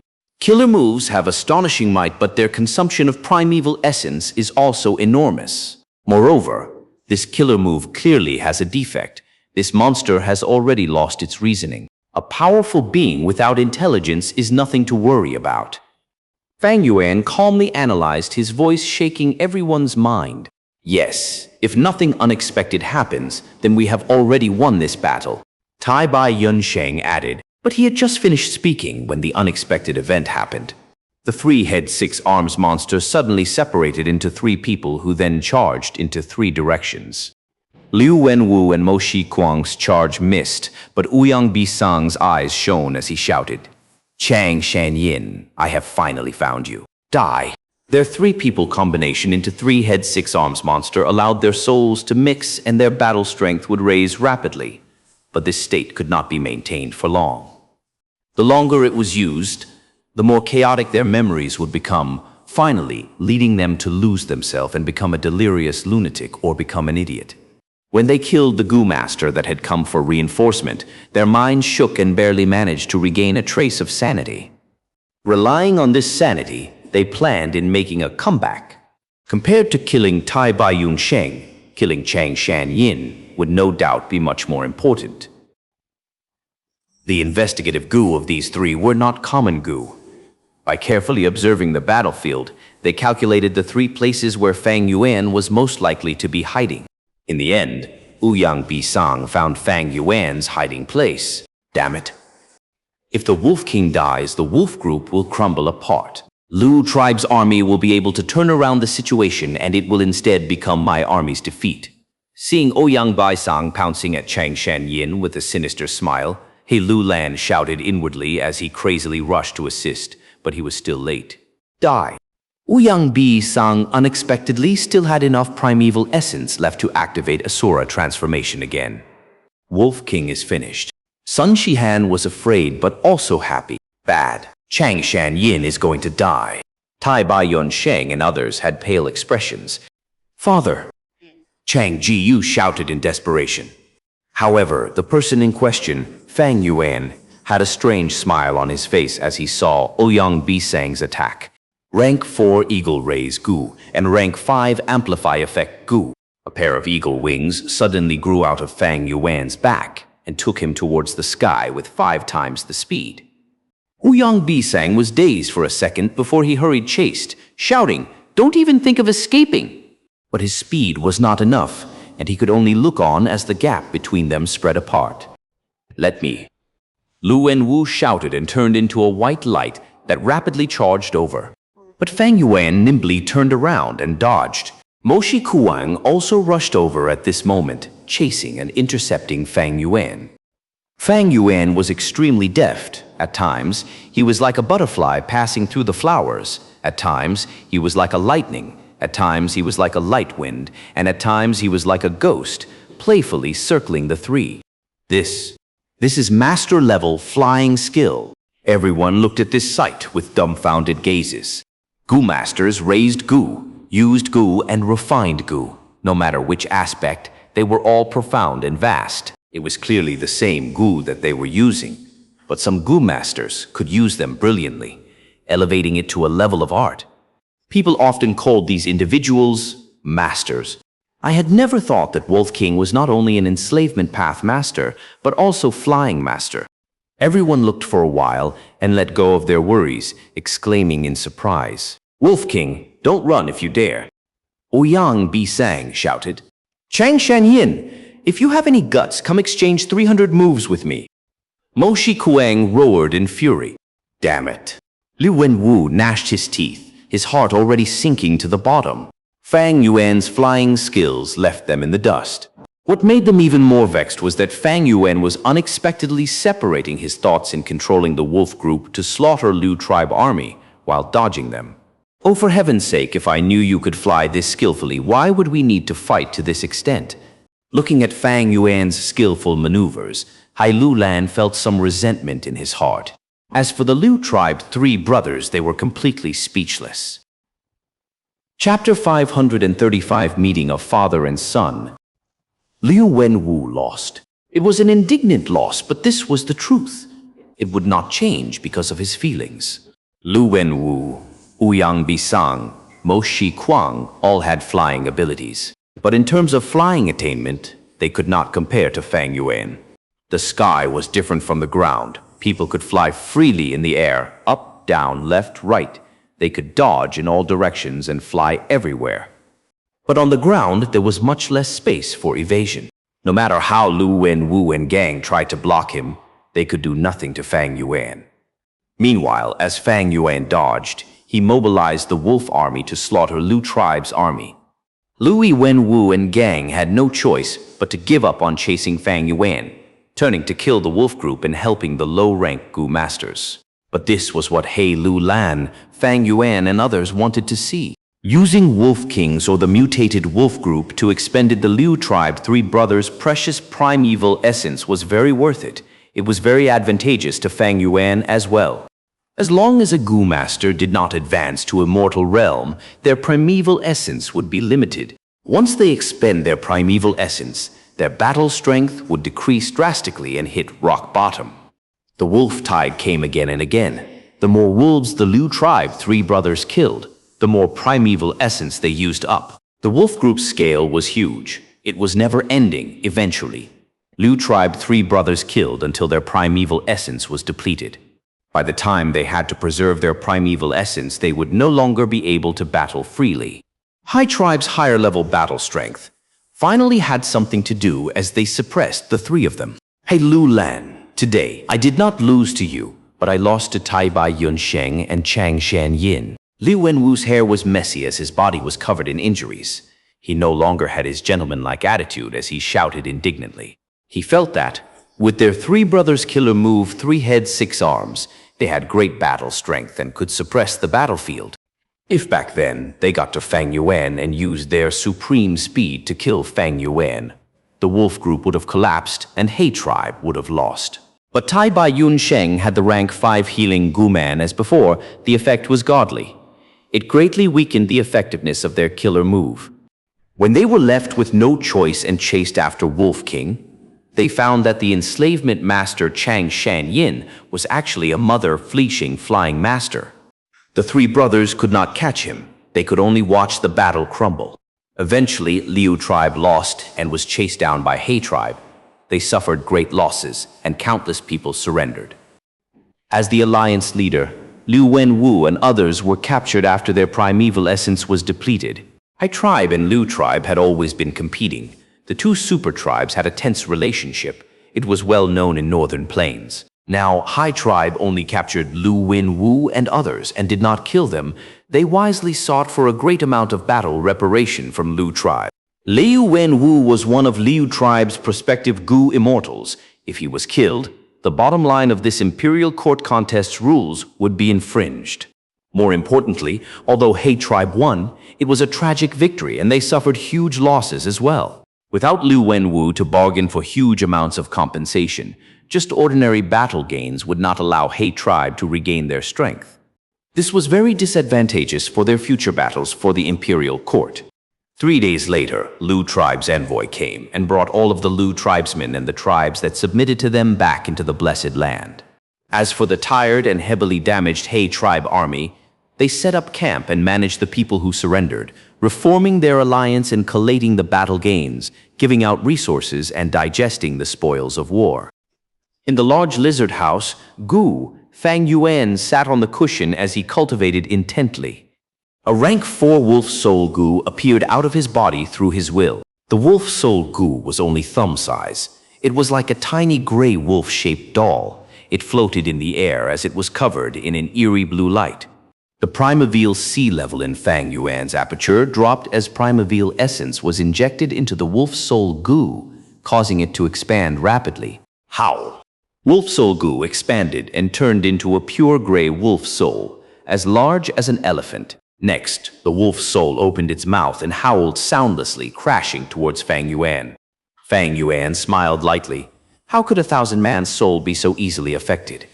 The wolf soul crashed on his 1,000-man soul and immediately froze, suppressed by his 1,000-man soul. The two souls tangled as they turned into mist.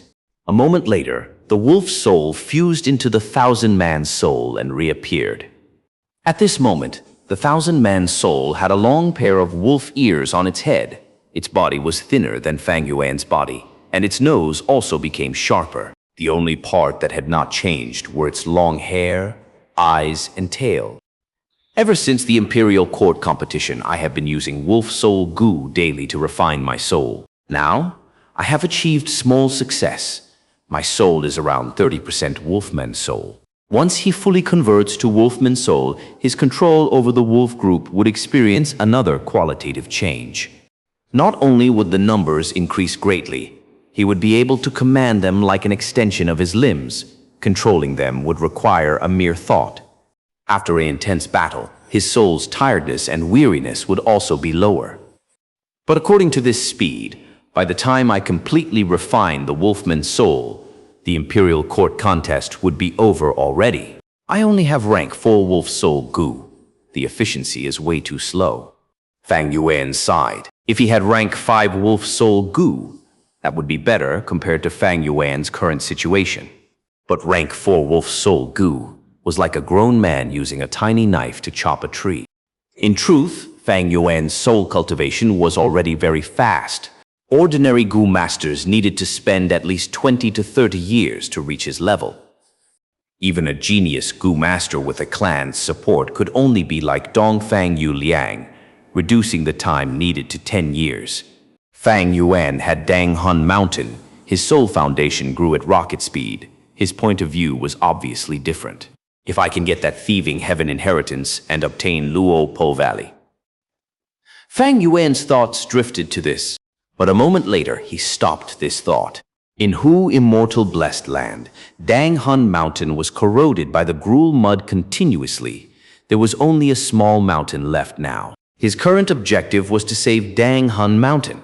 As for Luopo Valley, he could only search for it after the Imperial Court contest ends. While Fang Yuan was cultivating, Chang Biao brought Ni Shutong and Chang Jiyu to the door of the large lizard house Gu. I am Chang Biao. I was summoned by Lord Wolf King. Chang Biao's voice was low and polite. He respectfully informed the guarding Gu master. The two rank 3 Gu masters had a plain expression as they stood by the door. One answered, Lord Wolf King is cultivating now. We cannot enter the Gu house to inform him. You will have to wait. He. That is only natural. Chang Biao laughed, trying to conceal the bitterness and dreariness in his heart.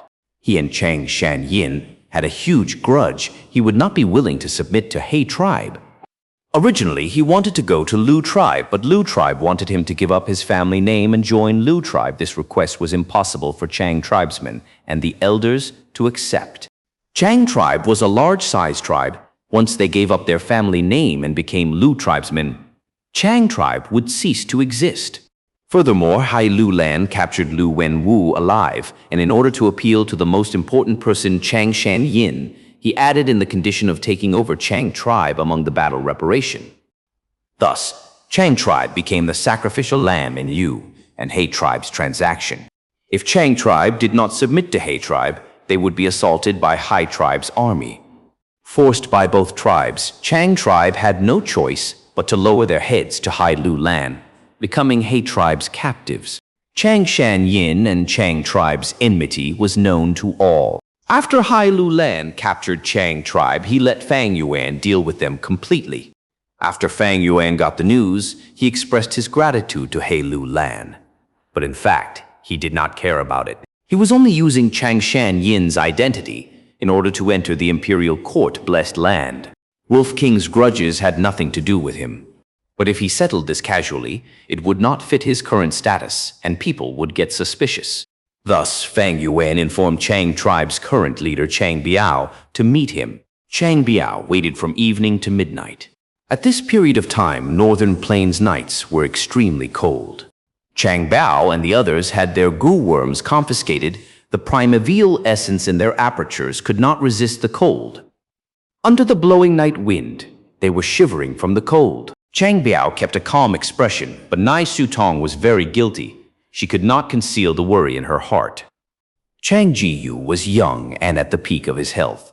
Although his nose was red from the cold and his body was shivering, his eyes were shining brightly with excitement. All his life he had been hearing about the Wolf King Chang Shan Yin and his great deeds. Everyone called him the hero's son. He was gifted this unique status from birth.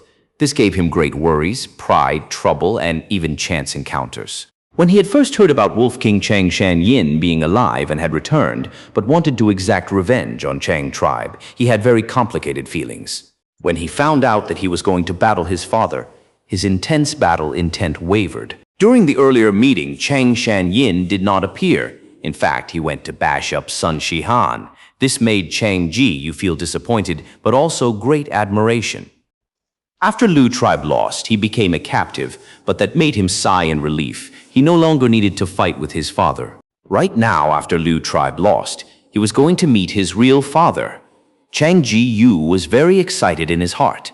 Even though he was outside shivering and suffering from the weather, it could not freeze the hot-bloodedness in him. The person who gave me everything, my father, what kind of person are you? He was very curious, but he also felt a bit lost and anxious. After using 3 wolf soul gu, Fang Yuan opened his eyes. The sound of the icy wind blowing outside the window could be heard in the warm room. Fang Yuan purposely gave Chang Bao a display of authority. After counting the time that had passed, he knew it was time. Thus, he transmitted his message while controlling the large lizard house, Gu, and opened the doors. Lord Wolf King has finished his cultivation. He will meet you now. The Gu master guards outside received the transmission and said expressionlessly. Chang Biao's breathing paused. He felt great trepidation as he walked in first with heavy footsteps. If Wolf King found out the truth, then he would die without a proper corpse. His reputation would be ruined. Even if Wolf King did not find out the truth, as long as he wanted revenge, killing the whole of Chang tribe would only be a sentence worth of work. Being meat on the chopping block, this was the helplessness of being in this world. Fang Yuan looked at the 3 people kneeling before him. Chang Biao lowered his head, gritting his teeth, while Ni Shui Tong had a pale expression and was shivering. As for Chang Ji-yu, he was breathing roughly, but he took peeks at Chang Shan Yin at times, showing an excited expression. Fang Yuan laughed lightly. The laughter was heard by all 3 of them, causing them to shudder. Chang Biao shut his eyes. His heart had sank to rock bottom. He was waiting for judgment. Ni Shu Tong almost collapsed on the ground weakly, but Chang Ji, he was very agitated. This was father's laughter. He felt a strong sense of warmth from this laugh. Chapter 536, Major Battle. Fang Yuan observed Chang Biao and the others' expressions fully. Fang Yuan knew about Wolf King Chang Shan Yin's matters mostly from his biography. He did not know the true culprit behind Wolf King's situation. But even if he found out, he would not bother taking revenge for the dead Wolf King. He was Fang Yuan. The so-called Chang Shan Yin was merely a mask. From today onwards, I will be Chang tribe's one and only supreme elder. Fang Yuan spoke, breaking the silence. Chang Biao's body shuddered. He opened his eyes and quickly bowed. Chang Biao pays respect to Lord Supreme Elder. Fang Yuan nodded. We need to investigate the matters from back then thoroughly. But now is not the time. We have to wait till the Imperial Court contest ends. From today onwards, I will be Chang Tribe's sole Supreme Elder. Chang Jiyu, you will be the tribe leader. Chang Biao will be the #1 elder. Yi Shui Tong. Our relationship is over. Continue to be Chang Biao's wife.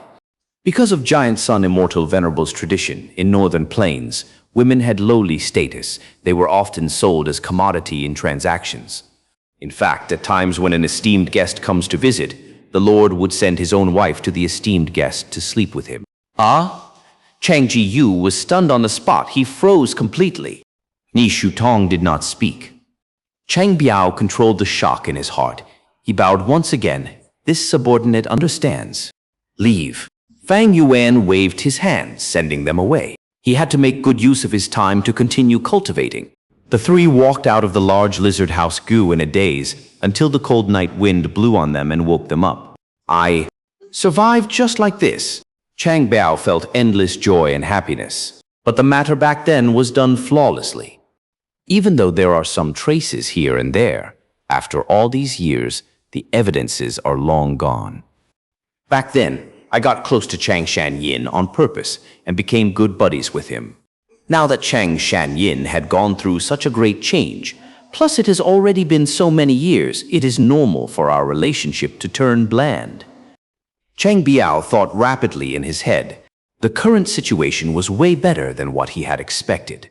Although I was demoted from tribe leader to elder, most of my authority is intact. Chang Shanyin still trusts me, seeing that he allowed me to be the #1 elder. As for making Chang Jiyu the new tribe leader, it shows that he is still caring about his own blood and flesh deeply. As long as he cares about his old relationships and friendships, everything will be easy to resolve. Chang Biao thought and got more energetic. He was dreaming within his own world and did not notice his wife Ni Sui Tong's complicated expression. The old Chang Shanyin was extremely infatuated with her beauty, but earlier, Chang Shanyin did not give her even an extra glance. On the way here, she was extremely worried about Chang Shanyin forcing her to his wife again. That way, she will be separated from her lover Chang Biao. That was too painful. But now the situation was way better than she had expected. Not only did Chang Shanyin not pursue the matters back then, he even allowed her to remain as Chang Biao's wife. This was the result that Ni Shui Tong was dreaming of earlier. She should be happy. But for some reason, while she still felt some trepidation from earlier, there was also a sense of loss in her that she did not want to admit. As for Chang Jiyu, he was in great joy, confusion, and suspicion. I finally met Father. He was just a few steps in front of me. He is much more authoritative than I imagined. Father did not call me his son, but instead called my name. Is he unaware that I am his flesh and blood? But Father, why did he let me become Chang tribe leader? I am so young and only have rank 3 cultivation. Can I do it? I get it. This must be a test from Father. He is testing me. This son he had never met. If I can manage the tribe well and achieve outstanding results, will he feel happy and proud? Will he recognize me as his son? Thinking so, Chang Ji-yu felt extremely excited. He made up his mind. He would exert all his efforts and perform well in the upcoming fight for the imperial court. Fang Yuan would not expect that his simple arrangements would bring such great emotional changes in Chang Biao and gang. But even if he knew, he would not care. In the 500 years of his past life, Chang Shanyin helped Ma Hongyun to ascend to the position of the Lord of the Imperial Court. He also had complete control over Chang tribe. Different from Earth, when strength can be accumulated within a person, the stronger one is, the greater their authority would be. At this point, Fang Yuan was no longer the low-rank Gu master on Qing Mao Mountain, suppressed and weakened by the system. Right now, he had the authority to manipulate and change the power system of a tribe. One could say he was at the peak of the mortal realm. He knew in his heart all this was because of the great strength that he had. Right now, my first aperture had already adapted. I can use rank 5 peak stage primeval essence. My second aperture has also reached rank 5 middle stage. My 2 apertures have 90% a great aptitude. to use my 2 sets of goo worms now. I have ample primeval essence. But enslavement and strength path goo worms are not extremely strong. In terms of strength path, after getting the rank 5 amplify effect goo, my explosive force is already high enough, except that my body is unable to endure the increment in strength. Earlier, when fighting against Lu Wenwu and his brother's combination killer move 3 heads 6 arms, Fang Yuan could definitely fight against them using his strength path cultivation. But Fang Yuan knew clearly that the moment he unleashed 500 Jun of strength, regardless of how his opponent will ends up, his own body would definitely crumble first. My bones are impermanence bones. My skin is turtle jade wolf skin. To sustain 500 Jun of strength, this is not enough. But if I modify my muscles and tendons to accommodate strength path, they would not suit my enslavement path. If I modify them for enslavement path, they will not aid my strength path. The root of the problem is that enslavement and strength have some conflict between them. It is difficult to cultivate them together. It is unlike soul and enslavement path, or soul and wisdom path. This problem had always been troubling Fang Yuan. If he could not resolve this, Fang Yuan's enslavement and strength path would only go far, but would not reach the apex and attain ultimate strength. Although Fang Yuan had information regarding Luopo Valley now, the future was uncertain. Anything could happen. Fang Yuan was a vigilant guy before getting Luopo Valley. He would not make up his mind to cultivate soul path. Thus, he needed to perfect his enslavement strength path route now. Fang Yuan closed his eyes and thought about it before opening them and taking out East Window Gu from his aperture. This Gu was a storage Gu, used to store information. It came from Langya land spirit. Inside East Window Gu, there was information regarding the killer move 3 heads 6 arms. This killer move was extremely powerful. It could allow Lu Wenwu, Ouyang Bisang, and Mo Shikuang to become a giant monster, increasing their battle strength to a terrifying level. After High Tribe defeated Lu Tribe, they make requests regarding this killer move. Thus, it became a part of the reparation. Thereafter, Fang Yuan exchanged for it using his battle merits. These days, when Fang Yuan was free, he would research about this killer move. When Gu Masters use multiple Gu Worms at the same time, allowing their effects to merge and cooperate to form greater effects, that would be the so-called Gu Master Killer Move. Killer Move 3 heads 6 arms needed 18 Gu Worms to be used at the same time. Gu Worms used ranged from rank 3 to 5. The primeval essence expenditure was huge as well. At the same time, 3 Gu Masters were needed. One could not activate it alone. This killer move was unusable by Fang Yuan, but that did not mean it was worthless to him. Killer move or recipes displayed exquisite usage of Gu Worms. Why was it that when these Gu Worms were used in a specific way, they achieved such effects? Why can these Gu Worms do it but not others? If this Gu was changed to another Gu, can the same effect be achieved? If an enemy uses this killer move, what ways are there to counter it? Man is the spirit of all being. Gu is the essence of heaven and earth. Inside a Gu, there were tiny laws of heaven and earth, the fragments of the great Tao. By understand Gu, one would comprehend the great Tao and understand the natural laws of this world. Just like on Earth, using experiments to learn scientific theories. This Gu recipe gave great insight to Fang Yuan. If I had 3 heads and 6 arms, what would happen? A flash of inspiration appeared in his brain like opening a new window. His body was like the cornerstone. Enslavement and strength path were like the buildings on top of the cornerstone. Right now, this cornerstone was still small. Thus, the 2 buildings could only be low-rising.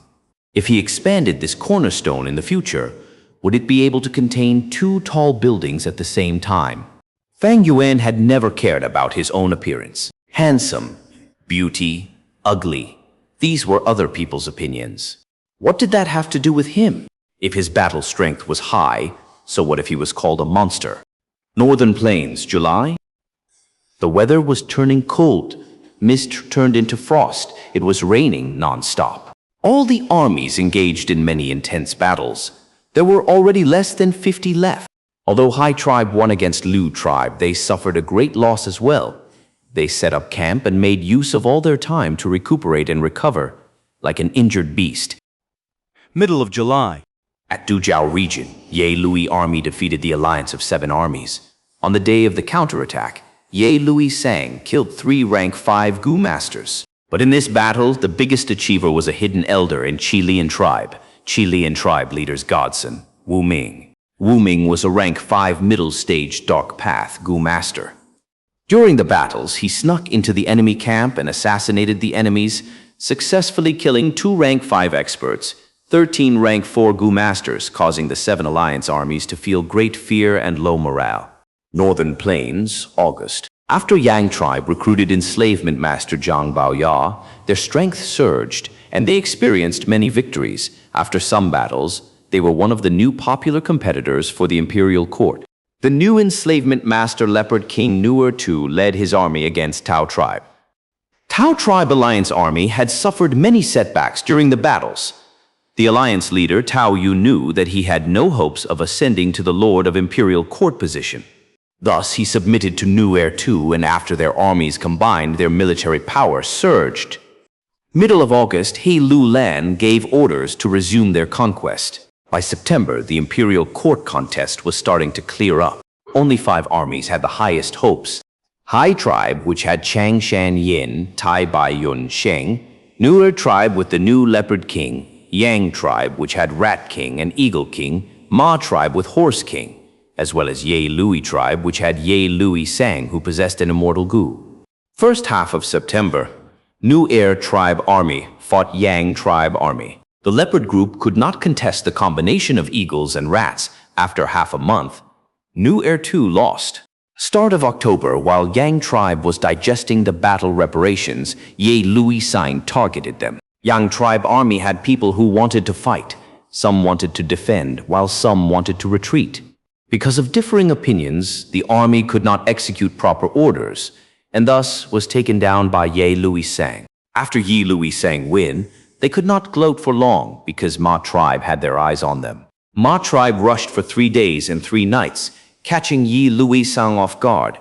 A similar scene unfolded again before Ye Lui army digested their battle gains. They were defeated by Ma tribe. Ye Lui Sang escaped with his remaining troops, submitting to He tribe army. Start of November, He tribe moved north rapidly, setting up 8 defensive lines on the way, and during the middle of the month engaged in the final battle with Ma tribe. Only the victor could stay in the imperial court. Meanwhile, the loser would have to pay reparations and face the 10-year blizzard amidst disappointment and pity. At once, this battle attracted numerous gazes, both participants and the people behind the scenes. During the first few battles, He tribe had the advantage. After Ma tribe lost 2 defensive lines, they retreated to the 3rd. Ye Lui Sang wanted to take revenge. Thus he kept challenging them, killing till Ma tribe army could only hide and defend themselves, causing their morale to dampen. Ma tribe had no choice but to seek help from Snowy Mountain Blessed Land, who was backing them. Chapter 537, Shu Song Z. The lofty snowy mountain stood tall and reached through the clouds. Mountain ranges surrounded it like stars surrounding the moon. The sky had a hue of light blue color. Thin snow fluttered lightly and landed on the ground. This was a spotlessly white region with even the buildings on the mountain carved out of ice crystals. Here was Snowy Mountain Blessed Land, the nest of Northern Plains demonic path Gu immortals, with tens of Gu immortals occupying different peaks. On one of the peaks of Snowy Mountain, green pine trees grew everywhere, and a 7-story pavilion made of ice crystals stood there. 3 large words were carved on the board in the pavilion, Shu Song Pavilion. The owner of this peak, Shu Song Z, was a famous rank 6 demonic path Gu immortal of Northern Plains. He was tall and thin with snow-white hair that reached the ground and was clothed in a light blue gown. Right now, he was on the top floor of Shu Song Pavilion, looking down at this snowy mountain branch peak that belonged exclusively to him. He had deep blue eyes, and his deep gaze swept through 1,000 li of his territory. The snow pines are growing well. The snow willows planted 2 years ago have already grown to over 10,000 willows. This year, the number of Gu worms produced was close to 300 rank 5 Gu. There are still a surplus of ice path and water path Gu worms after leaving some for research. I can sell them and gain at least 2-3 immortal essence stones. Of course, my most important income source is still the transaction of snowmen slaves. Xianxia raised 6 variant human tribes on his branch peak. They were all snowmen. Snowman was one of the species of variant humans who lived in ice-cold, snowy regions. They had white skin, icy blue eyes, and aqua blue hair. When they die, their blood and flesh body would turn into an ice sculpture. Snowmen normally did not cry or laugh, so their tears were very rare. The absolute majority of the snowmen would never experience crying from joy or pain in their life. However, if a snowman sheds tears, their tear would instantly condense into ice. Icy tears were precious Gu refinement material that Gu masters liked deeply. Xianxia looked around once and nodded, satisfied. Snowmen looked expressionless, but Xianxia, however, saw them as the variant humans with spirituality that was the closest to humans. Many Gu immortals raised snowmen, torturing them brutally for their icy tears. Icy tears could be used in many areas of Gu refinement, and so its transaction in Treasure Yellow Heaven was flourishing. Many Gu immortals massacred and killed snowmen to profit from their icy tears. Xianxia also did such shady business before, but he soon discovered the market for trading snowmen was much more profitable than the icy tears themselves. From then onwards, he began to raise snowmen and sell them in Treasure Yellow Heaven for other Gu immortals to torture. Snowmen could shed tears at most 3 times in their life, and the amount would not surpass 60 drops. Every time they shed tears, the snowman's lifespan and life essence would decrease by a huge amount. The more the snowman sheds tears, the faster they will age, speeding up their death. However, raising snowmen did not cost much. Moreover, Xianxia possessed this snowy mountain branch peak which was very beneficial for the growth of snow pines, snow trees, and snowmen, thus his profit from selling snowmen was much higher than when he sold tears. He was good at making money, and had accumulated a large amount of immortal essence stones from his thriving business over the years, and was considered wealthy in the Gu immortal circle. But he had one great regret. Decades had gone by since he became rank 6 Gu immortal. But he still did not have even one immortal Gu. No matter how many immortal essence stones he had, he was not able to buy immortal Gu.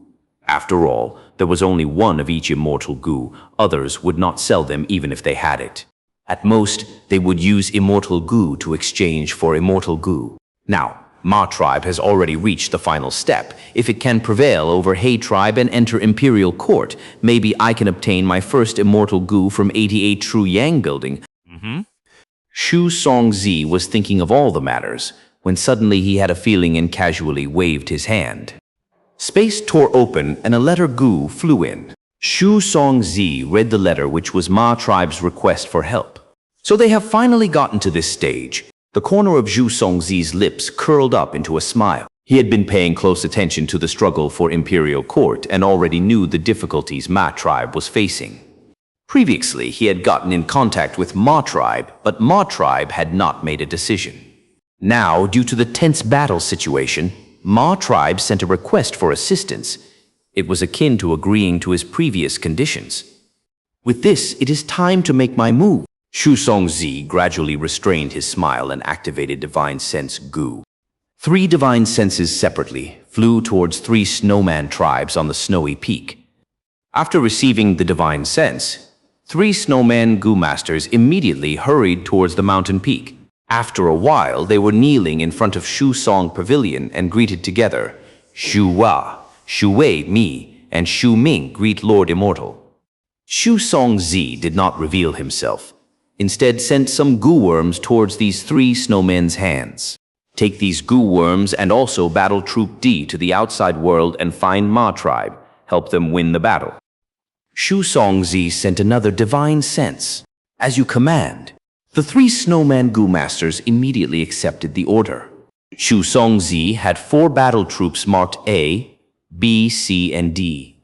They were elite troops formed from experts of the 6 snowman tribes. The 3 snowman Gu masters led battle troop D out of the snowy mountain blessed land, but before they even reached Ma tribe, He tribe's Gu immortals noticed them. Elder brother, this Ma tribe has relations to Snowy Mountain's demonic path, Gu immortals, as we expected. The evidence is out in the open now. Liu tribe's external supreme elder Gu Immortal Tan Biya was not wrong. Heibai said to He Cheng in Shaohan Blessed Land. These two were He tribe's Gu immortals. Heibai had an ordinary appearance and looked to be middle-aged. He looked clumsy but was intelligent. While Hai Cheng was recognized as A tribe's genius since young, he looked elegant and confident and was also Hai Lulan's father. Hai Cheng glanced at Heibai and calmly said, "Brother, do not fret. Demonic path, Gu immortals have always been lone wolves. Snowy Mountain might be strong and have tens of Gu immortals, but those that are supporting my tribe will only be 2-3 at most." Heibai nodded. Elder brother is right, but the current my tribe is truly strong. They were able to win great battles just by relying on themselves previously.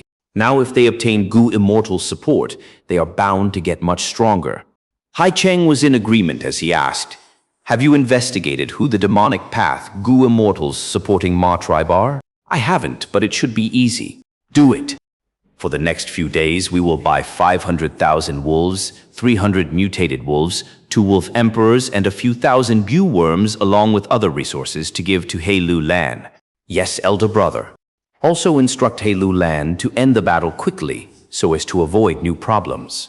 Heibai gave an understanding nod, and left Shaohan Blessed Land without speaking any more. A war did not only pit human lives against each other, it was more about the competition between each other's foundations, a war of attrition. The struggle for imperial court had advanced to the final stage. Hai Cheng and Heibai, two immortals who had been supporting Hai Lu Lan, gradually started to feel an extremely heavy burden. Although Gu immortals were rich, they could not support the whole army for such a long period of time. The amount of resources and mortal Gu needed were extremely enormous. A part came from their blessed land, but most of them were purchased from Treasure Yellow Heaven using immortal essence stones. With such huge amounts of immortal essence stones being expended, both Heibai and Hai Cheng felt distressed inwardly. The struggle for imperial court was essentially a game, but it was not a game all Gu immortals could afford to play. Many Gu immortals would put huge stakes in this game to obtain an immortal Gu. In the end, if the side they chose did not become the owner of imperial court, they would lose disastrously. There were even examples of going bankrupt. But if they won and obtained immortal Gu from 88 True Yang building, all their investment would be worth it. After all, no matter how many immortal essence stones they had, they would not be able to buy an immortal Gu. After 10 days, He tribe and Ma tribe began another round of battle. Troops lined up in a seemingly endless battle formation. In the main tent, Hai Lu Lan sat on the main seat with his eyes gazing at his front, and his heroic spirit was overflowing. "We did not cause huge damage to Ma tribe the previous 2 times. We will teach them a good lesson this time. It is not that easy to become a super tribe. Who will go first?" The moment he finished speaking, Water Demon Hao Ji Liu stood up and bowed. "Lord Alliance Leader, I would like to go first." He Lu Lan nodded in satisfaction. Water Demon Hao Ji Liu was an expert who had chosen to submit to him since the Heroes' Assembly. And he had been assisting and fighting in the struggle for imperial court the whole journey and killed countless enemies and had made huge battle contributions at this stage. Although Pei Yan Fei also attached to He tribe after Lu Wen Wu lost, he could not shake rank for Hao Ji Liu's position as the first general. Hao Ji Liu was an old general of Hai tribe army, and adding in the loyalty which he had revealed many times, if nothing unexpected happened, he would be taken in as an external elder by Hai tribe once they become the owner of imperial court. Hai tribe was a super tribe with Huang Jin bloodline, one of the overlords of northern plains. If Hao Ji Liu joined He tribe, it would be like taking a shelter under a large tree, similar to Wind Demon Tan Wufang joining Dongfang tribe. Hao Ji Liu entered the battlefield and started taunting. Ma Shangfeng snorted and pointed at him. "This water demon again. Who will go teach him a lesson?" "Lord Alliance Leader, let me go take care of him this time." A boorish guy stood up. He was Ma tribe's general. Rank 4 Transformation Path Gu Master, Cheng Hu. Ma Shangfeng agreed. Cheng Hu impatiently went to the front line and started fighting Hao Ji Liu. Hao Ji Liu attacked cleverly with great offense, torrents surging around him. Because of many precious and rare Gu he had exchanged with his battle merits, Hao Ji Liu's current battle strength far surpassed the time when he had just started out in the struggle for imperial court. The two sides exchanged moves, and after over 10 rounds, Hao Ji Liu slowly began to occupy the upper hand. Cheng Hu felt stifled. As kept on being pushed into disadvantage, he gave a furious roar and activated his killer move, transforming into Slant-Eye Tiger. The tiger was ferocious and powerful, immediately turning around the losing situation. Hao Ji Liu was widely known for his fierce offense, but he was having trouble fending off the tiger's attacks and could only keep on retreating, changing his battle tactics into defending and counterattacking. Chapter 538 Challenge. Swoosh, swoosh. A blue water current shot out. Slant-Eye Tiger roared in a thunderous volume. This was the rank 4 Tiger Roar Gu. The Tiger Roar sound waves caused ripples in the air. As it hit the currents, the water exploded into a huge rain. After Cheng Hu became the Slant-Eye Tiger, he had great offense, immediately giving off a dominating aura. Tiger Roar Gu sends out sound waves. Tiger Claw Gu has overwhelming sharpness. Tiger Skin Gu has superb defense. Tiger Tooth Gu is pointy like spears, has amazing penetration ability. Tiger Tail Gu, strong like a whip, moving like one's arms. Transformation Path Gu Masters would collect relevant Gu Worms for their killer move. Once the Gu Worm set is complete, they would be able to transform and obtain a huge qualitative surge in their battle strength. Of course, the stronger the transformation, the more valuable the Gu needed for their set, and the harder it is to collect them. Even if a Gu Master could transform, they needed a lot of training. Humans were born to walk on 2 legs, having 2 arms and 1 head. If they transformed into another form, it would not be easy for them to adapt. Same as flying. Only huge amounts of training and talent would allow one to have great proficiency in using their new form. Gu Masters nurture, use, and refine Gu.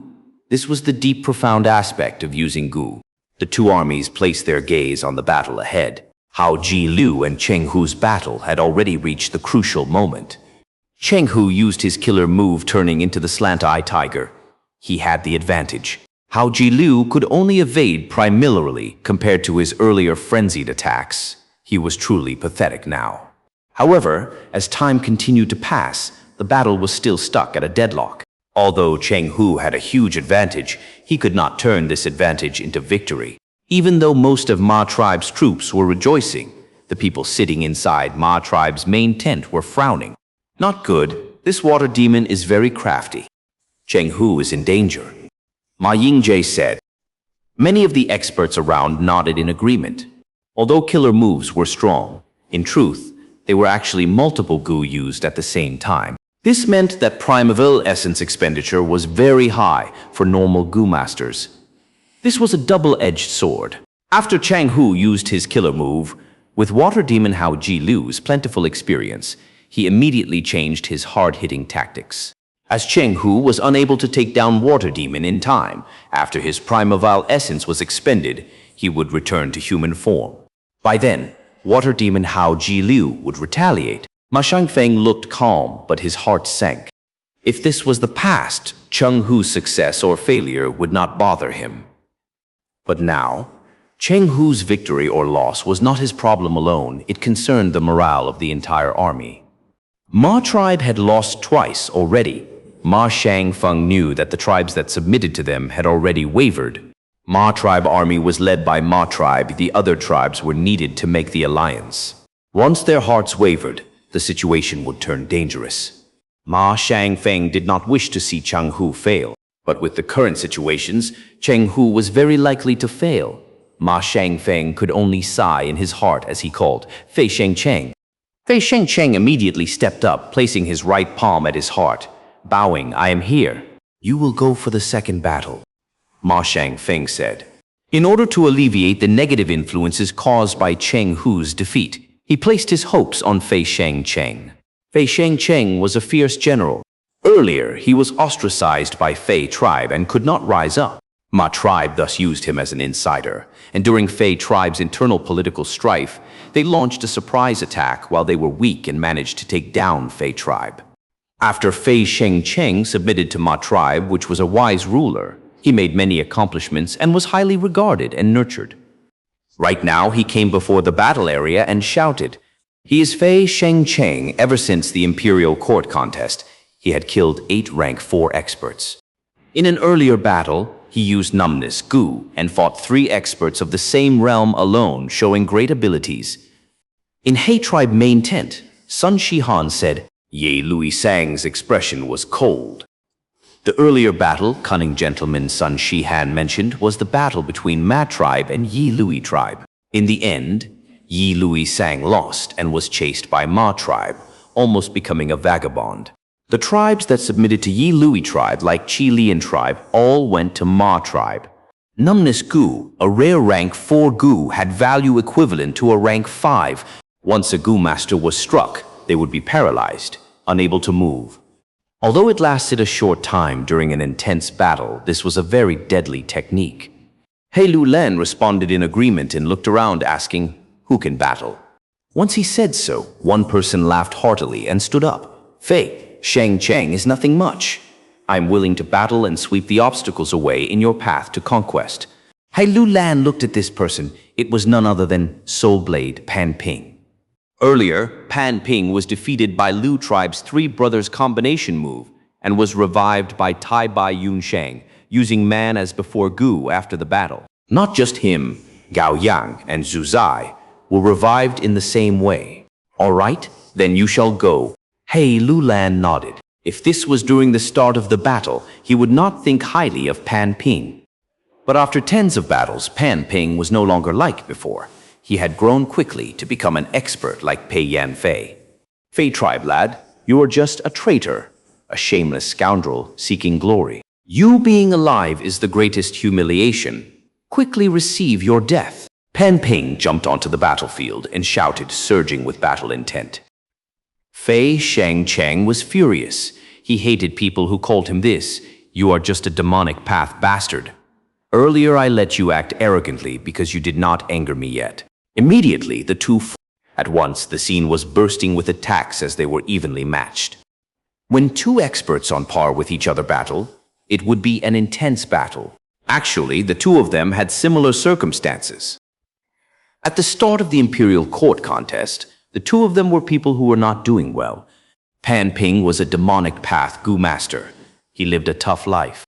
As for Fei Shengcheng, he was suppressed by his clan and could not achieve his goals.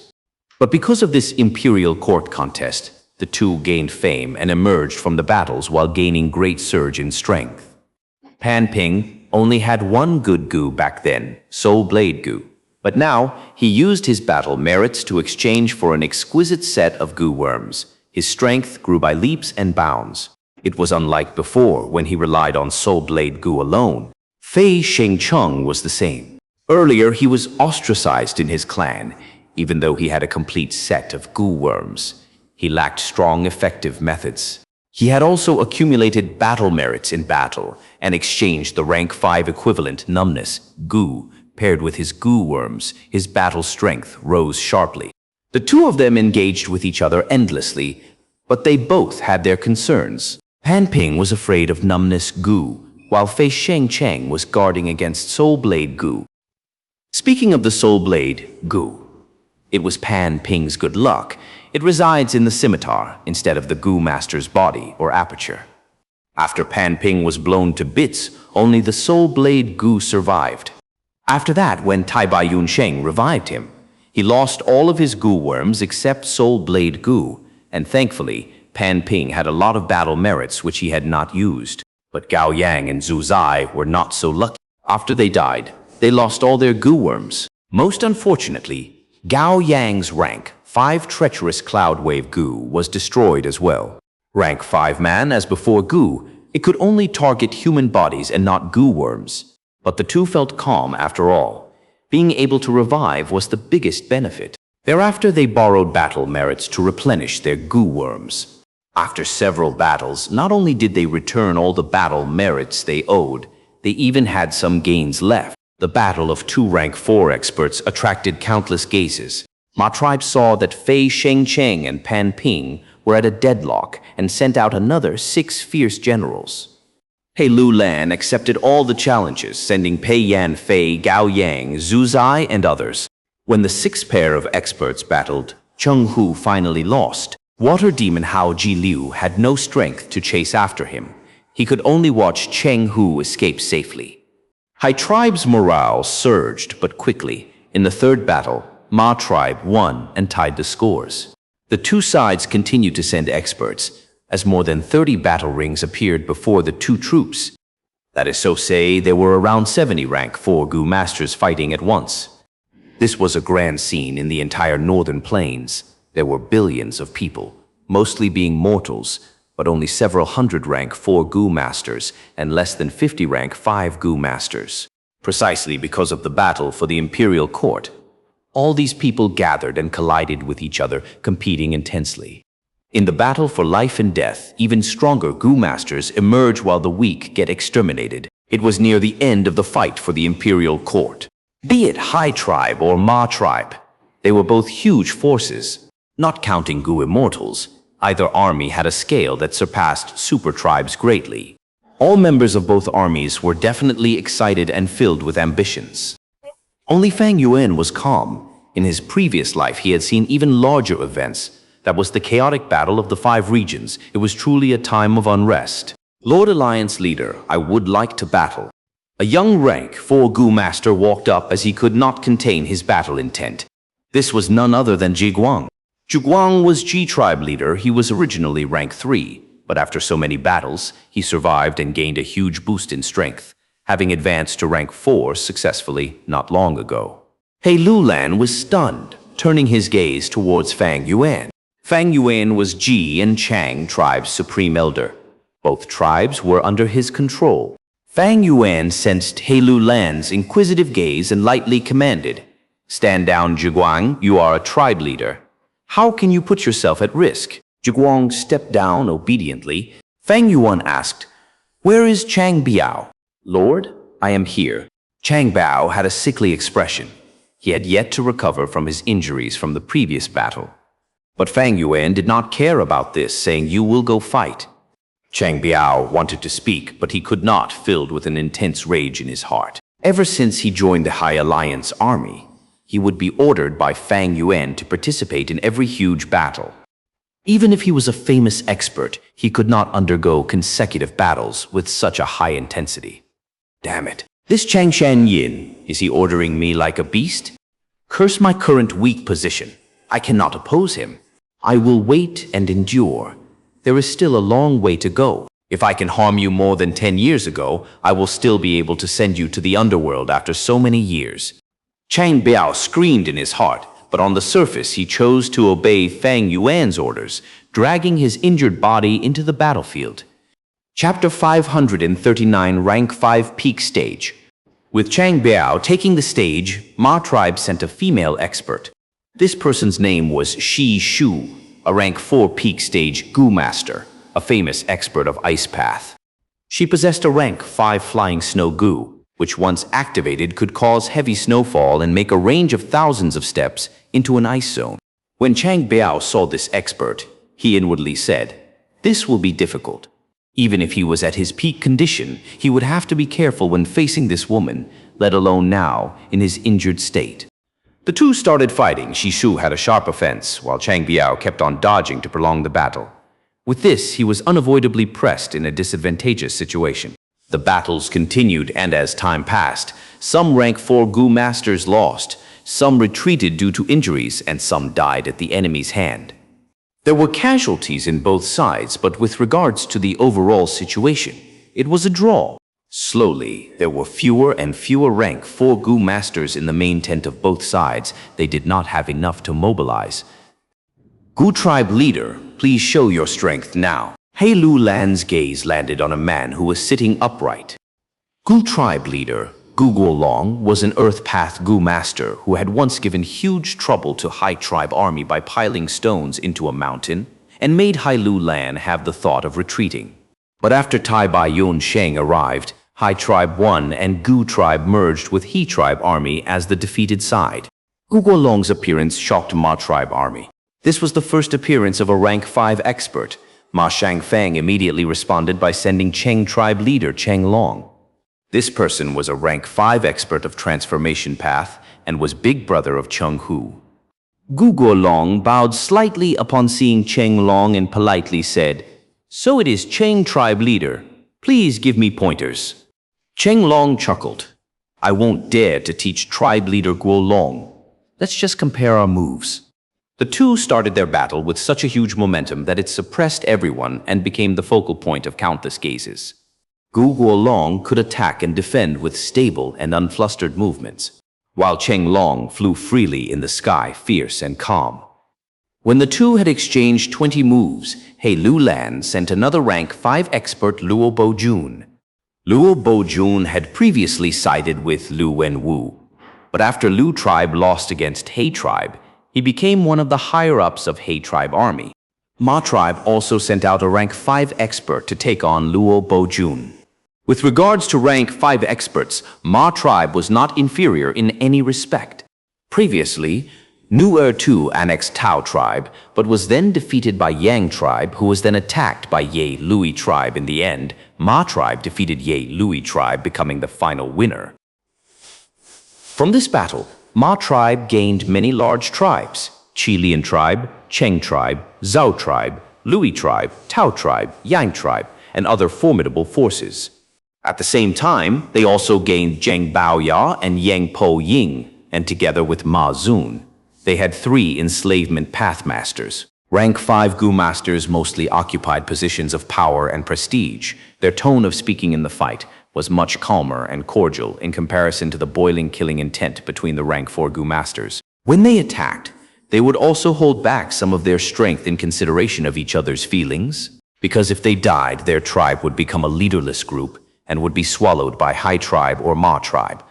Although they were hostile to the enemy, their heart was still tied to their tribe's benefits. Even if they were under the constraints of poison vow, there were tacit, unwritten rules. Fang Yuan calmly observed the battle from his seat. He had only showed rank 4 peak stage cultivation, but as an enslavement master and a key character that could influence the whole situation. His position was special and was higher than those rank 5 tribe leaders. What a great move by Giant Sun Immortal Venerable. A truly wonderful plan. As he was personally participating in the struggle for imperial court, Fang Yuan truly felt more and more overwhelmed. Giant Sun Immortal Venerable left built 88 True Yang building as an inheritance for his descendants, and at the same time also set up imperial court contest tradition. One could tell he had pondered about it meticulously. Leaving aside 88 True Yang building, just this struggle for imperial court was a field of purging at every stage, with Wang Jin tribes swallowed other tribes and strengthening themselves. At the same time, the gathering of goods developed the abnormally blooming battle merits economy during the battles. And through war reparations, technology and skills were exchanged, which further deepened the foundation of the Huang Jin family.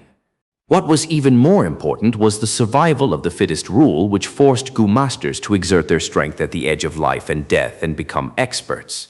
For Huang Jin tribes, this was filtering out the Gu immortal seeds. Giant Sun Immortal Venerable was no longer alive, but his influence was still governing the whole northern plains. Compared to the Immortal Venerable, I am only an ant-like existence at present.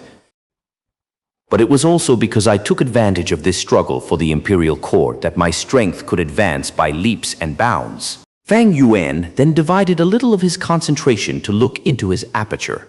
There were many new Gu worms in his aperture. Most were rank 4 with 1 rank 3, along with 1 rank 5 Asura Zombie Gu and 1 rank 5 Earth Overlord Gu.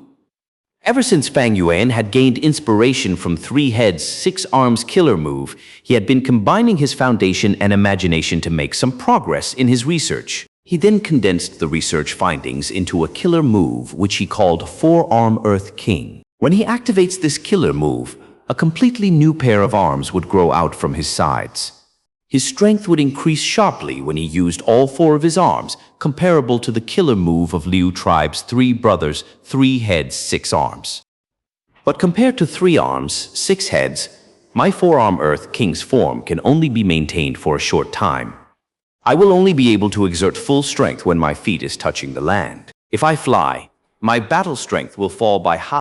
This killer move had been newly created by Fang Yuan and was still not perfected. He would need to examine this killer move through battles, add in some new gu, replace unnecessary gu or directly cut down on them, and slowly this killer move would be perfected. The sun gradually rose higher, but with blizzard disaster approaching closer, the normally intense hot sunlight appeared to have no heat. The surging battle intent on the battlefield gradually accumulated to the climax. All sorts of attacks burst out in dozens of battle rings like colorful fireworks, creating an extremely dazzling scene. There were only a few Gu masters left in the Hai tribe's main tent. The rest were either fighting, retreating, recovering, or had died in the battlefield. Considering the overall situation, Hai tribe was in a slightly weaker position. Since the start till now, Hai Lulan had obtained Hai Bai and Hai Cheng, two immortals' active support, while Ma tribe had only requested assistance from Shu Songzi only at this battle. Ma tribe's bunch of trash can really take a beating. Hai Lulan snorted with a fierce gaze as he started getting impatient. His gaze landed on Fang Yuan and was just about to speak when three beast groups rushed out of Ma tribe camp. From the left side, many horses galloped on the earth, causing the ground to rumble like a muffled lightning. From right side, countless rats rushed out while squeaking and hissing, so packed that it caused people to feel a chill down their spine. From the center, eagle group soared up like dark clouds, actually looking like it could cover the sky. Horse King Ma Zun, Rat King Zhang Baoya, and Eagle King Yang Po Ying. These three enslavement pathmasters had moved at the same time. Beast groups charged immediately, dispersing most of the battle rings. Ma Shangfeng saw he was slightly winning in the experts, challenging, and wanted to rely on the dominance of their enslavement pathmasters to suppress Hai tribe army and change the unfavorable situation. Facing the combined attack of three beast groups, Hai Lulan immediately tensed up and looked at Fang Yuan. "Wolf King, it is your turn now." Fang Yuan nodded and leisurely stood up from his seat. He slowly strolled to the head of the twin-headed rhino and looked down at the three beast groups. All of them were fierce, powerful, and were huge in size. Either one of the three enslavement path masters were at the same level as him and were formidable opponents who would not lose to him in regards to enslavement path. It was to the extent that the enslavement path Gu worms they had were much more comprehensive and superior to Fang Yuan's wolf enslavement Gu worms. Under the condition that he did not reveal his strength path battle strength, Fang Yuan would find it hard to fight against this group by himself. In the previous 2 rounds of battle, his wolf group had all along been pushed into disadvantage by the 3 beast groups and had suffered huge losses. Meanwhile, Ma tribe had relied on this advantage to make the beast groups cover their backs, and thus they could safely retreat behind defense lines the previous 2 times. But at this moment, Fang Yuan coldly laughed, his heart filled with soaring battle intent. His enslavement path Gu worms were slightly weaker in comparison to these 3 enslavement path masters, but he had received huge support from Hai tribe's Gu immortals before the battle, and his wolf group size had increased by over 10 times. These wolf groups were hidden within the army, and by using some Gu worms, the enemy was unable to sense them. "Wolf King, I am Yang Po Ying. Do you dare to fight me?" In the sky, Yang Po Ying was riding on a huge eagle. His heroic aura shone, and his posture was upright as if it was a battle spear that would charge to the sky. He took the initiative to challenge in order to pin down Fang Yuan's wolf group. The eagle group could attack the wolf group from air, thus had a very advantageous position. "Ha ha ha, old Yang. Go easy on brother Xianxia after all. He is an enslavement master like us. You need to give him some face." From the right, Rat King's ridiculing laughter could be heard. And on the left, among the horse group, Ma Zun, who was not good at talking, just groaned and charged forward. Around him were large number of Gu master experts on war horses, guarding him. Enslavement path masters could display extreme strength when they themselves were present in the battle, while commanding their beast group. The 3 masters braved the risks and led their beast group in the charge. This was akin to 3 heavy punches. If the Hai tribe army did not block it off properly, even by a little, they could very well be knocked out. The whole situation could crumble apart, and they would have to retreat powerlessly. After all, a battlefield was filled with unpredictable variables. There were many examples of the weak winning against the strong, let alone when He tribe was only occupying a slight dominance. Brother Shan Yin. He Lu Lan could not help revealing a worried expression. Although the scale of the wolf group had increased sharply, beyond that of the three beast groups, he was worried Fang Yuan would not be able to control all of them properly. After all, Fang Yuan had never controlled such a large number of wolves. If he was not able to control them properly and instead became confused, or even if he could control them with Wolf King's rank 4 peak stage primeval essence, how long could he hold on for? Fang Yuan stood on the head of the twin-headed rhino, silent as his back faced He Lu Lan. Looking at the three majestic beast groups charging and killing, pincer attacking from both sky and land, and were already approaching close, while Wolf King had yet to make any movement, He Lu Lan felt very anxious as he urged, "Brother Shan Yin, make your move quickly." Fang Yuan was still silent as if he did not hear it. The three beast groups rushed over with great momentum and was less than 200 steps away and looked like it would arrive in an instant.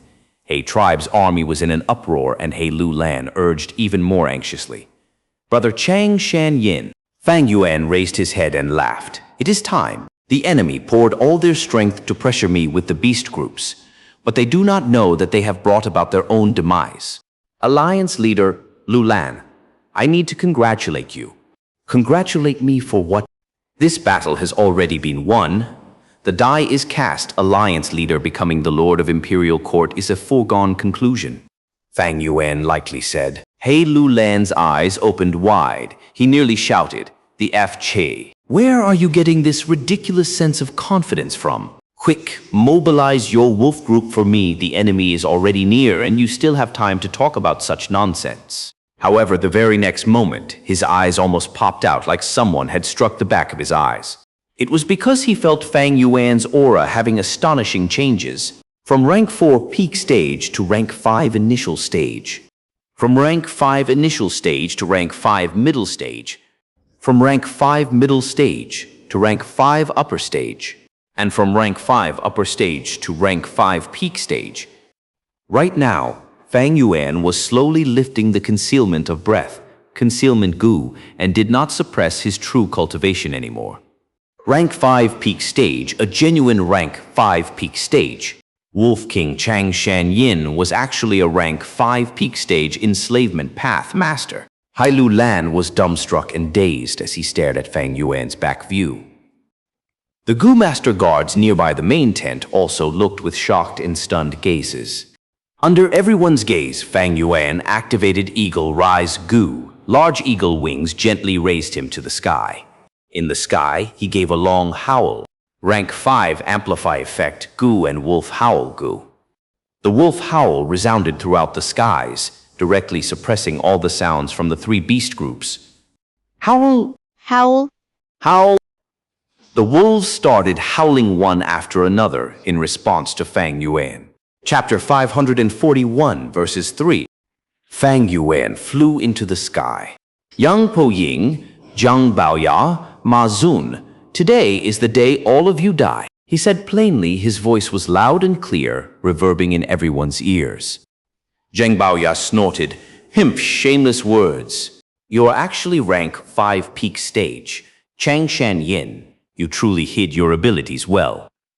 Yang Po Ying said with a solemn expression, her eyes burning with fire, "But this ignites my battle intent. This kind of battle is truly interesting." But at the next moment when the wolf group emerged, his battle intent froze.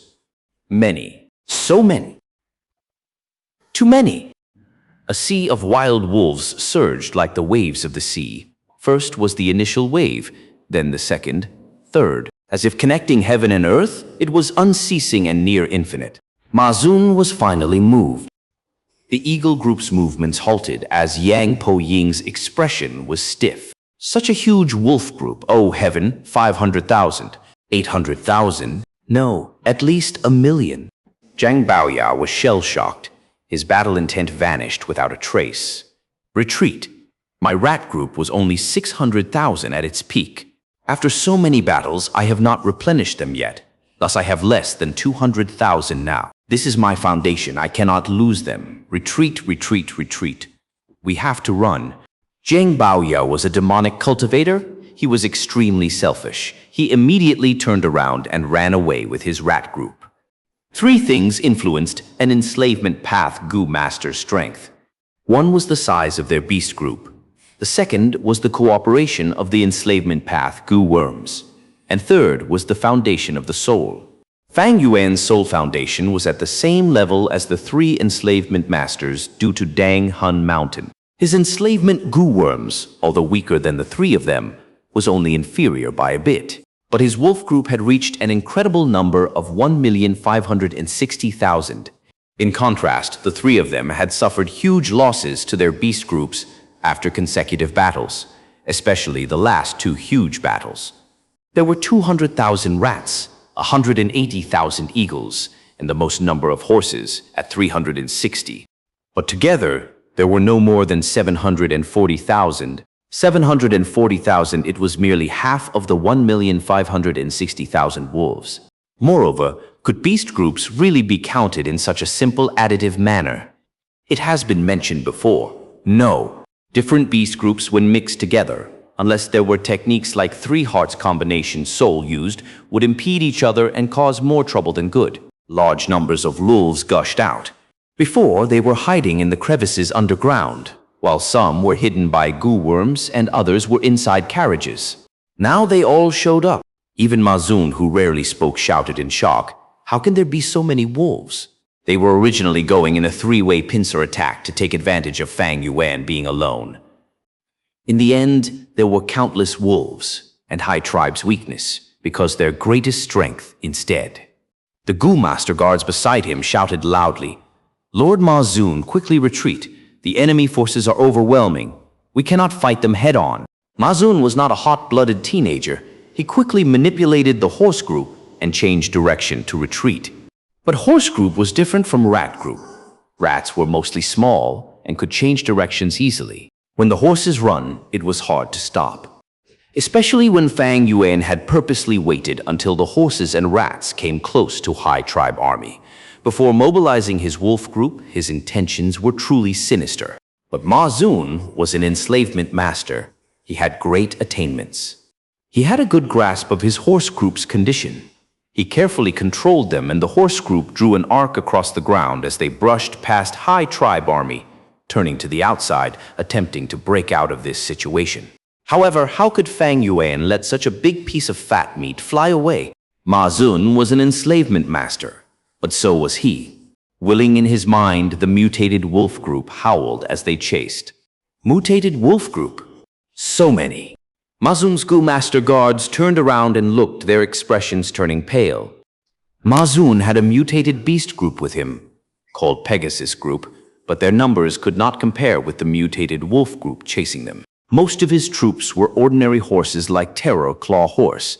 How could these horses run faster than mutated wolves? Ma Zun controlled the horse group's direction in an attempt to shrug off the wolf group. But the mutated wolf group split into two, engaging in a pincer attack as they finally intercepted the horse group.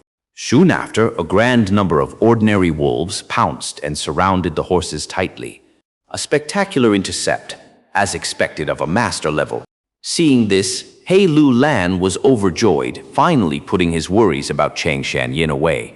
On the other end, Rat King escaped with a group of mutated wolves chasing him with a sea of wolves behind them. As the slower rats were constantly eaten by the wolves behind, they were like a huge beast rampaging, sucking up all the rats ahead of them. Fang Yuan took a look and stopped caring about Rat King. He turned his gaze up towards the sky.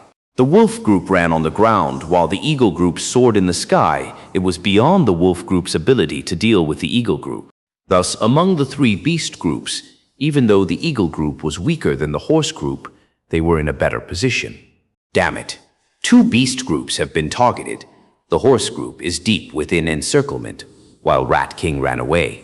Only my group is left. Yang Po Ying felt a huge burden on his shoulders. He knew that if he wanted to win this, the horse and rat groups were extremely precious battle strength. Losses to either one would shrink Ma Tribe's hopes of victory greatly. The only one who can salvage this situation is me. I have to use the eagle group to attack aggressively, to divert most of Xianxia's attention. Yang Po Ying was still thinking when Fang Yuan controlled hundreds of thousands of wolves, charging and stomping towards my tribe's main tent in a grand manner. Yang Po Ying was stuck between two hard decisions. If we fought one-on-one, my wolf group would definitely suffer against your eagle group. But we are at war now. If my wolf group slaughters large numbers of Gu masters, no, even if they just expend most of their primaville essence, it would be a great victory in terms of attrition. Yang Po Ying, what will you do? Fang Yuan's eyes were calm as water, as the corners of his lips curled into a cold snicker. Yang Po Ying thought rapidly in his head, but the more he thought about it, the colder his heart felt. Xianxia's decision was truly sinister and evil. It was a fatal blow. But after hesitating for a while, Yang Po Ying gritted his teeth and decided to restrain Wolf King. This way, the central wolf group did not have to engage the eagle group and successfully charged into Ma tribe's army. Ma Shangfeng's expression was cold as steel. He quickly mobilized his remaining enslavement path Gu masters and formed a temporary defensive line. But the wolf group was huge, and there were mutated wolves as vanguard. Such a defensive line was thin as paper, easily broken through. This was a huge mistake due to my decision-making, but we have not lost. Everyone, the situation is dire. We have to stake it all here. Fight with me, we still have trump cards. Ma Shangfeng shouted, as Yue and the other rank 5 snowmen showed their true form. At the same time, an elite troop comprising purely snowmen was formed. Seeing such reinforcements, Ma tribe army's morale surged. They calmed down from the initial confusion and rapidly shouted, fighting alongside Ma Shangfeng. At once, wolves howled as blood splattered everywhere. First was the central army, followed by Ma tribe's left and right troops, as the Gu master starting their advancement. Hai Lulan laughed heartily as he waved his hand. Several elite troops of his started to move out. All the respective tribe leaders also led their tribesmen into the battlefield. The two armies engaged in all-out combat. Beast groups, humans entangled together. Fire path, ice path, dark path, light path, all sorts of Gu masters fought valiantly. Experts laughed loudly as they slaughtered their enemies, while weaklings helped each other, forming groups as they resisted with their lives, fighting for a chance of survival. The Eagle group shrieked as they attacked Fang Yuan. But beside Fang Yuan, there were Hai Lulan's personal guards, as well as Ye Lui Sang, Hao Ji Liu, Bian Si Xuan, Pan Ping, and other experts, forming a tight defense. The Eagle group's attack was ineffective, while Fang Yuan used Wolf Care Gu to bypass his weakness of vision, allowing him to mobilize the wolf group to attack, slaughtering horses, rats, and people. We have urgent matters, Wu Ye. You guys go and restrain the experts near Xianxia. On the eagle's back, Yang Po Ying was sweating profusely as he ordered.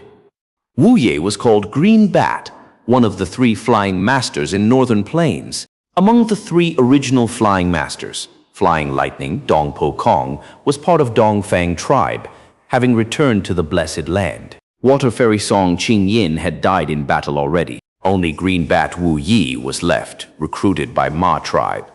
He was especially left behind to deal with the new flying master Chang Shan Yin. Wu Yi heard this and frowned. If we strike and the other party attacks, what will happen to your safety? Yang Po Ying laughed arrogantly. I have the protection of the Thunder Eagles. I am extremely safe. Not even Hai Lulan can break my Thunder Eagle's defense instantly. Don't worry and go. Don't forget our assassin Wu Ming. Wu Yi heard this and their hearts shook. These people with flying abilities rushed out, causing Hai Lulan and the others pressure to intensify when defending. Careful, they are trying to disturb us. Don't step out easily. Don't forget that they have Wu Ming. Hai Lulan snorted as he attacked, instructing his men. He Lion tribe leader's godson Wu Ming was a rank 5 Dark Path Gu master. Yi Lui Sang could defeat the 7 Army Alliance because he had assassinated many of their enemies' leaders, causing them to feel fear and a drop in morale. After that, Wu Ming's performance was spectacular.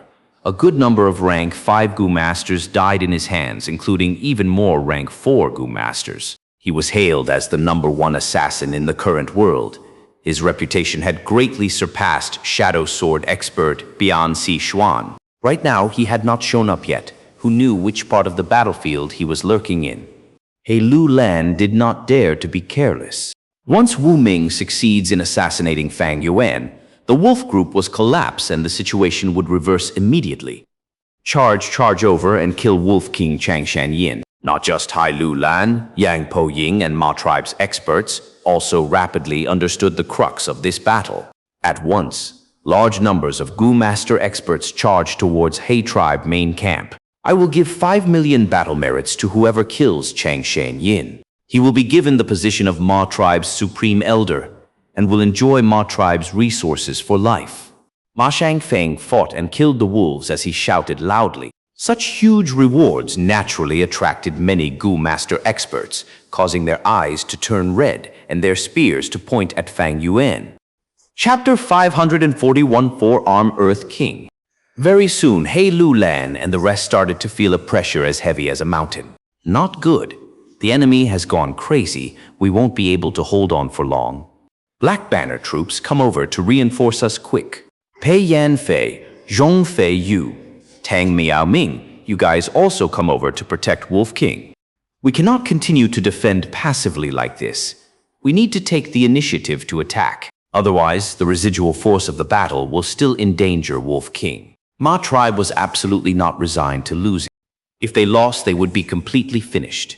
They began to stake their lives, the heavy rewards alluring them to brave dangers. The situation quickly escaped out of He Lu Lan's control, and the battlefield soon changed into attacking and defending Fang Yuan. Fang Yuan's safety and danger directly concerned the result of this battle. The enemy rank 4 Gu Masters and rank 5 Gu Masters all rushed over, creating a huge chaotic scene. This was a majestic spectacle that was rarely seen in the former imperial court contests. In the battle rings, rank 4 Gu Masters were already reduced to a supporting role. Even rank 5 experts could not act freely and were in a risky situation. He Lu Lan, Ye Lui Sang, and others had still been paying some attention to Wolf King at first. But soon they were finding it difficult to protect themselves. Surrounding them were flames, ice and snow, sound waves, and all sorts of attacks that flew chaotically among the battle rings. The enemy did not remain in a fixed place, fighting anyone they met. There were times they even attacked their own people. The number 1 assassin Wu Ming stood at a distance helplessly looking at the giant chaotic battle ring. He was an assassin, an expert at getting close while hiding before striking the fatal attack. But right now, the battleground had become so chaotic with all Gu Masters attacking madly, all kinds of investigative Gu worms scanning around, and Gu Masters killing anybody they came across. The situation was already out of control, the offense too overwhelming, and some rank 4 Gu Masters had already become hysterical to protect themselves. Wu Ming was doubtful. If he entered stealthily, he might be discovered within a few breaths of time. It might even be his own people who might attack him in the heat of the moment. Even if I don't make a move, Wolf King will find it hard to keep his life in such a situation. Wu Ming smiled coldly and kept on watching the show. Soon, his eyes brightened and saw a rank 4 Gu Master of his side moving towards Wolf King from the side. Cheng Hu, when he saw the person clearly, Wu Ming almost shouted in excitement. Someone had struck Cheng Hu from behind and sent him flying towards Fang Yuan. Previously, Fang Yuan had Bian Xisuan guarding him from the side. But just moments ago, Bian Xisuan had taken the initiative to draw away the encroaching Fei Shengcheng. She was not a defensive Gu Master, and also did not have any intention to sacrifice her life for Fang Yuan. Thus, she felt that was the most sensible choice. Which scoundrel sneak attacked me? Cheng Hu fell on the ground and immediately stood up, furiously roaring before turning around and charging towards the direction he came from. Wu Ming did not know what to say at this scene. However, Cheng Hu had only walked 5-6 steps when suddenly he seemed to have been struck by a body immobilization spell as he stopped on the spot. He furiously turned around and rigidly stared at Fang Yuan, who was within his reach.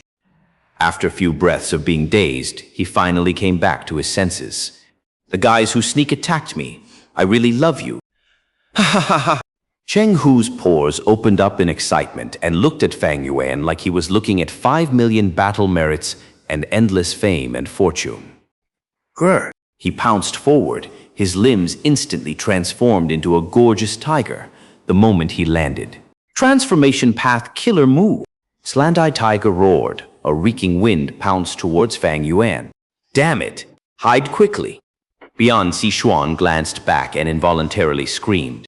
Success. Wu Ming felt his blood pumping and his body shivering with excitement.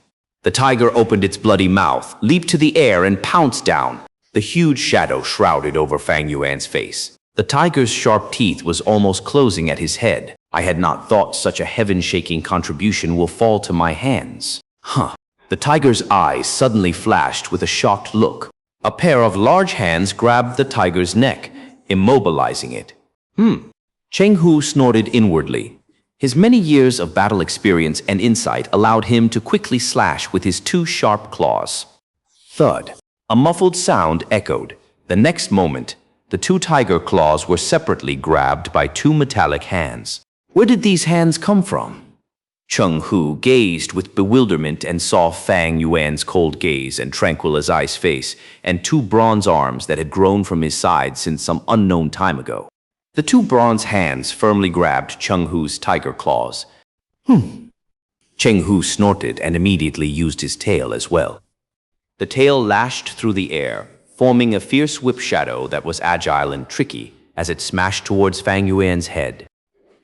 A clear sound echoed. There was not the slightest of injuries on Fang Yuan's head, but instead it was the tiger tail that had turned numb from the pain and lost its control. Cheng Hu had a killer move. Fang Yuan similarly possessed a killer move. Killer move, Forearm Earth King. There were no less than 14 Gu worms used for this killer move, including rank 5 Amplify Effect, Gu. In such a state, Fang Yuan's defense had increased by over 4 times, his strength reaching 800 Zhan. Moreover, when he was touching the ground, his strength would keep on increasing without end. Have you played enough? Fang Yuan gave a cold smile, looking calmly at Cheng Hu, his gaze carrying a ridiculing and cold intent.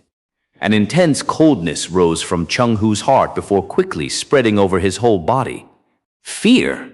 Even if Cheng Hu was usually carefree and took his bravery as an honor, right now, as he looked at Fang Yuan's dark and cold eyes, he felt fear. The intense fear caused him to erupt with strength. The tiger moved its throat, preparing a sound wave attack.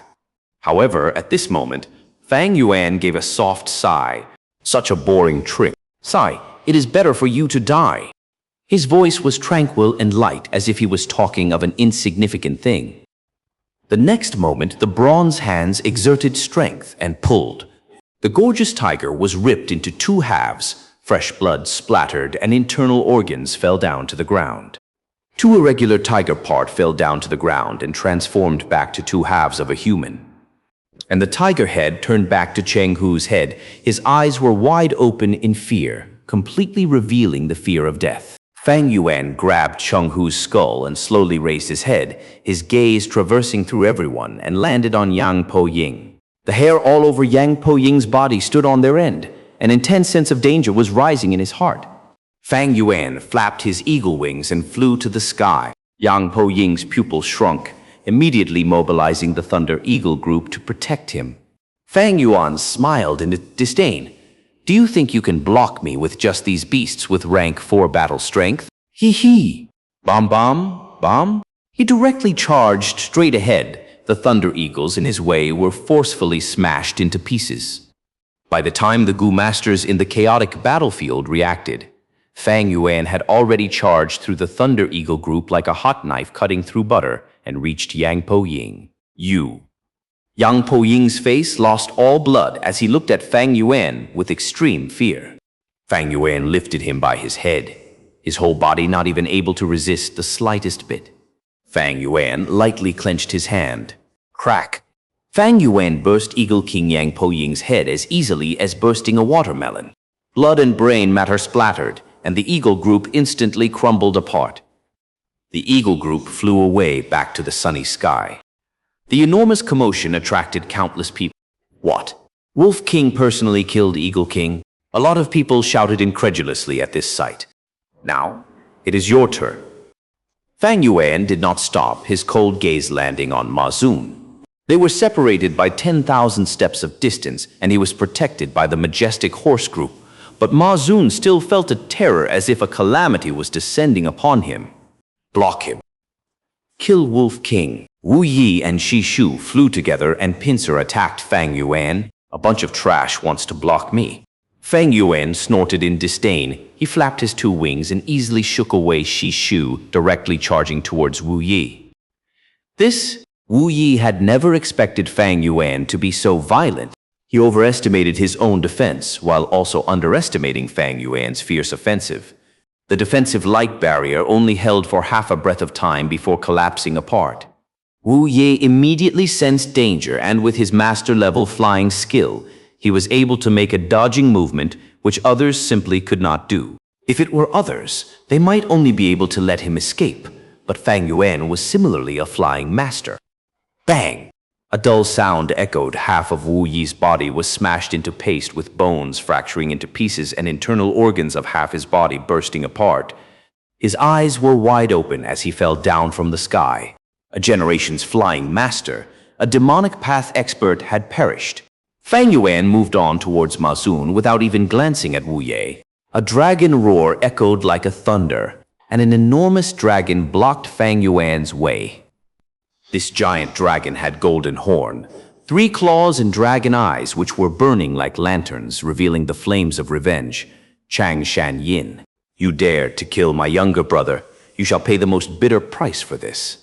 This person was a rank 5 expert of transformation path, Cheng Hu's big brother, Cheng Long. Noisy earthworm. Fang Yuan snorted and increased his speed, leaving behind an afterimage in the air as he fiercely smashed into the giant dragon. The explosive sound of the collision was deafening. The sound waves spread to all directions, resounding through the sky and earth. Hearts trembled as countless gazes fixed at the distant. Looking at Fang Yuan, whose body had inflated by 2 times and was covered in a bronze luster, his forearms thicker than a grown man's thighs, he stood proudly in the air, grabbing a broken dragon horn, while the 3-clawed golden giant dragon fell down to the ground like a puppet with its strings cut. It fiercely smashed into the ground, creating a giant pit with dragon blood and dragon scales splattering all around. What? Ma Shangfeng's pupils rapidly shrunk as he blurted out involuntarily, not daring to believe the reality. Even Cheng Long could not take one move from him. This killer move? He Lulan absent-mindedly looked at Fang Yuan, seeing the reflection of Liu tribe's 3 brothers, 3 heads, 6 arms killer move. Ma Zun, Wolf King, will take your life. Fang Yuan lightly said, his voice traveling across the battlefield. His calm tone was like he was once again speaking of insignificant matter. But to everyone else, his words had a feeling of being unrivaled. Uncle Ma Zun, leave quickly. I will block him. Ma tribe's young tribe leader, Ma Yingje, shouted from Ma Zun's side. The other Gu master guards also started persuading. Wolf King is very fierce. We cannot face him head-on. Lord and young tribe leader, please leave. We will hold him back. Chapter 542, Dual Cultivating 2 Paths. People all around Ma Zun kept on persuading strongly. Ma Zun's expression was ashen as he resolutely refused. No, my Ma tribe only has warriors who will fight to death, not cowards who will run away. I'm a symbol of Ma tribe. It will be a heavy impact to our army's morale if I run away. I cannot leave. We have yet to lose. I still have my Pegasus group. With a shift of his mind, the Pegasus flew into the air like clouds. These grand beasts had snow-white fur. Their mane fluttered in the wind as they unfolded their pure white wings. These Pegasus were Ma tribe's pride. A grand feeling emerged in Ma tribesmen's hearts as they looked at these Pegasus. The feelings of fear quickly calmed down. Right? We still have Pegasus. Ma Yingje was speaking, when suddenly he exclaimed in shock and terror. Fang Yuan was shooting towards them like a meteor, fiercely crashing through the Pegasus group without any intent to dodge. The Pegasus, which had rank 4 battle strength, were smashed through, their blood spurting high. The horse group neighed in panic. Their pure white feathers helplessly drifted in the air as their corpse fell down to the ground. Fang Yuan moved straight through Pegasus group and reached above Ma Zun and the group with none able to block him. Ma Zun was stunned. The Gu masters beside opened their mouth wide as they looked at Fang Yuan, their heart filled with extreme shock, helplessness, and fear. Fang Yuan's ghostly figure deeply imprinted itself in the depths of their heart, never to be forgotten. No, I have not lost yet. Ma Zun freaked out and was about to use his killer move when he was blocked by Ma Yingjie. Uncle, let me do it. Once you use this killer move, your cultivation will fall. Ma tribe can lose me, but it can never lose you. Ma Yingjie shouted, his gaze filled with determination. Yingjie! Ma Zun's body shook. He looked at this junior whom he appreciated and was most hopeful about, and felt his will to fight to the death. Ma Zun did not want his nephew to sacrifice for him, but just like Ma Yingjie said, Ma tribe could lose Ma Yingjie, but it needed him, Ma Zun, to command Horse Group. The Eagle Group had crumbled apart now, and the Rat Group could not be counted on if they lose the Horse Group as well. Ma tribe's defeat will be certain. Also, my death is not certain. Uncle, leave quickly. Ma Yingjie turned solemn, mobilizing his primeval essence into several Gu worms. Killer move, Dragon Horse Spirit. This was a killer move that was specially prepared for them by Snowy Mountain's demonic path, Gu Immortal Shu Song Zi. Nay, nay. Many horses beside Ma Yingjie raised their front legs and gave desperate and crazy neighs. Large amount of blood seeped out of their body. They fell down one after another as they lost their life. But at the same time, diverse and gorgeous horse souls resembling rainbows pierced out of the corpses. Mutated horse souls. Fang Yuan's pupils slightly shrunk. Normal souls were simply impossible to be detected by ordinary people. But these horse souls had a pair of coral-like dragon horns on their head and were also of every size as if they were alive, and they also shone with all kinds of colors. Only the blind would not be able to see them. Dragon horses floated up and charged towards Fang Yuan in a very fast speed. Fang Yuan flew away, pulling apart some distance while also making probing attacks. These horse souls were troublesome because they were souls. Ordinary physical attacks had no effect on them. At the same time, their self-destruction had the power equal to the soul explosion of the previous shark fin wolf. Fang Yuan's killer move was strong, but it was not a soul path killer move. If 3 horse souls self-destructed at the same time, he would not be able to endure it. After all, his soul cultivation was still at 1,000-man soul. But why would I face you head-on? Fang Yuan scoffed and slowly landed on the ground. He was not simply a pure strength path Gu master. He still had enslavement path methods. Next moment, wolf smoke surged and healed the wolves beside him. Wolf howl resounded, raising the wolves' battle strength by several times. The wolves then charged towards Ma Yingjie and Ma Zun like hungry sharks. Damn it! Ma Yingjie immediately experienced Fang Yuan's insidiousness and unscrupulousness. He had sacrificed large numbers of horses beside him to form into mutated horse souls for the killer move Dragon Horse Spirit. But Fang Yuan did not face his horse souls, instead sending his wolf group to death. The wolves used their lives to wear down the horse soul's strength, and the mutated horse soul started becoming dimmer as they defended against the wolf group's fierce attacks. Some dispersed and some self-destructed. Large numbers of wolves died in exchange for a sharp reduction of the horse souls. Fang Yuan was displaying the essence of the enslavement path to the extreme. Enslavement path Gu masters used cannon fodder to exhaust the enemy's precious strength. For example, consuming their primeval essence, and right now, it was to perish along with the horse souls. Ma Yingjie could do nothing to Fang Yuan. Mutated horse souls were strong, but after slaughtering so many wolves in such a short period of time, they were now powerless to be of any threat to Fang Yuan. Uncle, leave. You are our Ma tribe's hope. Leave quickly. Ma Yingjie shouted, persuading Ma Zun to leave again. Ma Zun's cheeks streamed with tears, his heart filled with pain, hatred, anger, and hesitation. He gritted his teeth to the point of almost breaking them, but in the end, under the urging of his rationality, he slowly moved his body and led a group of horses, leaving Ma Yingjie and retreating towards Ma tribe camp. Fang Yuan immediately sensed Ma Zun's movement. Ma Zun was an enslavement path master, 100 times more significant than Ma Yingjie. Fang Yuan immediately flapped his wings and flew to the sky. He gave up on Ma Yingji and began to chase Ma Zun. Wolf King, don't leave. Ma Yingji hurriedly mobilized horse souls to fly into the sky to intercept Fang Yuan. Fang Yuan coldly smiled in disdain and made an exquisite turn in the air, throwing all the horse souls behind him. He was a flying master, while these mutated horse souls were no more than Ma Yingji's puppets. Looking at Fang Yuan rushing towards them with killing intent, the Gu Master guards beside Ma Zun immediately became fearful. With no choice, Ma Zun also used the killer move, Dragon Horse Spirit. Under his control, mutated horse souls formed into a tight defense line. Their might was much more than what Ma Yingji showed. Even if Fang Yuan had Flying Master achievement, it would be difficult for him to break through. A dragon roar resonated at this moment. An enormous shadow shrouded over Fang Yuan. The three-clawed golden-horned giant dragon once again charged at Fang Yuan. Cheng Long had been defeated in one move by Fang Yuan and had fallen down to the ground miserably.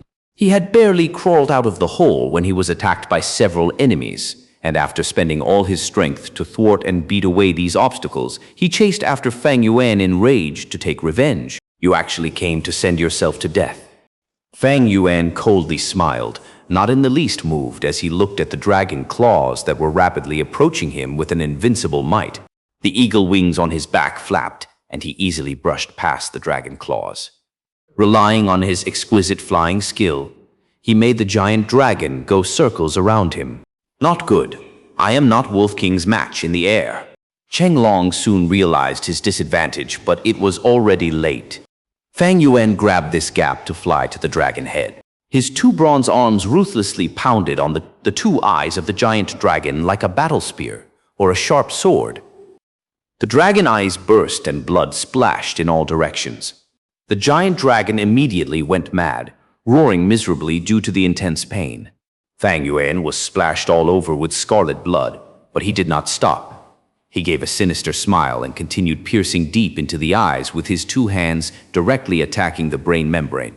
While his other two hands smashed at the dragon head like a heavy hammer, huge sounds echoed out again and again as Fang Yuan continued to hammer at the dragon head like pounding on a war drum. The giant dragon started falling down. It struggled with mad fervor and its long tail twisted into a braid. Stones and mud flew and the dragon tail lashed out, sending both humans and beasts flying. Fang Yuan did not stop his attack.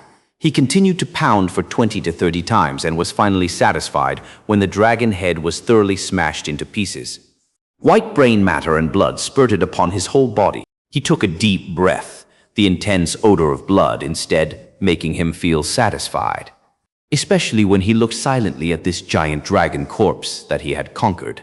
Man, no matter which world they live in, all lives to conquer. Conquer the enemy, conquer themselves. Fang Yuan sighed with emotion. Although the dragon had already died, the dragon corpse had not transformed back.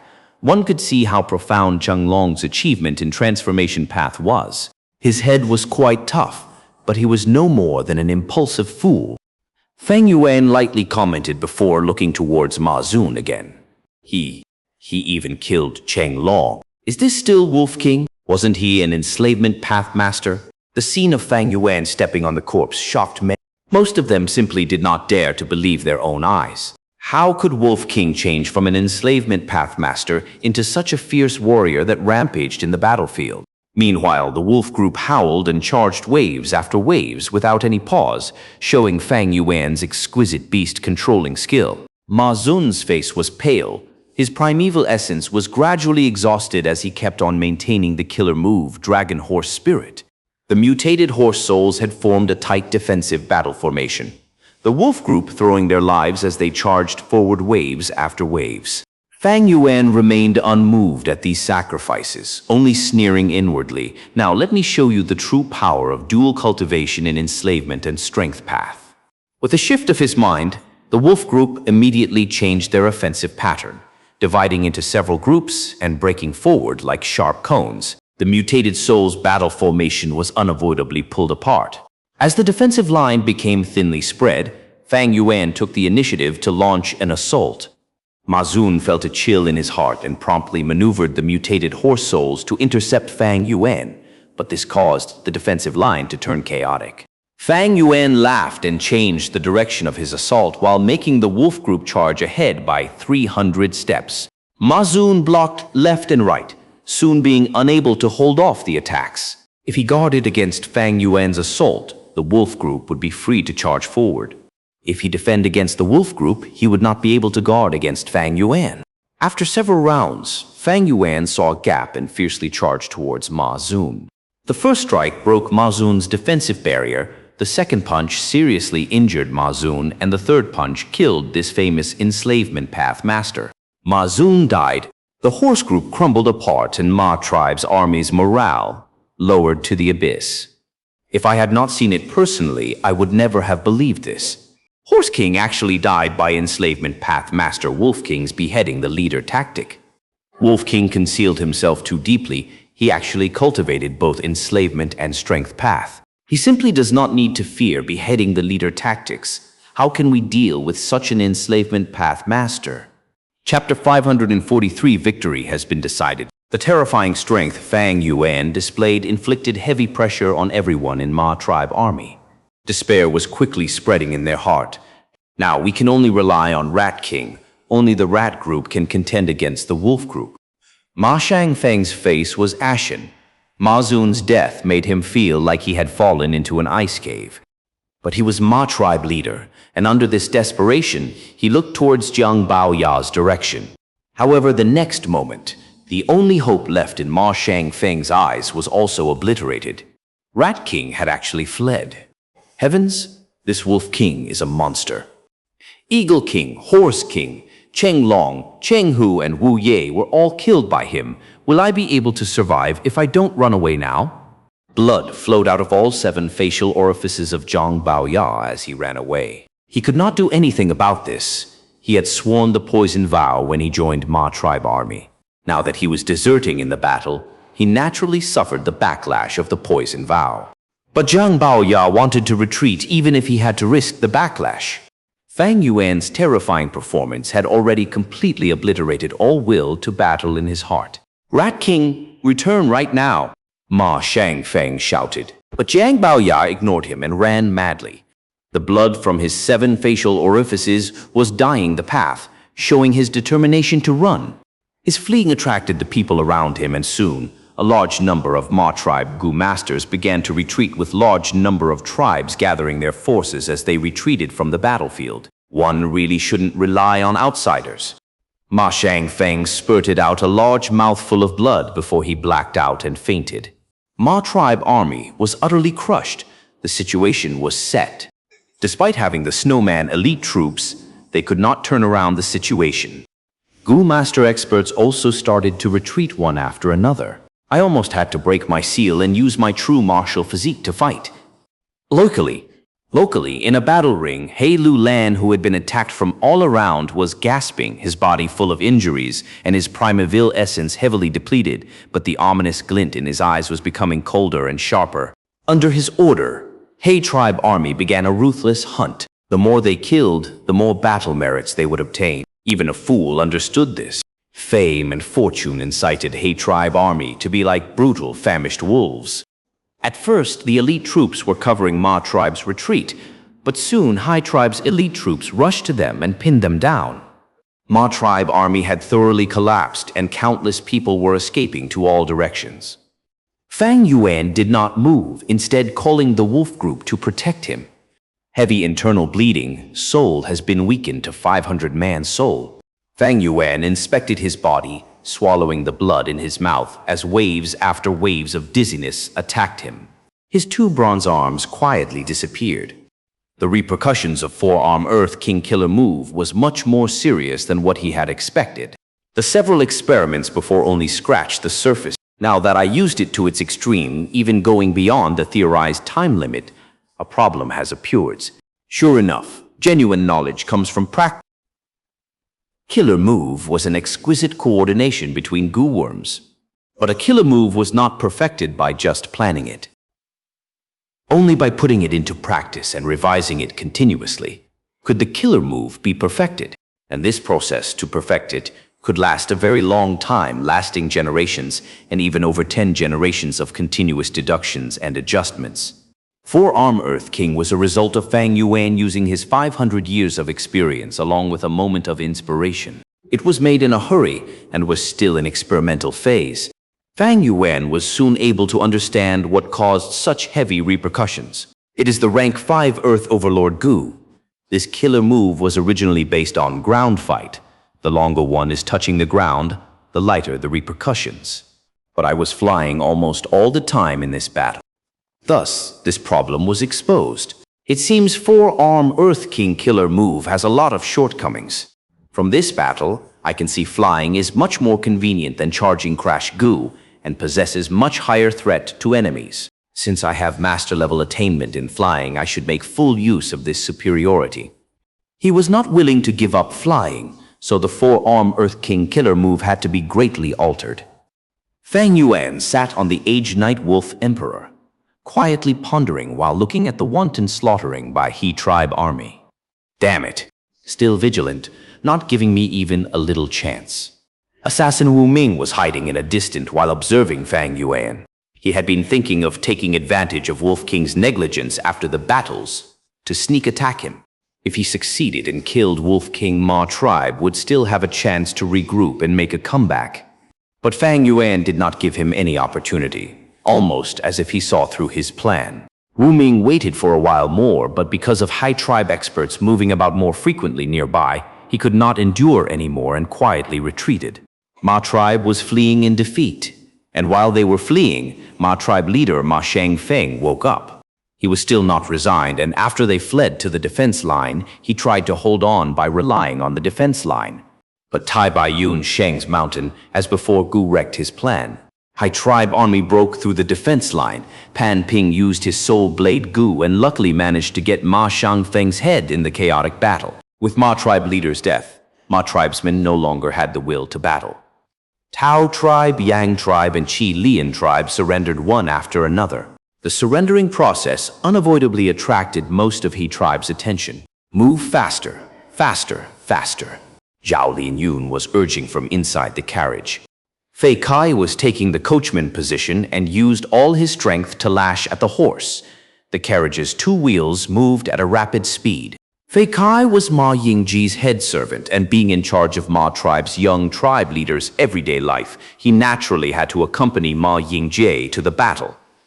Zhao Lianyun was homeless and so could only follow behind him. Ma tribe was defeated. These two and other mortals also fled for their lives. However, just relying on the horsepower, the carriage's speed simply could not surpass a Gu master. While they escaped, they were thrown far behind by Gu masters. But because Fei Kai and Zhao Lianyun were mortals, the army chasing after Ma tribe army let them go. The battle merits in killing mortals were next to nothing. Of course, if they encountered Gu masters in a bad mood, or those who liked to kill, or wolves who did not care if they were mortals, just one or two casual moves from either of these could send them to their grave. However, Fei Kai and Zhao Lianyun's luck were really good. Not only did they not encounter such situation, they were actually able to smoothly escape out of the battlefield under countless Gu masters' eyes. The two put in all their efforts in escaping. The old horse pulling the carriage foamed in exhaustion and finally fell on the grassland. The carriage overturned soon after and broke apart. Fei Kai and Zhao Lianyun broke out of the broken carriage in a miserable state. Although they were injured, it was not serious because of the soft grassland. Now where should we go? Fei Kai was indecisive. They were in a vast land without any soldiers or Gu masters chasing them. Zhao Lianyun panted heavily without replying. She was also feeling flustered and helpless. Wolf King Changshanyin.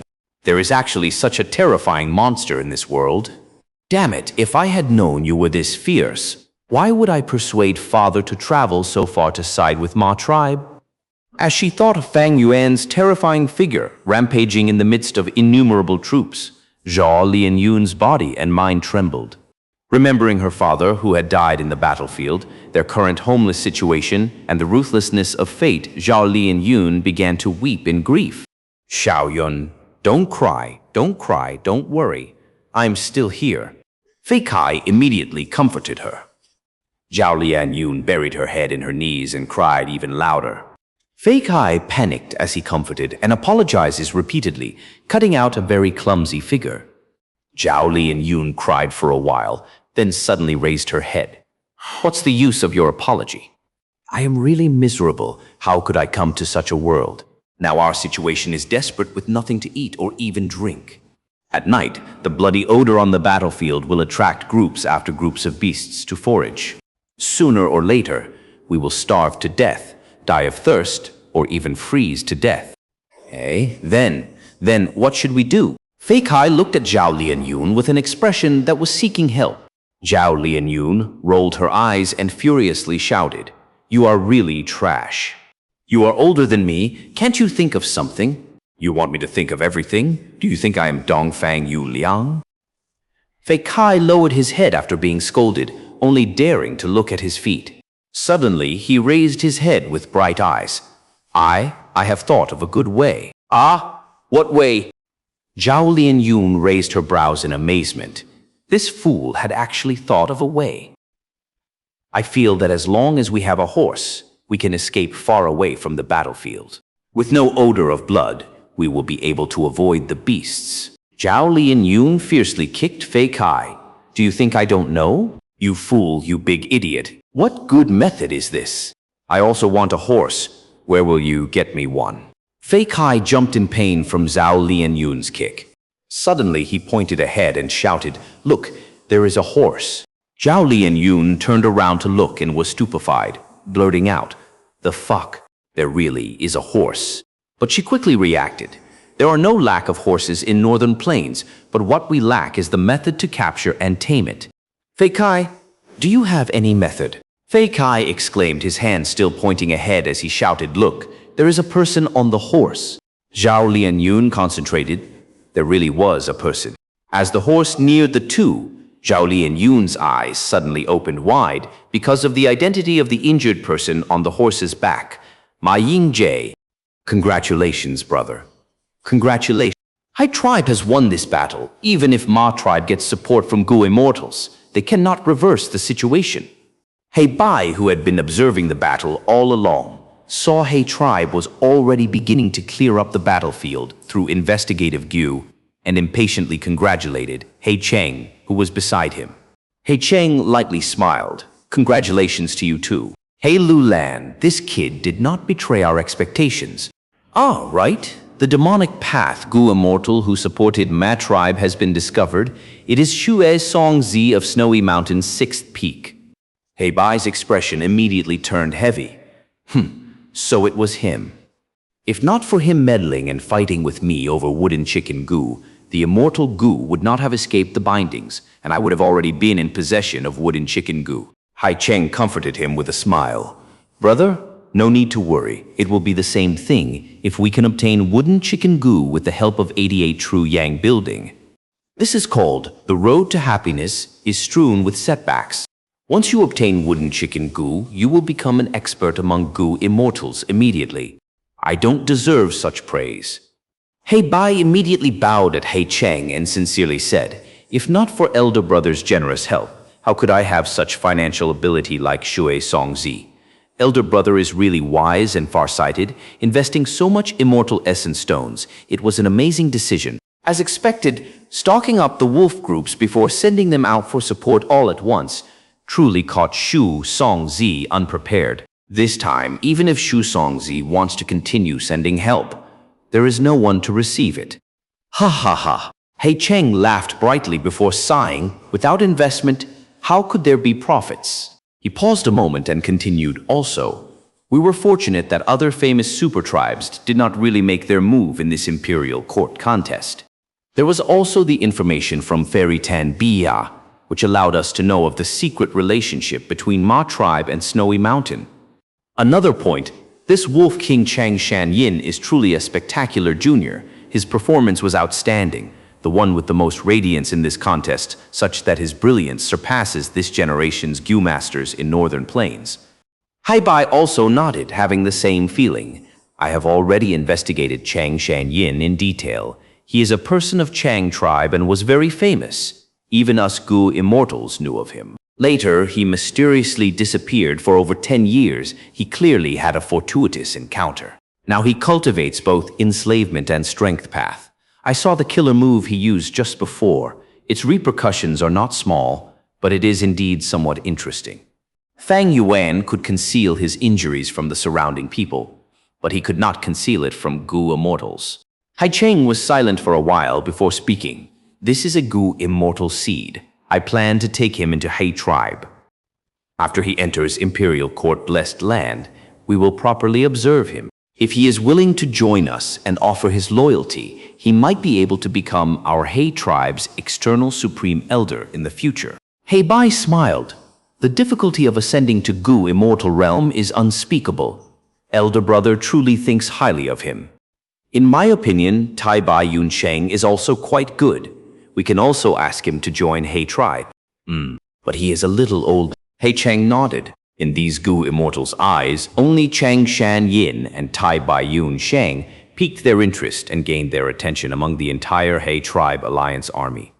Chapter 544, Entrapping a Gu Immortal. When Ma Ying-jae finally woke up, his first sight was Fei Kai's joyous, smiling face. Fei Kai shouted, "Young tribe leader, you are finally awake." The simple and honest voice warmed Ma Ying-jae's heart. He struggled to sit upright, but the intense pain caused him to grimace and froth started to bubble from his mouth. He was barely able to ask, "Where is this place?" Fei Kai scratched his head and said in shame, "I also don't know where this is. But we should have escaped the battlefield." Battlefield? Ma Ying-jae suddenly started and immediately asked, "The battle? What happened?" "We lost Lord Young tribe leader. Many people escaped and even more people surrendered," Fei Kai answered. Ma Ying-jae's face turned pale white and his body shook, almost fainting down. But luckily Fei Kai was supporting his back. Zhao Lianyun stood at the side looking at this formerly radiant Ma tribe young tribe leader who had now fallen into such a miserable state it left a bad taste in her mouth. Sigh, this Ma Ying-jae is young and promising. It is a pity he ran into Wolf King Chang Shan Yin. It was not that you didn't try hard enough, but that the enemy was too much of a monster. Ma Ying-jae closed his eyes, two streams of tears quietly falling down. After a while, he opened his reddened eyes and looked at Fei Kai and Zhao Lianyun, asking in a hoarse voice, "Did you guys save me?" Fei Kai and Zhao Lianyun nodded. "Young tribe leader, what do we do now?" Fei Kai asked. Ma Ying-jae said with a gloomy expression, "We will return. This battle is our Ma tribe's defeat, but we still have some tribesmen remaining behind in Warm Pond Valley." Back then, before Heroes Assembly, Ma tribe schemed and brought about internal disorder in Fei tribe, before swallowing Fei tribe and occupying Warm Pond Valley. Ma tribe's higher-ups, to be prepared for the unexpected, left behind the old, weak, sick, and crippled behind at Warm Pond Valley. If Ma tribe won, they would take these people back. But if Ma tribe lost, these people would be the seeds to continue the tribe's bloodline. Return to Warm Pond Valley. But we don't have water and also don't have any rations. To travel such a long distance, Zhao Lianyun's brows furrowed into a knot. "Hey, little girl, as long as I'm here, there will be sufficient water and food. You guys don't need to worry," Ma Ying-jae replied. The three started their journey coming across many Ma tribesmen who had fled. Ma Ying-jae took all of them in. "Lord Young tribe leader, I had not thought that I, Ma Yuliang, would still live to see you." When Ma Yuliang saw Ma Ying-jae, he immediately said this in a sobbing voice. He was Ma tribe's rank 3 elder and was lying on a stretcher now. He had lost an arm and his right leg was fractured. His injuries were severe. When Ma Ying-jae saw Ma Yuliang, tears involuntarily welled up in his eyes. "Elder Ma Yuliang, it really is good to see you." Although he had taken in many tribesmen along the way, most of them were mortals, while Ma Yuliang might be heavily injured and also crippled. But he was still a Gu master. Ma tribe had been utterly defeated in this battle. Before the battle, they had been a large tribe whose foundations were deep enough to charge to super tribe level. But after the battle, Ma tribe was completely reduced to a small tribe, falling down from the pinnacle of their power. To the current Ma tribe, every Gu master was a very precious strength and hope of the tribe. "Lord Young tribe leader, Old tribe leader died in the battlefield. Ma Yu Liang cried bitterly as he told this grievous news to Ma Yingjie. Ma Yingjie's body shook intensely, and despite having already made mental preparations, his heart was still filled with endless sadness and sorrow after hearing this news. He gritted his teeth, his whole body seemingly having turned into an iron statue. After a while of silence, he slowly wiped away his tears and spoke. From today onwards, I am Ma tribe leader. Elder Ma Yuliang, you need to pull yourself together. Our Ma tribe might have lost, but we are not exterminated. Back then, Ancestor Giant's son set the rule that Wang Jin family's bloodline could not be exterminated. Ma tribe has already paid a disastrous price for the battle. Now even High tribe cannot eradicate us. We will return to Warm Pond Valley and climb up from this loss.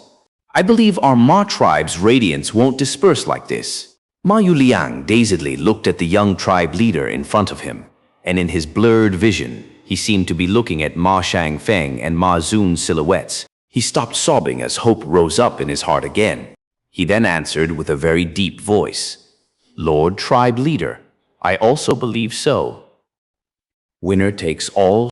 While Ma Yingjie was miserably fleeing, it was a scene of celebratory feasts in the many tents of High Tribe's alliance army with plentiful food and people crowding around the warm bonfire. We have won! We were victorious! Ma tribe's ambition was too big. They actually wanted to become a super tribe. This ambition was the cause of their destruction. Congratulations to Lord He Lu Lan for becoming the Lord of Imperial Court.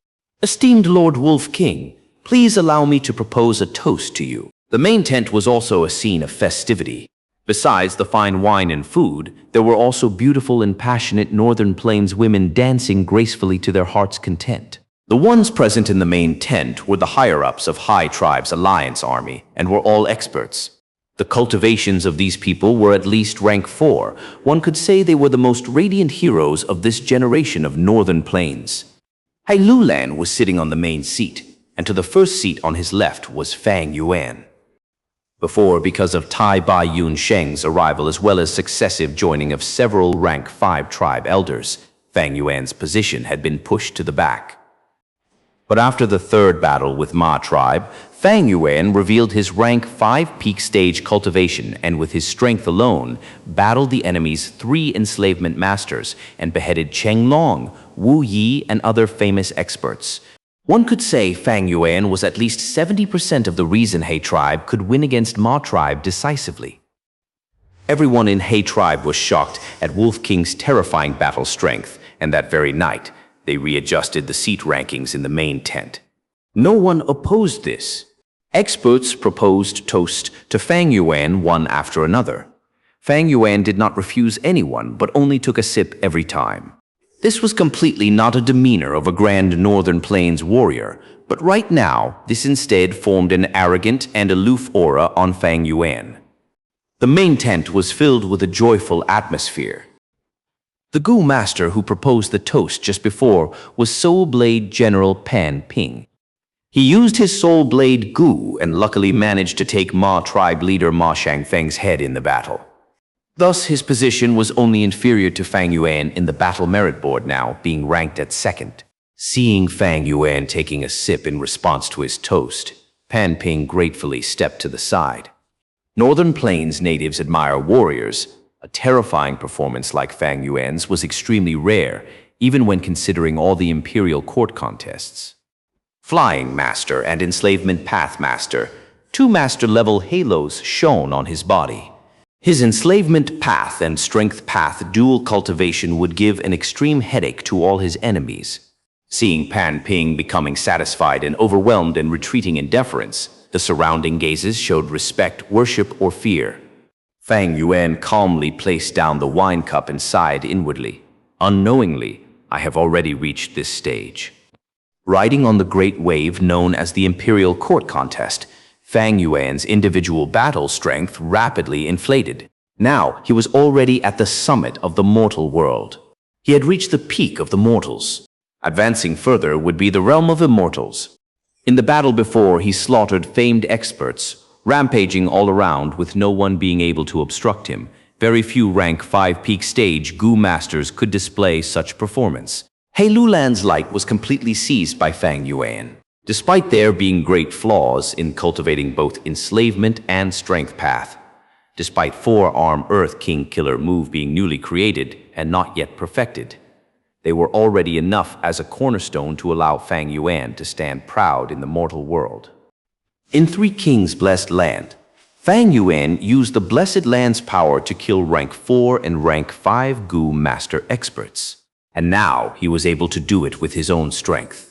Even if Tai clan's previous clan leader, Tai Mubai, resurrected, Fang Yuan had the confidence of killing him. In a short period of time, Fang Yuan's battle strength had truly increased at a sharply flying speed. This accomplishment that others would find it almost impossible to achieve their whole life was established on 500 years of his former life's experience, Hu Immortal Blessed Land, painstaking efforts and strategies as a base. But it is still not enough, far from enough.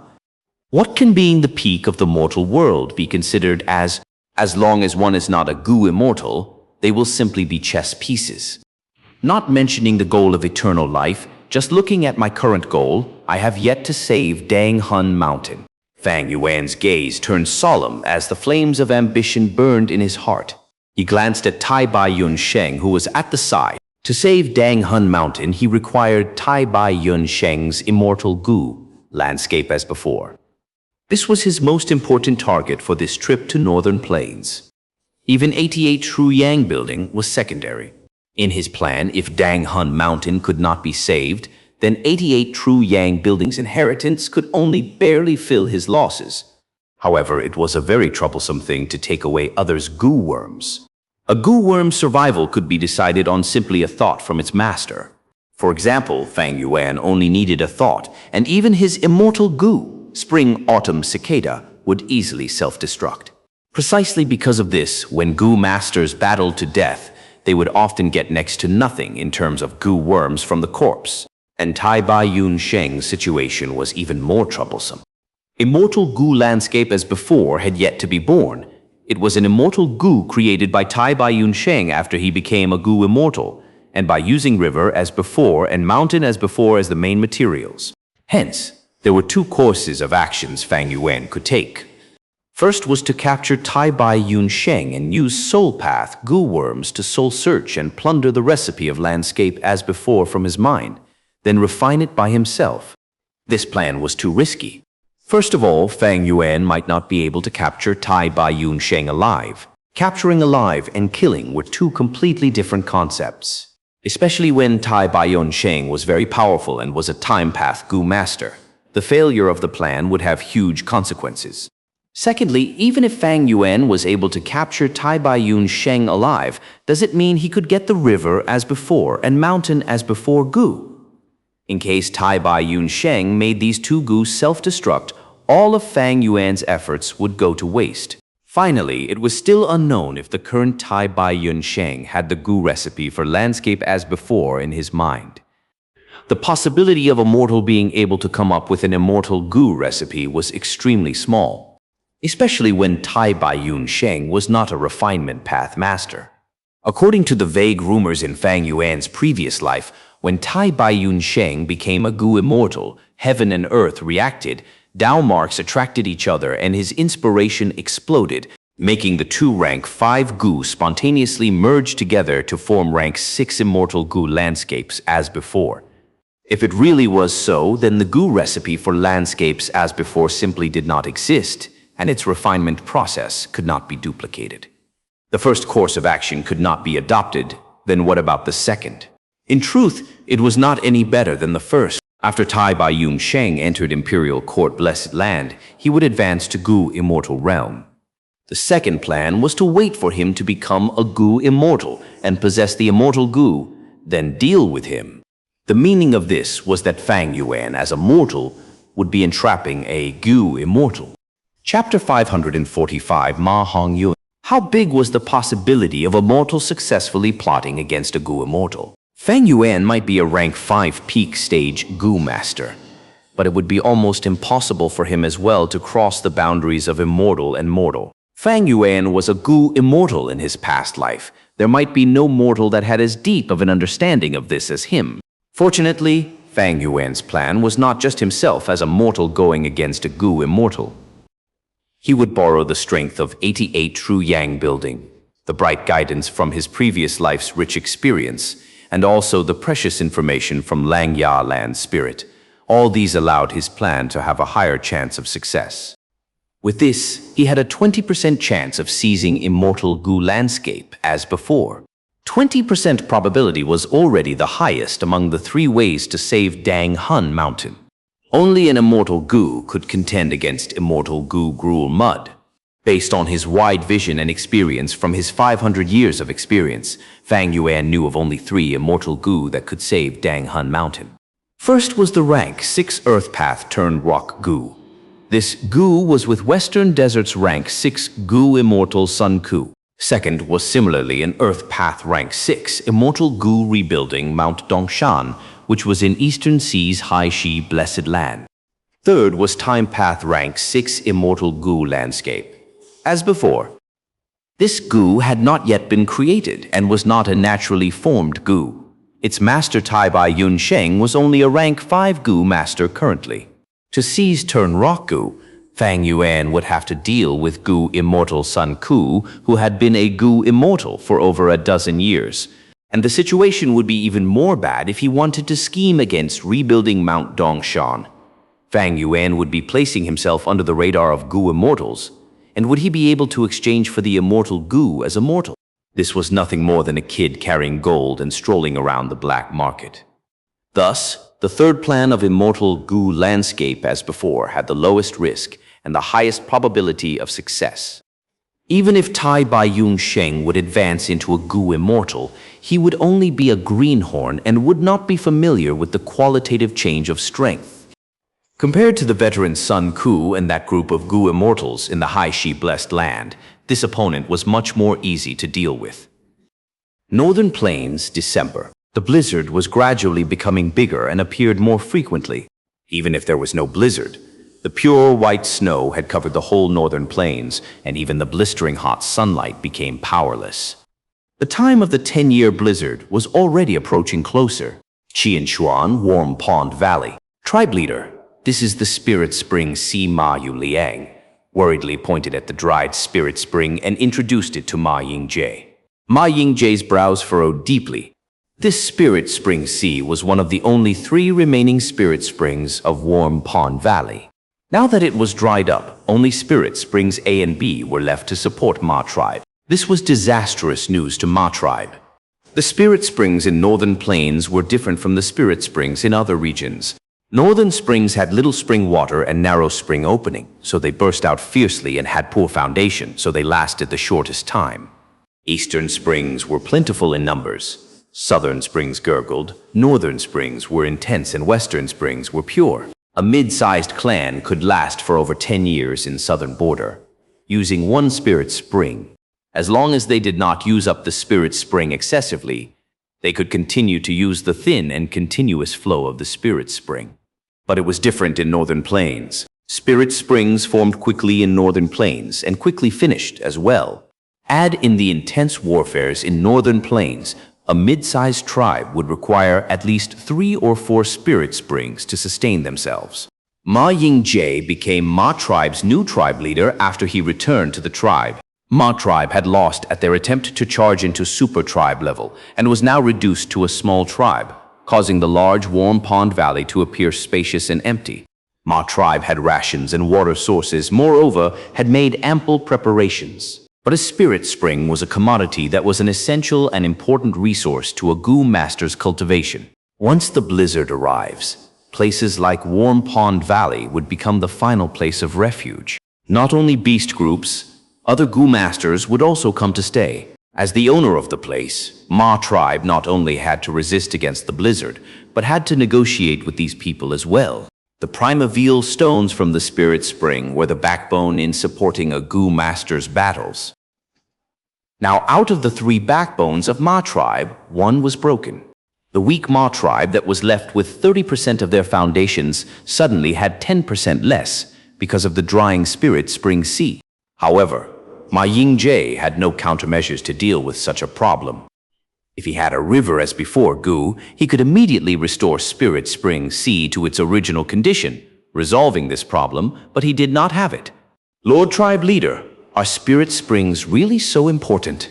Fei Kai asked on the way back. After he returned to the tribe as a benefactor who saved Ma Ying-jeou, he was immediately liberated from his slave status and was now a free person. At the same time, he was still Ma Ying-jeou's personal attendant. Ma Ying-jeou worriedly nodded. A Spirit Springs drying up has an extremely huge influence towards Gu Masters, and Gu Masters are the pillars of a tribe. Our Ma tribe not only needs Gu Masters as an important strength to resist all kinds of calamities during the blizzard disaster, but also to fight for new resources to develop the tribe after the disaster. Fei Kai exclaimed, then asked while walking, "Then, can't we find new Spirit Springs? Our Warm Pond Valley is so large. Who's to say that there are only these 3 Spirit Springs?" Fei Kai's words were filled with his optimistic spirit. Ma Ying-jeou gave a bitter laugh. Northern Plains Spirit Springs can indeed form in a short time. There might be a 4th Spirit Spring in Warm Pond Valley, but the probability is close to 0. The thing is, every 10 years, as the blizzard approaches, Spirit Springs in all regions of Northern Plains will continue to become dry and dead. After the blizzard disperses, new Spirit Springs will gush out in large numbers. At that time, all the regions of Northern Plains will have plentiful water vegetation, and you might even find 1 Spirit Spring every 100 li. That is the best time for every tribe and every beast group to grow. It was like that. Fei Kai only then realized he had lived for this long and was still ignorant and was not familiar to such situations. Ah! Suddenly, he screamed as he fell down to the side. They were walking a path beside the cliff. Fortunately, it was a gentle slope and not a precipice. Fei Kai had lost his footing and rolled down from the slope, screaming as he fell. This guy, Ma Ying-jeou, was amused at the series of hilarious screams from Fei Kai, his tightly knitted brows slightly relaxed. "You idiot, you can't even walk now. Climb up quickly." Ma Ying-jeou suddenly stopped. His eyes opened wide as he looked incredulously at a brand new Spirit Spring gushing out from the slope. This Spirit Spring's mouth had been covered by a rock, but this stone was pushed by the rolling Fei Kai, letting the Spirit Spring that was covered reveal itself. This was clearly a recently formed Spirit Spring. Otherwise, Ma tribe would not have missed it during their search before the battle. The volume of the Spirit Spring was enormous, and in a short few moments of time, over 100 primeval stones gushed with the spring water and fell on the surrounding ground. This is actually a new Spirit Spring, and one that directly surpasses the volume of Spirit Spring. Ma Ying-jeou was so happy that even his eyes started reddening. Is this the so-called joy after extreme sorrow? This is definitely the blessing of our ancestors in longevity heaven. Tribe Leader, I have returned. At this time, Fei Kai came back while limping a little, and as he saw the new spring, his eyes similarly opened wide. Strange, how could there suddenly be a spring here? Ma Ying-jeou laughed heartily. Fei Kai, you are the lucky star that heaven sent to me. From today onwards, you should change your name. Fei Kai sounds similar to trash. How could I Ma Ying-jeou have trash beside me?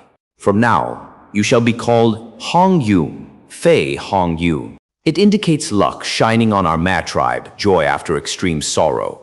However, Ma Ying-jeou was not happy for long, as 7 days later, High Tribe army arrived and surrounded Warm Pond Valley.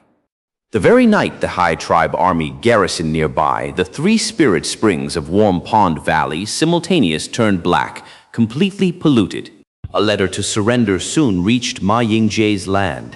Ma Ying-jeou had not expected Heilu Land to not let him go, even after clearly achieving the final victory. The Spirit Springs that were contaminated by the use of Gu worms could no longer produce primeval stones and were all useless. Although Ma tribe still had stocks of primeval stones, they had already lost the possibility of continuing to stay in Warm Pond Valley. I had not thought Heilu Land would be so hell-bent on attacking. He has requested our Ma tribe to surrender in the letter, which does not violate the rules set by Giant Sun Immortal Venerable back then. Damn it, he is truly hateful. Ma Ying-jeou clenched his fists, his heart filled with anger, hatred, helplessness, and powerlessness. He Lu Lan, who was nicknamed Black Tyrant, has always been brutal and violent. It seems the battle before created a fear in him towards Ma tribe. But because of Ancestor Giant Sun's rules, he wants to put Ma tribe under his sight and continue to oppress us. Ma Yuliang was sitting stiffly on his chair and analyzed this with a heavy voice. After pausing for a while, he continued, "Actually, this is also good. We can surrender to Hai Lu Lan, which would mean we can enter Imperial Court Blessed Land as well." Ma Ying-jae shook his head. This is where Hai Lu Lan's sinister intent lies in. It is true Ma tribe will be able to stay in Imperial Court, but what about others? Let me ask you, how many tribesmen do we have left with surname Ma? Ma Yuliang paled as he answered, "Only over 130. Precisely so. Ma Ying-jae nodded with a heavy expression. To grow our tribe, we would need to take in outsiders and also wantonly connect with marriage and have large numbers of offspring. But as long as He Lu Lan sent a command to forbid our Ma tribe from taking in outsiders and even only allowing us to have intertrib marriage, then how long would it take for our Ma tribe to grow?" Ma Yuliang's face turned even paler. He realized the seriousness of this problem. Politics was dirty, and not allowing them to marry outsiders could be easily done. He Lu Lan would only need to use the reason of protecting the purity of Wang Jin family's bloodline, and he would be able to justly suppress Ma tribe's development. Then what should we do? Ma Yuliang lost his composure. Ma Ying-jae was silent for a while before resolutely saying, "We will bestow surname Ma to the outsiders and take them as our own tribesmen." Lord Tribe Leader, if we do this, our Ma tribe's Huang Jin bloodline will really be. Ma Yuliang spoke hesitantly. "We will have preventive measures. Huang Jin bloodline is our Ma tribe's pride. We can never let it be contaminated. If the situation takes a turn for the better, we can denounce these people and strip away their Ma surname." Ma Yuliang only then felt at ease and nodded, approving this plan. Chapter 546, The Way Forward for the Insignificant People, Moving Carriages and Neighing Horses. The huge group of nearly 1 million advanced towards the central Imperial Court region of Northern Plains. The blizzard outside was blowing intensely, causing the big stomach horse to lower its head helplessly. The white snow on the ground was knee-deep, as everyone moved with extremely difficult steps. One by one, the blue farm slug Gu moved forward. Their stomachs were stuffed with all sorts of resources, turning their original size of 3 elephants into a mound-like hill. Carriages after carriages followed behind the blue farm slug Gu. In order to shield these mortals from the approaching blizzard, they were covered in frost. To prevent the slug Gu from freezing to death, 3 Gu masters would be in charge of 1 slug Gu, removing the frost on them while using firepath Gu worms to give them warmth, maintaining their temperature. The army pressed forward towards the Imperial Court. As the blizzard became larger, the army's speed became slower. Large number of mortal slaves fell during the journey and never got up again. He Lu Lan could order Gu masters to save them, but he did not do so. Even though the Imperial Court Blessed Land was huge and could accommodate 5 million people in He Lu Lan's opinion, the resources within the Blessed Land were his. Why would he distribute them to these lowly slaves? Every extra person meant he had to lose another bit of benefit. Using the blizzard to sacrifice large numbers of useless mortals. This was a hidden rule among all past lords of the Imperial Court. Mortal lives were cheap. They were like grass. Once the blizzard was over, they would rapidly grow again, increasing in numbers and using up Northern Plains' scarce resources like leeches, awaiting the next 10-year blizzard. As the blizzard became stronger, the people moved against the force of the wind. Fang Yuan was inside the large lizard house. Gu, he could hear the wind outside the windows. Within the large lizard house, Gu, it was warm as spring. Using it to move in such an environment had about 5 to 6 times the primeval essence expenditure as before. But to Fang Yuan, just his rank 5 peak stage 90% aperture could easily sustain this expenditure with no problem. Moreover, his second aperture had also advanced to rank 5 upper stage recently. Fang Yuan came before the window, looking outside the tightly sealed glass window towards the left. Ma tribe's members were there. After Ma Ying-jae took the role of tribe leader, Ma Hongyun appeared. Even Zhao Lianyun was beside him. Fang Yuan had already confirmed this secretly, and even instructed G-Tribe to pay special attention to Ma Hongyun and Zhao Lianyun. In his memory, Ma Hongyun obtained an inheritance of Giant Sun Immortal Venerable in 88 True Yang Building.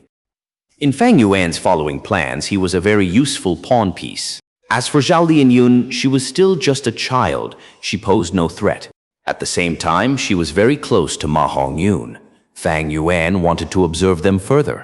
In my previous life, Ma Hongyun appeared. Now, despite my influence, Ma Hongyun still appeared.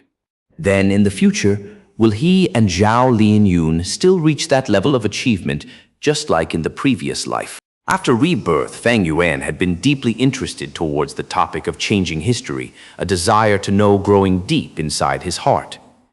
The flow of history had inertia, as well as changes. With his personal experience, the butterfly effect theorized on Earth was slightly off. 500 years in his past life, Ma Hongyun was given a surname and allowed to cultivate as a Gu master. That was because he obtained a relic Gu and gave it to Ma Yingjie. Right now, it was because of He Lulan's pressure that caused Ma Yingjie to have no choice but make this decision. This decision gave birth to a new Ma Hongyun. The process was different, but the result was the same. The event that unfolded before him made Fang Yuan ponder as he uncontrollably thought of one word: fate. Fate. This was a word much more mysterious and ethereal than space or time. Legend says that there was a luck path among Gu master paths, but until today no one could confirm it. However, there were many important characters that were connected to fate. Enlisted clearly indicated the existence of Destiny Gu, the second-generation immortal venerable of the Heavenly Court, the creator of Wisdom Path, controlled this Gu, thus being able to plot against 3 future demon venerables. In Three Kings' blessed land, Fang Yuan was informed by the land spirit. Red Lotus Demon Venerable was a great hero, breaking the restriction of destiny, allowing all life in this world to regain control of their own fate. In fact, Fang Yuan had vaguely heard such a rumor. Giant Sun Immortal Venerable controlled a luck path, Gu Worm. Thus he had extremely good fortune and ease in his cultivation journey, avoiding disasters and gaining great blessings. In this world, is there really a thread of fate that connects all living beings together? Fang Yuan went into deep thought. In the 500 years of his previous life, although he became a Gu immortal, he only managed to unravel a tiny portion of this world's mystery and secrets. Be it his previous life or this life, the more he progressed, the stronger he got, the more he felt his own ignorance and insignificance. The more insignificant and ignorant he felt, the more interest he had in moving forward. He wanted to progress further. Compared to this world, I am merely an ant. Fang Yuan's blood was filled with pride and humility, obstinance and understanding. Collecting all his scattered thoughts, Fang Yuan concentrated his attention on the matter ahead.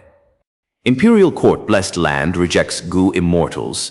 I am already rank 5 peak stage. This is likely the first and the last time I am entering the Imperial Court to physically come into contact with 88 True Yang Building.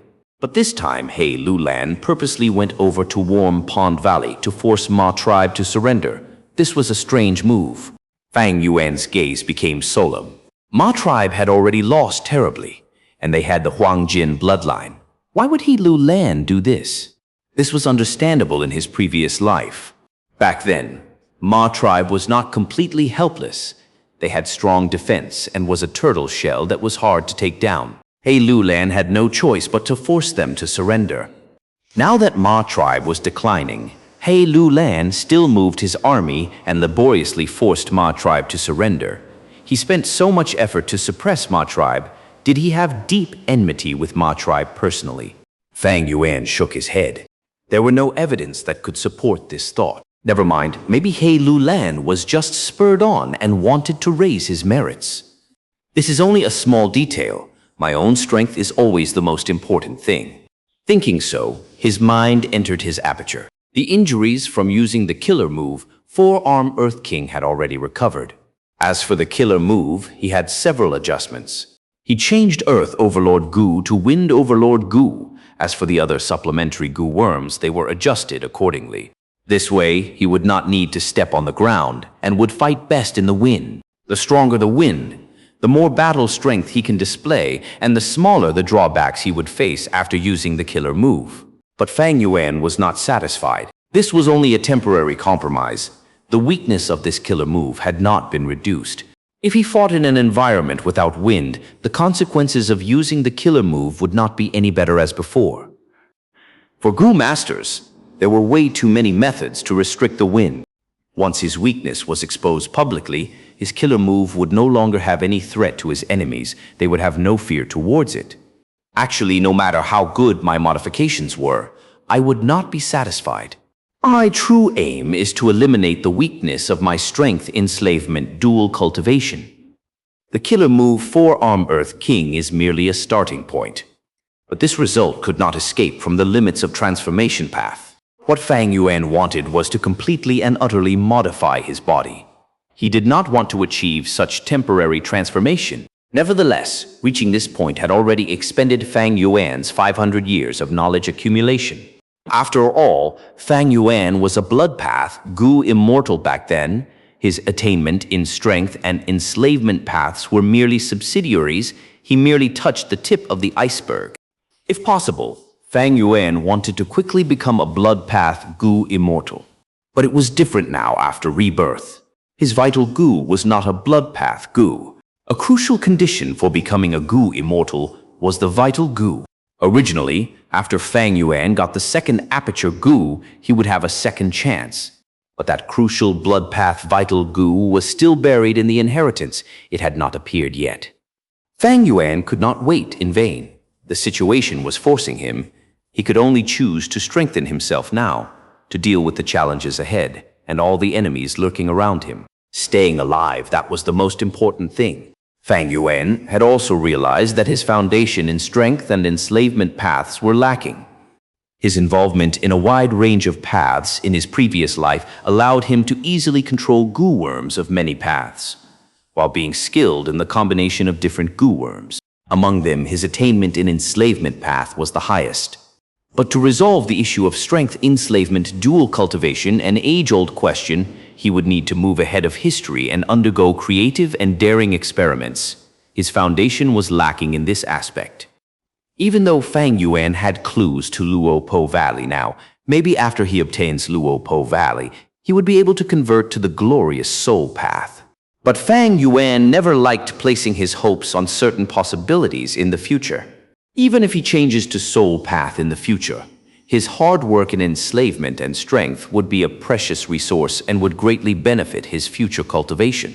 Knowing his own inaptitude, Fang Yuan had been reading intensely these few days. He used his huge pool of battle merits to exchange for Dragon Horse Spirit, 3 Hearts Combination Soul, all sorts of killer moves, as well as dozens of small strength path inheritances. He also got the recorded journal of 4 enslavement masters, among them Rat Epidemic, Thunder Explosion, Leopard Rush, and Horse Barrage. These 4 killer moves were invaluable. Fang Yuan's foundation had always been thick. These days he had been reading laboriously. His understanding and knowledge in strength and enslavement path surged greatly by several times compared to before. Different from his previous life where he studied these paths as a side path, he had personally experienced these paths this time, and together with his theories, he gained countless inspirations. But these inspirations could not resolve his problem now. Actually, looking at information about the transformation of the body, the first records were in less than when Renzu fell into a certain death situation. In order to save her own father, desolate ancient moon came to Changbai Mountain and killed the rockmen. Fang Yuan had a burst of inspiration as he flipped Uda beside him. This was the first classic of the Gu Master world. Countless mysteries were hidden within it. Even existences like Gu Immortal kept a copy of it with them at all times, occasionally flipping and learning from it. Chapter 547, Search for Success. Fang Yuan flipped the legends of Renzu, and this was recorded within. When Renzu was in a certain death situation, after he fell into Luopo Valley and had no way to get out, desolate ancient moon, in order to save her father, climbed up Changbai Mountain and tried to get to the top in order to get that one and only Success Gu. As long as she made a wish to Success Gu, desolate ancient moon would be able to save Renzu. But when desolate ancient moon got to the foot of the mountain, she was obstructed by the rockman. It turns out that when Renzu's second daughter arrived at Changbai Mountain, she ruined Love Gu's wonderful dream. Out of anger, Love Gu awakened the rockman in order to obstruct Desolate Ancient Moon. After Desolate Ancient Moon killed the rockman and got to the mountain waste, Love Gu had yet to leave. It appeared before Desolate Ancient Moon and said, "O human, you interrupted my sweet dream, yet you still desire to take away Success Gu. Now I will topple the entire Changbai Mountain. You can have fun finding that one and only Success Gu out of billions of rocks." Ha ha ha. Saying so, Love Gu crashed towards Changbai Mountain. Changbai Mountain was not an ordinary mountain. It was a mound entirely made up of stacked rocks. After Love Gu crashed into it, the entire mountain crumbled. Love Gu left smugly, leaving behind Desolate Ancient Moon, who looked at this huge pile of rocks in a daze. How was she going to find that one and only Success Gu among this chaotic pile of rocks? Desolate Ancient Moon was troubled. Without a choice, she had to return to Cognition Gu to seek advice. After Cognition, Gu heard Desolate Ancient Moon's description. It sighed. Love Gu had always been demanding and unreasonable. Even if it was me or my child Wisdom Gu, we would not want to confront it. Right now, Changbai Mountain had collapsed. You can only look at these rocks one by one to find the real Success Gu from among them. There are no other ways, Cognition Gu said again. But you have to be careful. There are two Gu on Changbai Mountain. One is Success Gu at the peak of the mountain. The other is Failure Gu at the bottom of the mountain. Failure is the mother of success, but it also has many other children. Those rocks are Success Gu's siblings. When you pick those rocks, many unthinkably bad situations will occur. I will tell you a secret here. As long as you continue to affirm the belief of me in your heart, these disastrous situations will gradually disappear. Desolate Ancient Moon heard this and her heart sank. She asked again, "Then how do I differentiate the rocks in my hand? What do Success Gu and Failure Gu look like?" Cognition Gu sighed. They look almost the same, but it is easy to differentiate them. Just hold them in your hands. You will learn about their identities. In your search for Success Gu, that Failure Gu will be your biggest threat. You cannot hold on to the Failure Gu. Otherwise, you will be completely lost and your life would be in danger. Desolate Ancient Moon heard this and nodded, expressing her gratitude. Cognition instructed her again before leaving. "Do not say that I taught you that. If Love Gu comes to find me, I'd be in trouble." In the face of fanatic and toyful love, wisdom and cognition can only run away. "Don't worry, I won't expose you." Desolate Ancient Moon agreed, returning to Changbai Mountain. Seeing the huge pile of rocks, her heart was gloomy. Success was not easily obtainable. To obtain success, she would need to bend down and search while taking great risks. Desolate Ancient Moon breathed in deeply, picking up the first rock. This rock was ordinary, but when Desolate Ancient Moon held it in her hand, it shook slightly. A light wound appeared on Desolate Ancient Moon's hand. This was not Success Gu, but one of Success' siblings, one of the children of Failure Gu. Desolate Ancient Moon's heart was shocked. She touched the wound on her hand as she recalled what Cognition Gu said. "When you pick those rocks, many unthinkably bad situations will occur. You have to affirm the belief of me in your heart."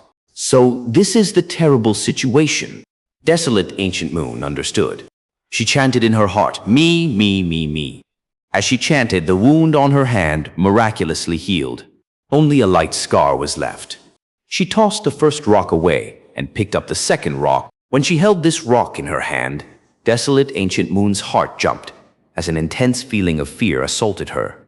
Desolate Ancient Moon was shivering in fear. She almost ran away to escape, away from this place. But she held on and chanted me. After a long time, she slowly recovered as the fear in her heart was gone by half, finally picking up the third rock. This rock made her dejected. She could not help but think, "I want to find that one and only Success Gu among these billions of rocks. How difficult is that? How long would it take me?" She could barely move anymore. She felt that the future was shrouded in darkness. It was too difficult to find Success Gu. She almost wanted to give up.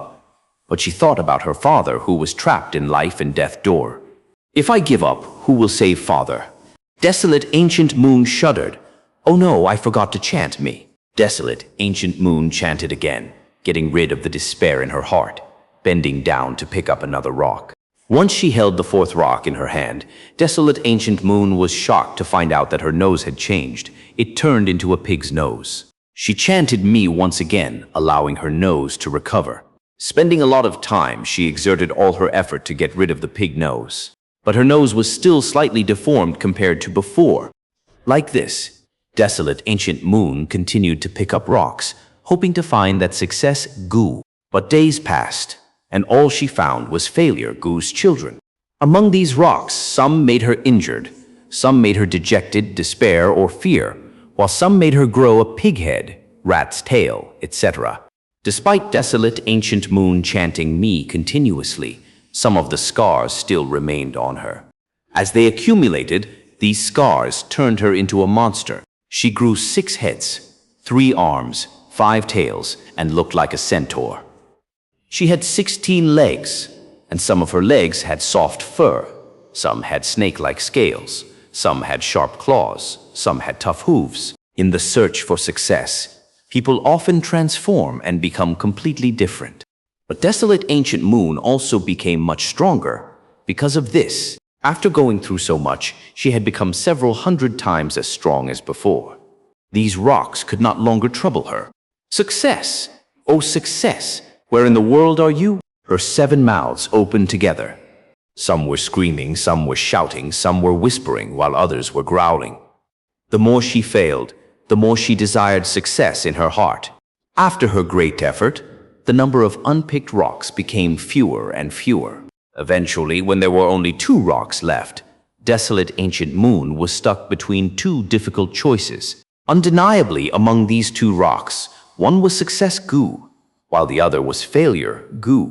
If she obtained Success Gu, that would be the best. But if she picked Failure Gu, then Desolate Ancient Moon would become completely lost.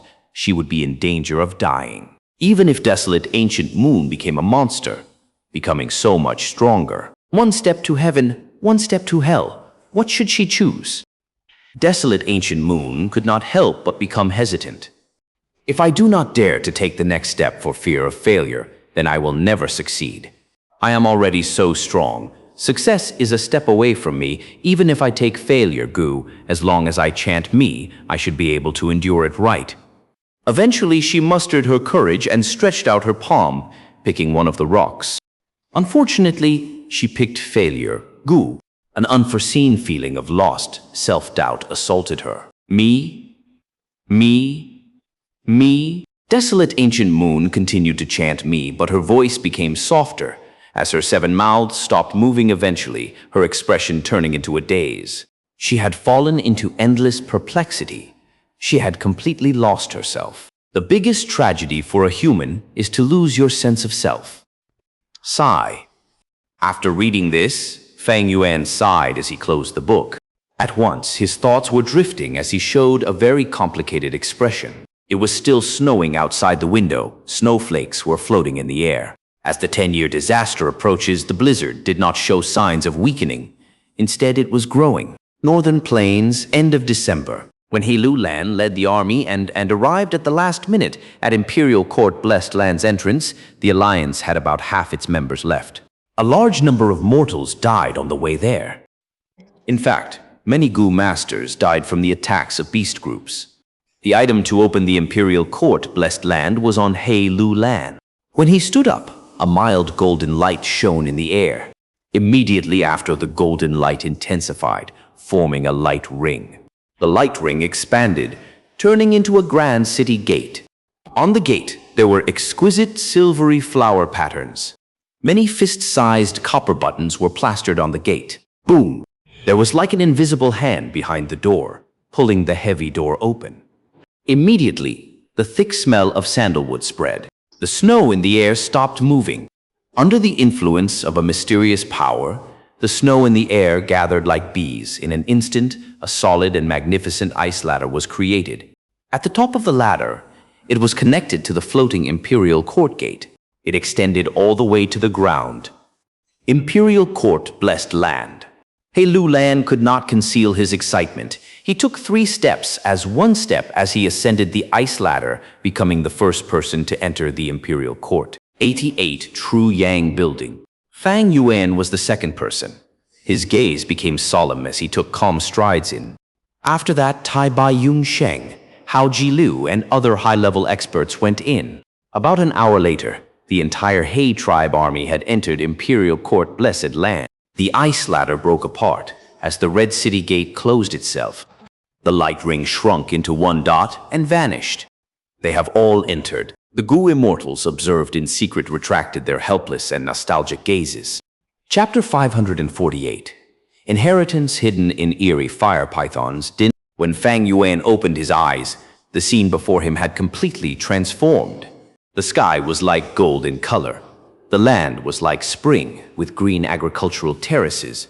There were gentle streams flowing and low-lying mounds. One could see far and wide in this boundless plains.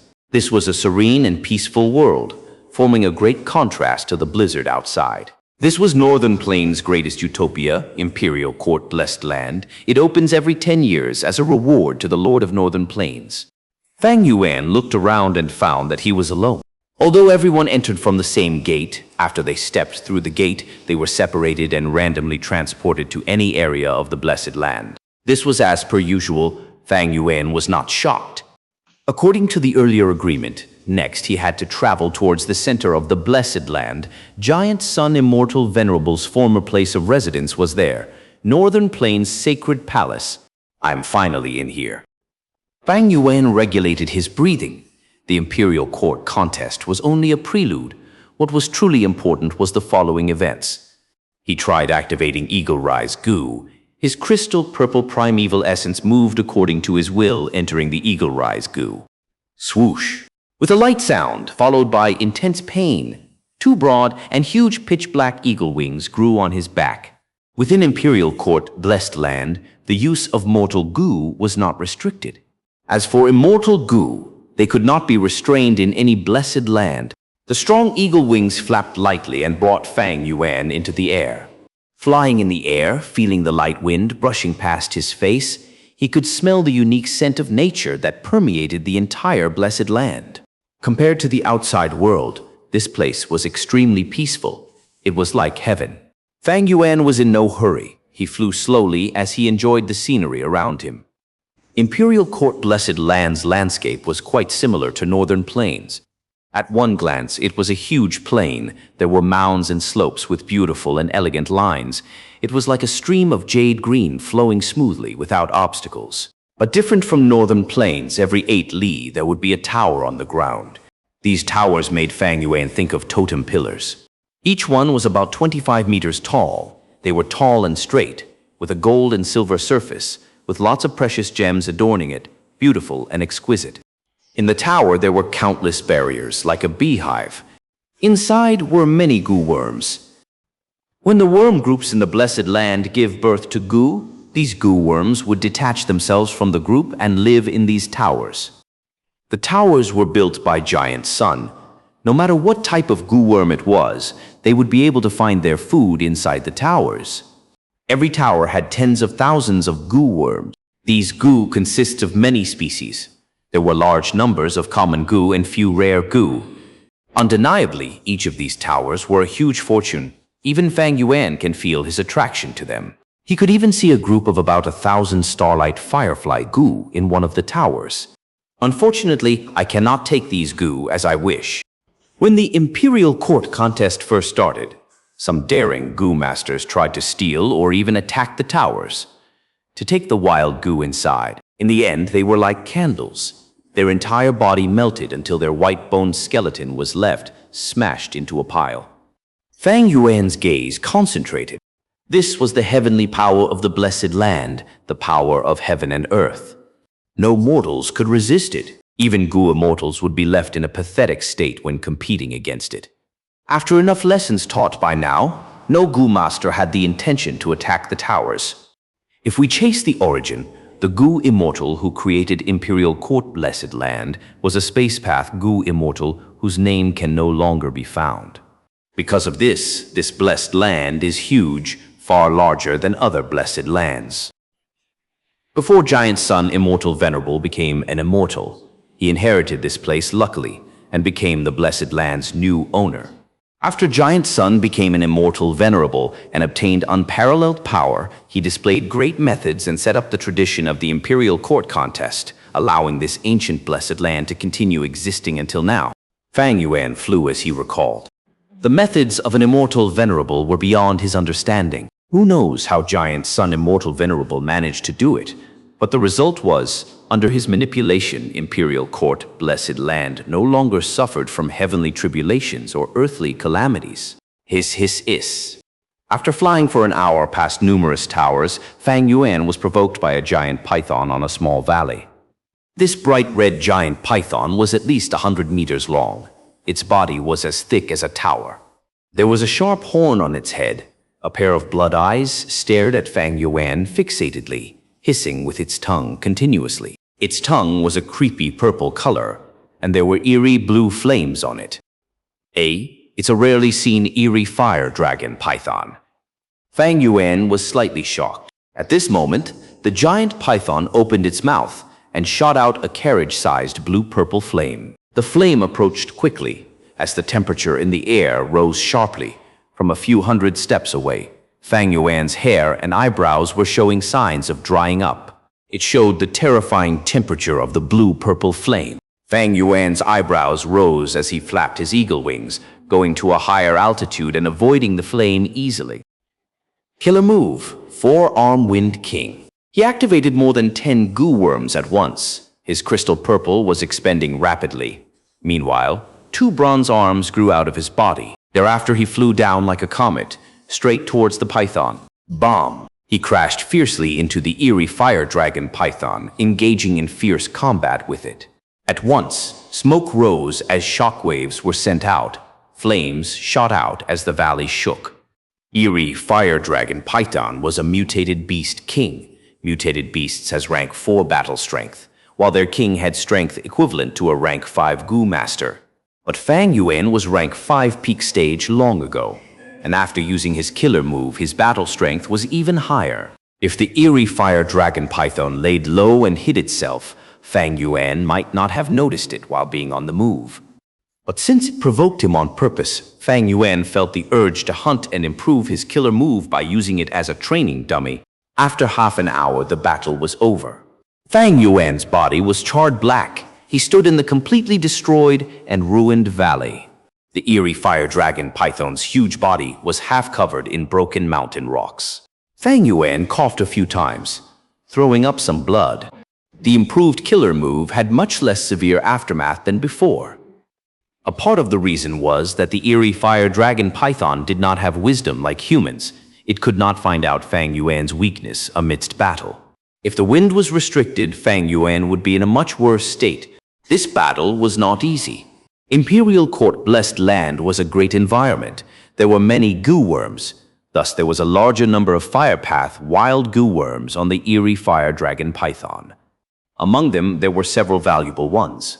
Fang Yuan's killer move was strong, but it did not have much defense against firepath. If he did not need to dodge the flames, the 30-minute battle would be faster by at least a third. Fang Yuan started collecting his loot. This mutated beast king's body was full of value.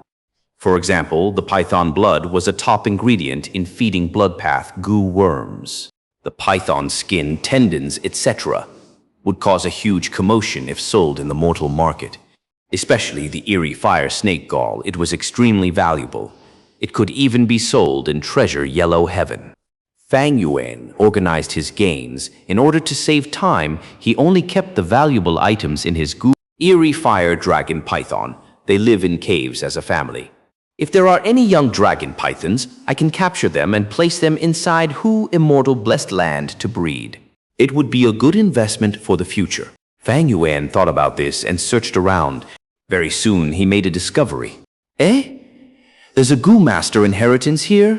Fang Yuan did not find a baby dragon python, but found a bright red rock, like that of a fire lotus. With his expertise, he quickly understood that this was a goo master's work. When he got close to the huge rock, This fire lotus-like rock opened up in layers, like a blossoming lotus. The fire lotus rock opened completely, showing the goo worms inside as well as a stele. The stele was one with the huge rock. There were Northern Plains words on it. Fang Yuan read it thoroughly and understood its existence. The fire path Gu master who left behind his inheritance was called Huozhang Yun. He was a righteous rank 4 fire path Gu master. He entered this valley by accident and was attacked by the eerie fire dragon python. Before dying from his injuries, he left behind his goo worms helplessly and made the inheritance. In the future, if a fated individual comes here, then this set of goo worms would be his. Huo Zhangjian left behind 7 goo worms. But after these years, 4 died and only 3 remained. Among the 3 goo worms, only 1 attracted Fang Yuan. It was the rank 4 fire pupil goo. When a goo master uses fire pupil goo, fire would burn at anywhere they looked at, burning their opponents. Such a convenient attacking method often caught people off guard. But it had its weaknesses. If it was used for a long time, the goo master's eyes would be damaged. They would need to use good healing goo as well as complementing goo worms to weaken this side effect. This fire pupil goo was Huo Zhangjun's core goo worm. Aside from the goo worms he left behind, there were goo recipes that he recorded on the stele. Fang Yuan looked at it 3 times, storing the information inside East Window Goo. Although he did not cultivate Fire Path, these recipes were useful for him when researching about goo refinement or even in his cultivation as a form of inspiration. Especially the refinement recipe of the Fire Pupil Goo, it had high value. According to this Goo Master, rank 4 Fire Pupil, Goo was advanced using rank 3 Fire Eye Goo, together with Sight Blow Goo and some associated Goo refinement materials. Fang Yuan knew about rank 3 Fire Eye Goo. It was a one-time expenditure, Goo, used for investigative purposes. It could transform the eyes into fire eyes, having the ability to see through fog, but it did not work every time. Once it failed, one would turn blind. Fang Yuan knew about Sight Blow Goo too. Hao Ji Lu from the High Tribe Army had one. He had once used it together with rank 4 location swap Goo. Fang Yuan kept the Fire Pupil Goo. He did not intend to go onto the fire path. Fire Pupil Goo did not suit his current style. While the attacking method was convenient, it was very restrictive. It was too reliant on visual contact. There were too many strange goo in this world. There were countless methods to prevent eye contact. There was no strongest goo worm, only strongest goo master. Goo worms were the hosts of the great Tao. They were fundamentally tools. When Goo Master used them together, they could form great effects. Some combinations were even far superior and harder to counter. They were known as killer moves. This means, this should be the first Goo Master inheritance I've obtained in Imperial Court Blessed Land. Fang Yuan thought about it, feeling interested. In Imperial Court Blessed Land, there were countless Goo Master inheritances. It was because of the superb environment. In contrast, many inheritances in the main world were often destroyed by calamities and beasts before the fated person arrives. Furthermore, all the Goo Masters that entered Imperial Court Blessed Land were experts that had undergone tough battles. They had to have at least some superior qualities if they were not heroes or grand conquerors already. Thus, there were abundant inheritances inside Imperial Court Blessed Land. Anyone who was fated would have gains. Fang Yuan kept the 3 goo worms inside his aperture before smashing the stele to bits. Next, he searched around, finding a cave indeed. He entered the cave and walked to the lowest part of it at about 100 meters underground. He found 6 eerie fire dragon python eggs. He was troubled now. If it was a baby eerie fire dragon python, he could bring them away to Hu Immortal Blessed Land and allow them to hunt freely. But it was not easy to hatch an eerie fire dragon python's egg. He needed to use eerie fire and python blood to bathe them daily. After the little dragon python hatches, they need to taught by the eerie fire dragon python personally on how to use their strength to hunt. Fang Yuan did not have the time or effort to waste just to hatch these eggs. There was no choice. He quickly kept these eggs before getting out of the hot cave, flying towards the sky and continuing on his journey without any lingering feelings. Chapter 549, Subduing Azure Wolves with the Help of Snowbats. Just like this, Fang Yuan flew for another 3 days but could not see even a glimpse of the sacred palace on the plains. Fang Yuan thought to himself, "It seems that I was transported very far away after entering Imperial Court Blessed Land. Otherwise, with my speed, I would have reached the sacred palace within 3 days." On the way, Fang Yuan met many Gu masters and mortals. They were He Tribe Alliance members. After entering the Blessed Land, those with ability would gather at the sacred palace. Those who did not would choose a place and settle down. Imperial Court Blessed Land was not safe. There were large numbers of wild Gu worms and vicious beasts. High Tribe army came here and destroyed their order, disturbing the beasts and worms, which had already sorted out their territory. Thus, conflict and killing was natural. But all in all, the environment was infinitely better than the outside world, which was face a fierce blizzard. Fang Yuan had seen several slaughtering scenes along the way. Some were beast group corpses, some were humans with broken limbs. Imperial Court Blessed Land had much greater foundation than Hu Immortal Blessed Land. There was no weather changes in Hu Immortal Blessed Land, but Imperial Court Blessed Land had it. In fact, Imperial Court Blessed Land had morning and night. This might not be spectacular in mortal eyes because in northern plains there was also day and night. They were used to it. Only someone like Fang Yuan would understand the true value of this. It was very rare for Blessed Land to have weather changes. If there was day and night, it meant that this particular heaven and earth had sufficiently deep foundations. At least the time path law here was quite complete. Normally, Blessed Land with astronomical phenomenon were first-rate Blessed Lands. Fang Yuan's Hu Immortal Blessed Land had not reached this level yet. Day and night was the characteristic of grotto heavens. Blessed Lands were small worlds. Above Blessed Lands, there were even more complete and refined small worlds. They were grotto heavens. Imperial Court Blessed Land already had the characteristics of a grotto heaven. It could be said to be a quasi-grotto heaven. Langya Blessed Land was originally a grotto heaven that fell. By now it had lost its day and night trait. Night descended. Fang Yuan looked at the sky. It turned from a glorious gold color to a light and elegant silver. The daytime in Imperial Court Blessed Land was a dazzling golden day. At night, it was not completely dark, as silver light shine in the sky. Flying in the air, Fang Yuan witnessed the changing of the sky. Silver light rained down. Compared to the hot and dazzling golden rays during daytime, it had traces of sharpness to it. Fang Yuan's flying speed was slowing down. He looked down and after searching for a while, he found a gentle slope. With his years of experience, he knew that the gentle slope was a great place to set up camp.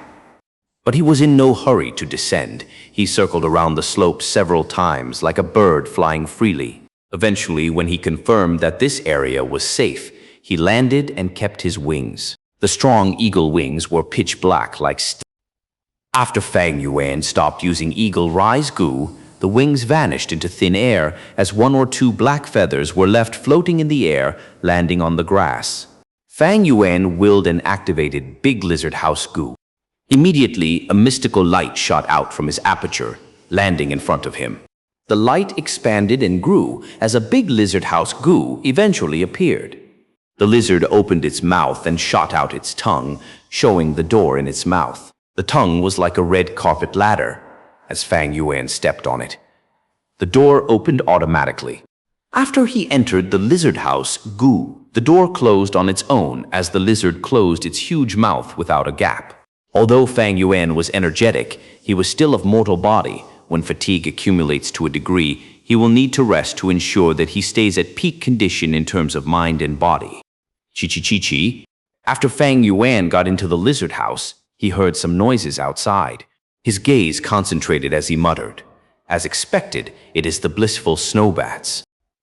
Fang Yuan had already understood the rules. When day turns to night, large groups of blissful snowbats would fly out. The blissful snowbats were pure white like snow. They were furry and did not look ugly like ordinary bats. In fact, they were rather cute. Such a beast group was huge in scale. Each group had about several hundreds of thousands of bats. Among them were beast kings, and myriad beast kings were very common. There were even snowbat beast emperors. Even with Fang Yuan's dual aperture and killer move like Forearm Wind King, he could not fight against them. he could only avoid them. The snow bats only hunted in the air, eating the particles in the air or flying worms. The big lizard house Gu was not part of their food chain. But because of Fang Yuan's vigilance, he moved the big lizard house Gu to the back of the slope. The big lizard curled up into a ball. From the sky, it resembled a huge rock. Fang Yuan was on the bed as he slept, but before long, the cries of the blissful snowbats became very erratic, as wolf howls could be heard as well. What's going on? Fang Yuan was woken up by this noise. He opened his eyes and got up from bed, going to the window, only to see that in the silvery backdrop, two beast groups were fighting. The snow-white lump had a grand scale. It was the blissful snow bats. As for the dark green lump, it was a pack of azure wolves. Although they were fewer in numbers, they fought fiercely and had great cooperation.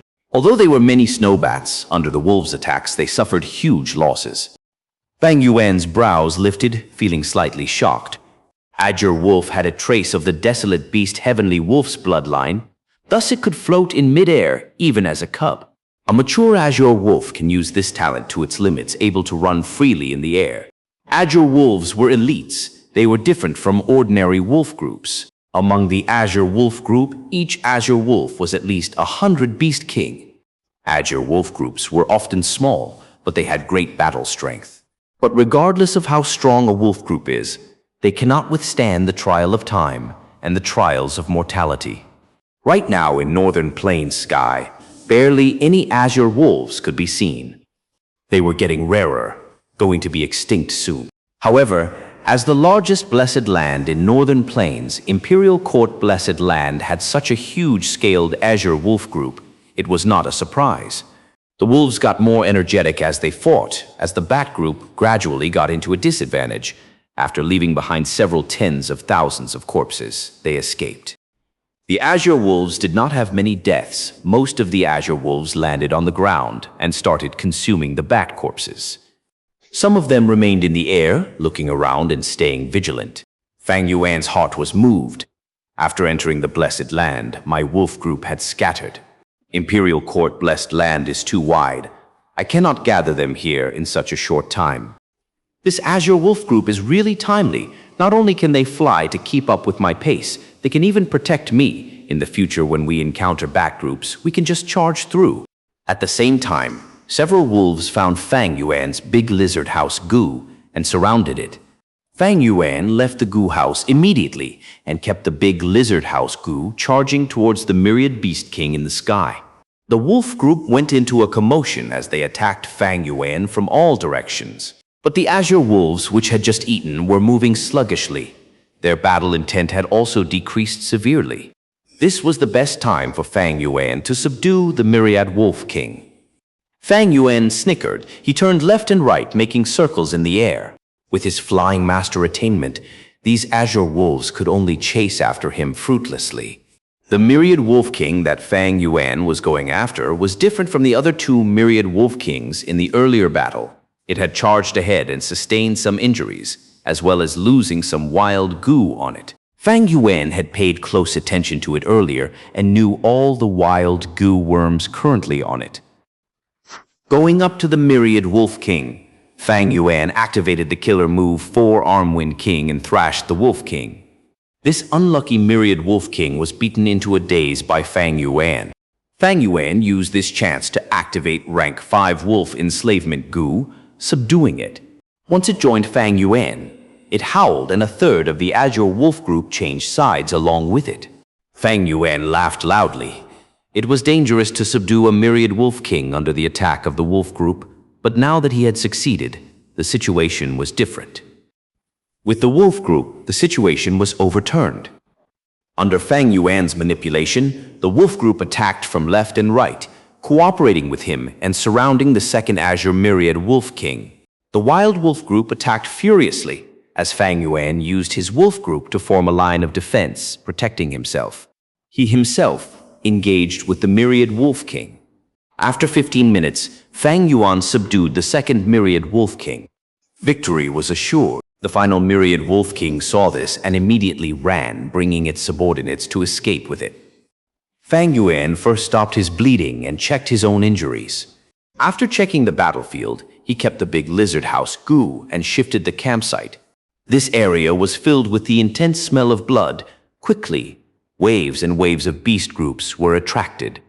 If Fang Yuan continued staying there, he would be disturbed endlessly. About 10 li away, he rested for 4 hours before flapping his wings and continuing his journey. But different from before, Fang Yuan was now surrounded by 2 azure myriad wolf kings, 38,000 beast kings, and 250,600 beast kings. It was a huge force. In the blink of an eye, 6 days of traveling went by. In this process, Fang Yuan found 3 inheritances. They were small inheritances, however. In Fang Yuan's eyes, they were as good as nothing. What was worth mentioning was, the wolf group expanded. With the foundation of 2 azure myriad wolf kings, another was subdued.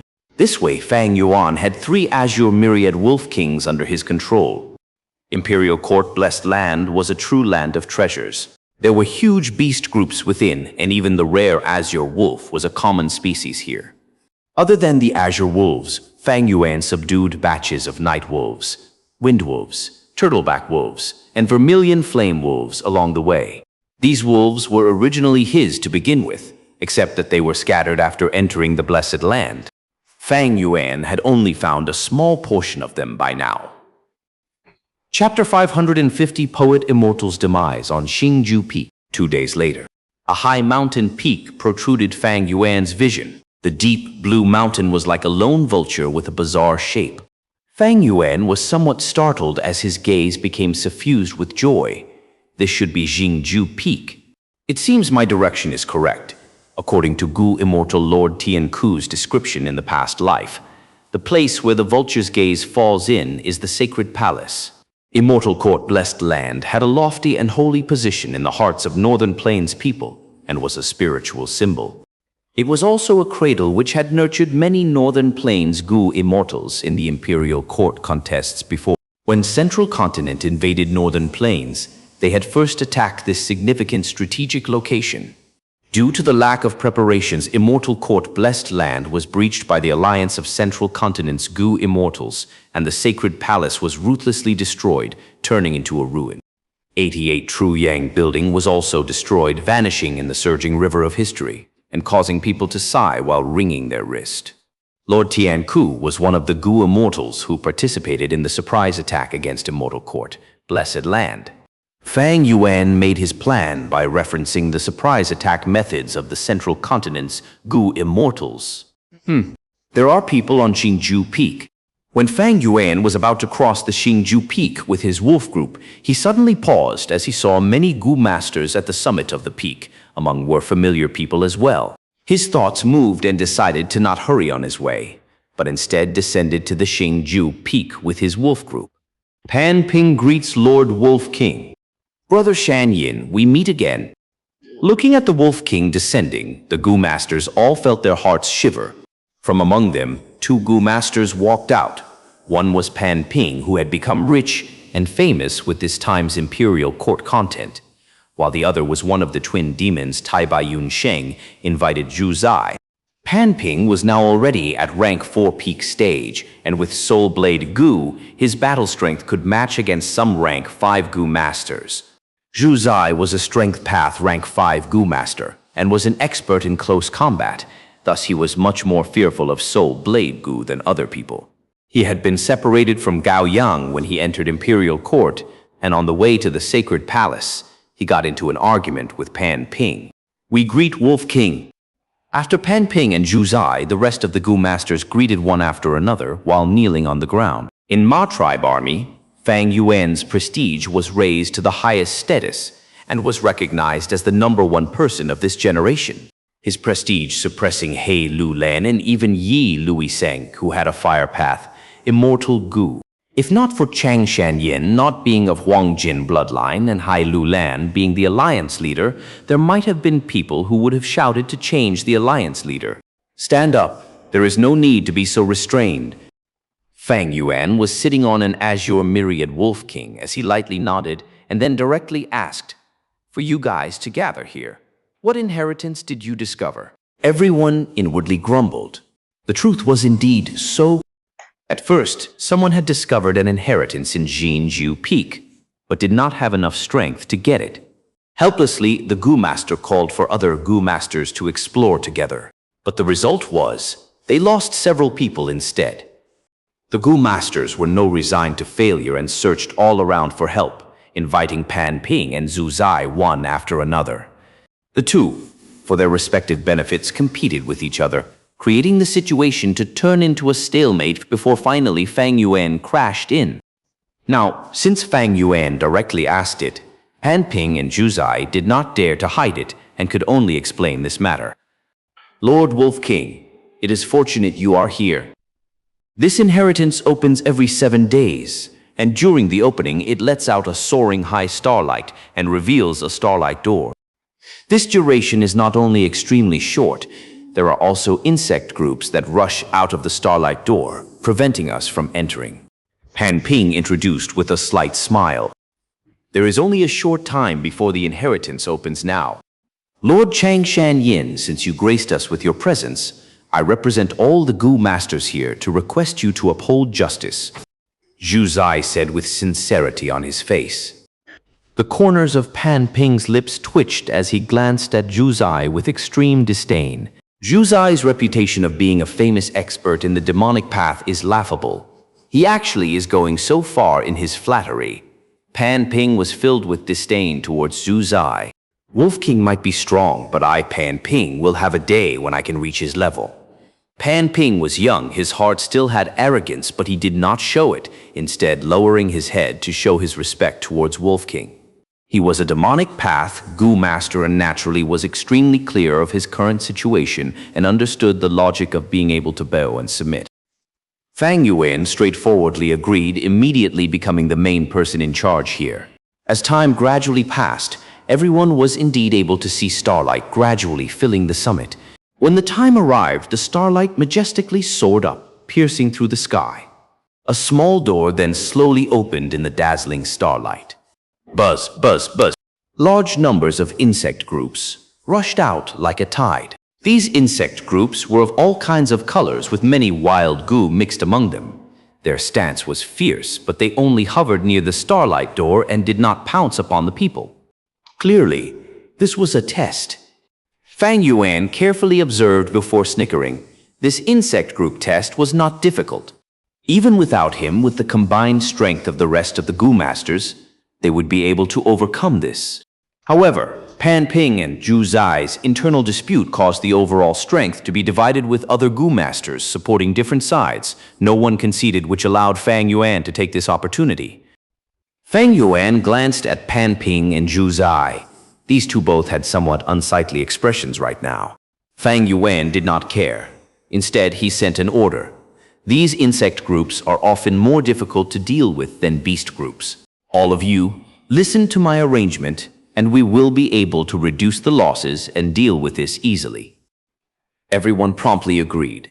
Under Fang Yuan's command, they attacked in segments, drawing away the insect group and exterminating them. After a dozen or so breaths of time, most of the insect groups had been drawn away, and the originally tight defense line now had a huge gap. Pan Ping said in joy, "Lord Wolf King is truly amazing." All of our eyes were obscured. Exterminating the insect groups is not important. The main thing was to open a passageway. With this, we will have plenty of time. Zhu Zai also sighed. Having Lord Wolf King to lead us is our fortune. But Fang Yuan's next words shocked them. You guys stay here to hold back the insect groups. Don't make a mistake. I will make a trip inside. With that, he suddenly rushed to the starlight door with the wolf group. This, Lord Wolf King. Zhu Zai's expression paled. He had not expected Fang Yuan to act so selfishly in the open. Pan Ping's eyes also opened wide as his heart filled with anger at the injustice. Under everyone's gazes, Fang Yuan first sent an azure wolf to investigate the inside, and seeing there were no dangers, he rode an azure wolf king and entered the door. Of course, he left behind a large number of azure wolves to form a defensive line around the entrance to protect his escape route. Didn't they say Wolf King was proud and aloof? How could he be so shameless? He is truly too overbearing. This inheritance was clearly discovered by us first, but now it was snatched by Chang Shanyin. Chang Shanyin has let down the name of the Grand Wolf King. He actually left us out here. The people present were all furious, but they did not dare to express their anger. Lord Pan Ping, should we also charge in? A rank 3 Gu master rolled his eyes, then turned towards Pan Ping and urged him. Pan Ping snorted and sent this Gu master flying with a kick, shouting fiercely, "If you want to go in, feel free. What you want me to test the water? Lord, you misunderstood. How could I dare?" The rank 3 Gu master immediately retorted, "Get lost." Pan Ping angrily rebuked while clenching his fists tightly. He rigidly looked at the starlight door with sharp light flashing past his eyes. The gap that had been cleared was now jammed with azure wolves. There were 2 myriad wolf kings, dozens of thousand wolf kings, over 300 wolf kings, and even over 200 guarding the air. Pan Ping could not charge through this scale of wolves. His thoughts turned around and he then looked at Zhu Zai, speaking in a faint, ridiculing tone. "This is the result of you wanting Wolf King to uphold justice." Zhu Zai coldly glanced at Pan Ping, immediately seeing through Pan Ping's thoughts. He snorted inwardly with disdain. This Pan Ping is still young and has been infected by hastiness gained from the recent fame. He actually wants to entice me to ally with him to break the Wolf Group's defense line. Too naive. Is Wolf King so easy to deal with? Even if Wolf King only left behind one ordinary night wolf, I would not dare to make a move. This brat simply overestimates his own abilities. Pan Ping furiously snorted as he saw Zhu Zai not answering him, and could only swallow the words that he had been about to speak.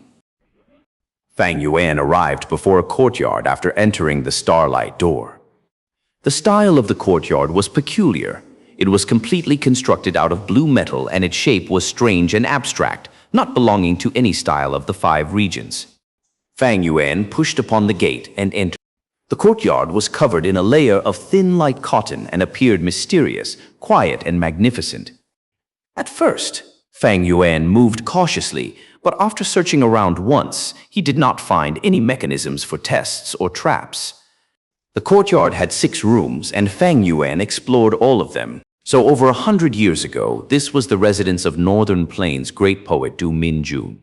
Fang Yuan received the entire inheritance left behind by the courtyard master and learned this person's identity. Du Minjun was a rank 5 Gu master. He traveled alone and had never married in his whole life. He was called Vibrant Lone Star by people. He was the famous poet immortal in Northern Plains, and his verses mostly portrayed the starry sky, his longing towards his hometown, and his powerless struggle against fate. He was proud and noble, and separated himself from mortal affairs. He had been pursued by many Northern Plains women throughout his life, and there were even men who pursued him, but they were all heartlessly rejected by him. Future generations evaluated and praised him. He was immersed in his own world. Although he was in Northern Plains, his mind was in the starry sky. He was not a Northern Plains man, he was a poet. He was a poet immortal who was denounced to the mortal world from the starry sky. So Du Minjun eventually chose to suicide at this place. Fang Yuan sighed. Du Minjun was not able to endure the melancholy in his heart in the end. He built his final residence in Jingju Peak and ended his life of his own accord. What he had left behind were countless poems to be read and admired by the later generations. Du Minjun had outstanding talents, and his inheritance was also extremely valuable. First of all was Emotion Poetry Gu. Emotion Poetry Gu was especially used to store emotions, and along with Painting Idea, Gu was a Wisdom Path Gu. It was extremely rare and very expensive. Then there were large numbers of Star Path Gu worms of all types. It basically had all the Star Path Gu of Northern Plains. Fang Yuan was amazed at this. It seems Du Minjun had a fortuitous encounter. Otherwise, how could he have so many and such complete Star Path Gu worms? He actually innovated an entire set of Star Gu recipes. Fang Yuan flipped through the recipes and realized how shockingly talented Du Minjun was.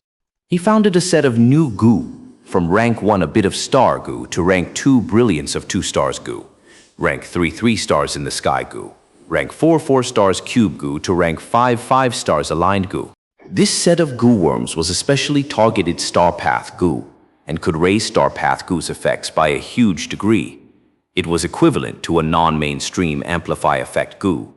But this set of Gu worms had much higher success rate than Amplify Effect Gu. Moreover, their refinement materials were extremely common. This meant if this set of Gu recipes was spread, it would definitely lead to a huge rise in popularity of Star Path Gu and would have some amount of influence towards all Gu master paths.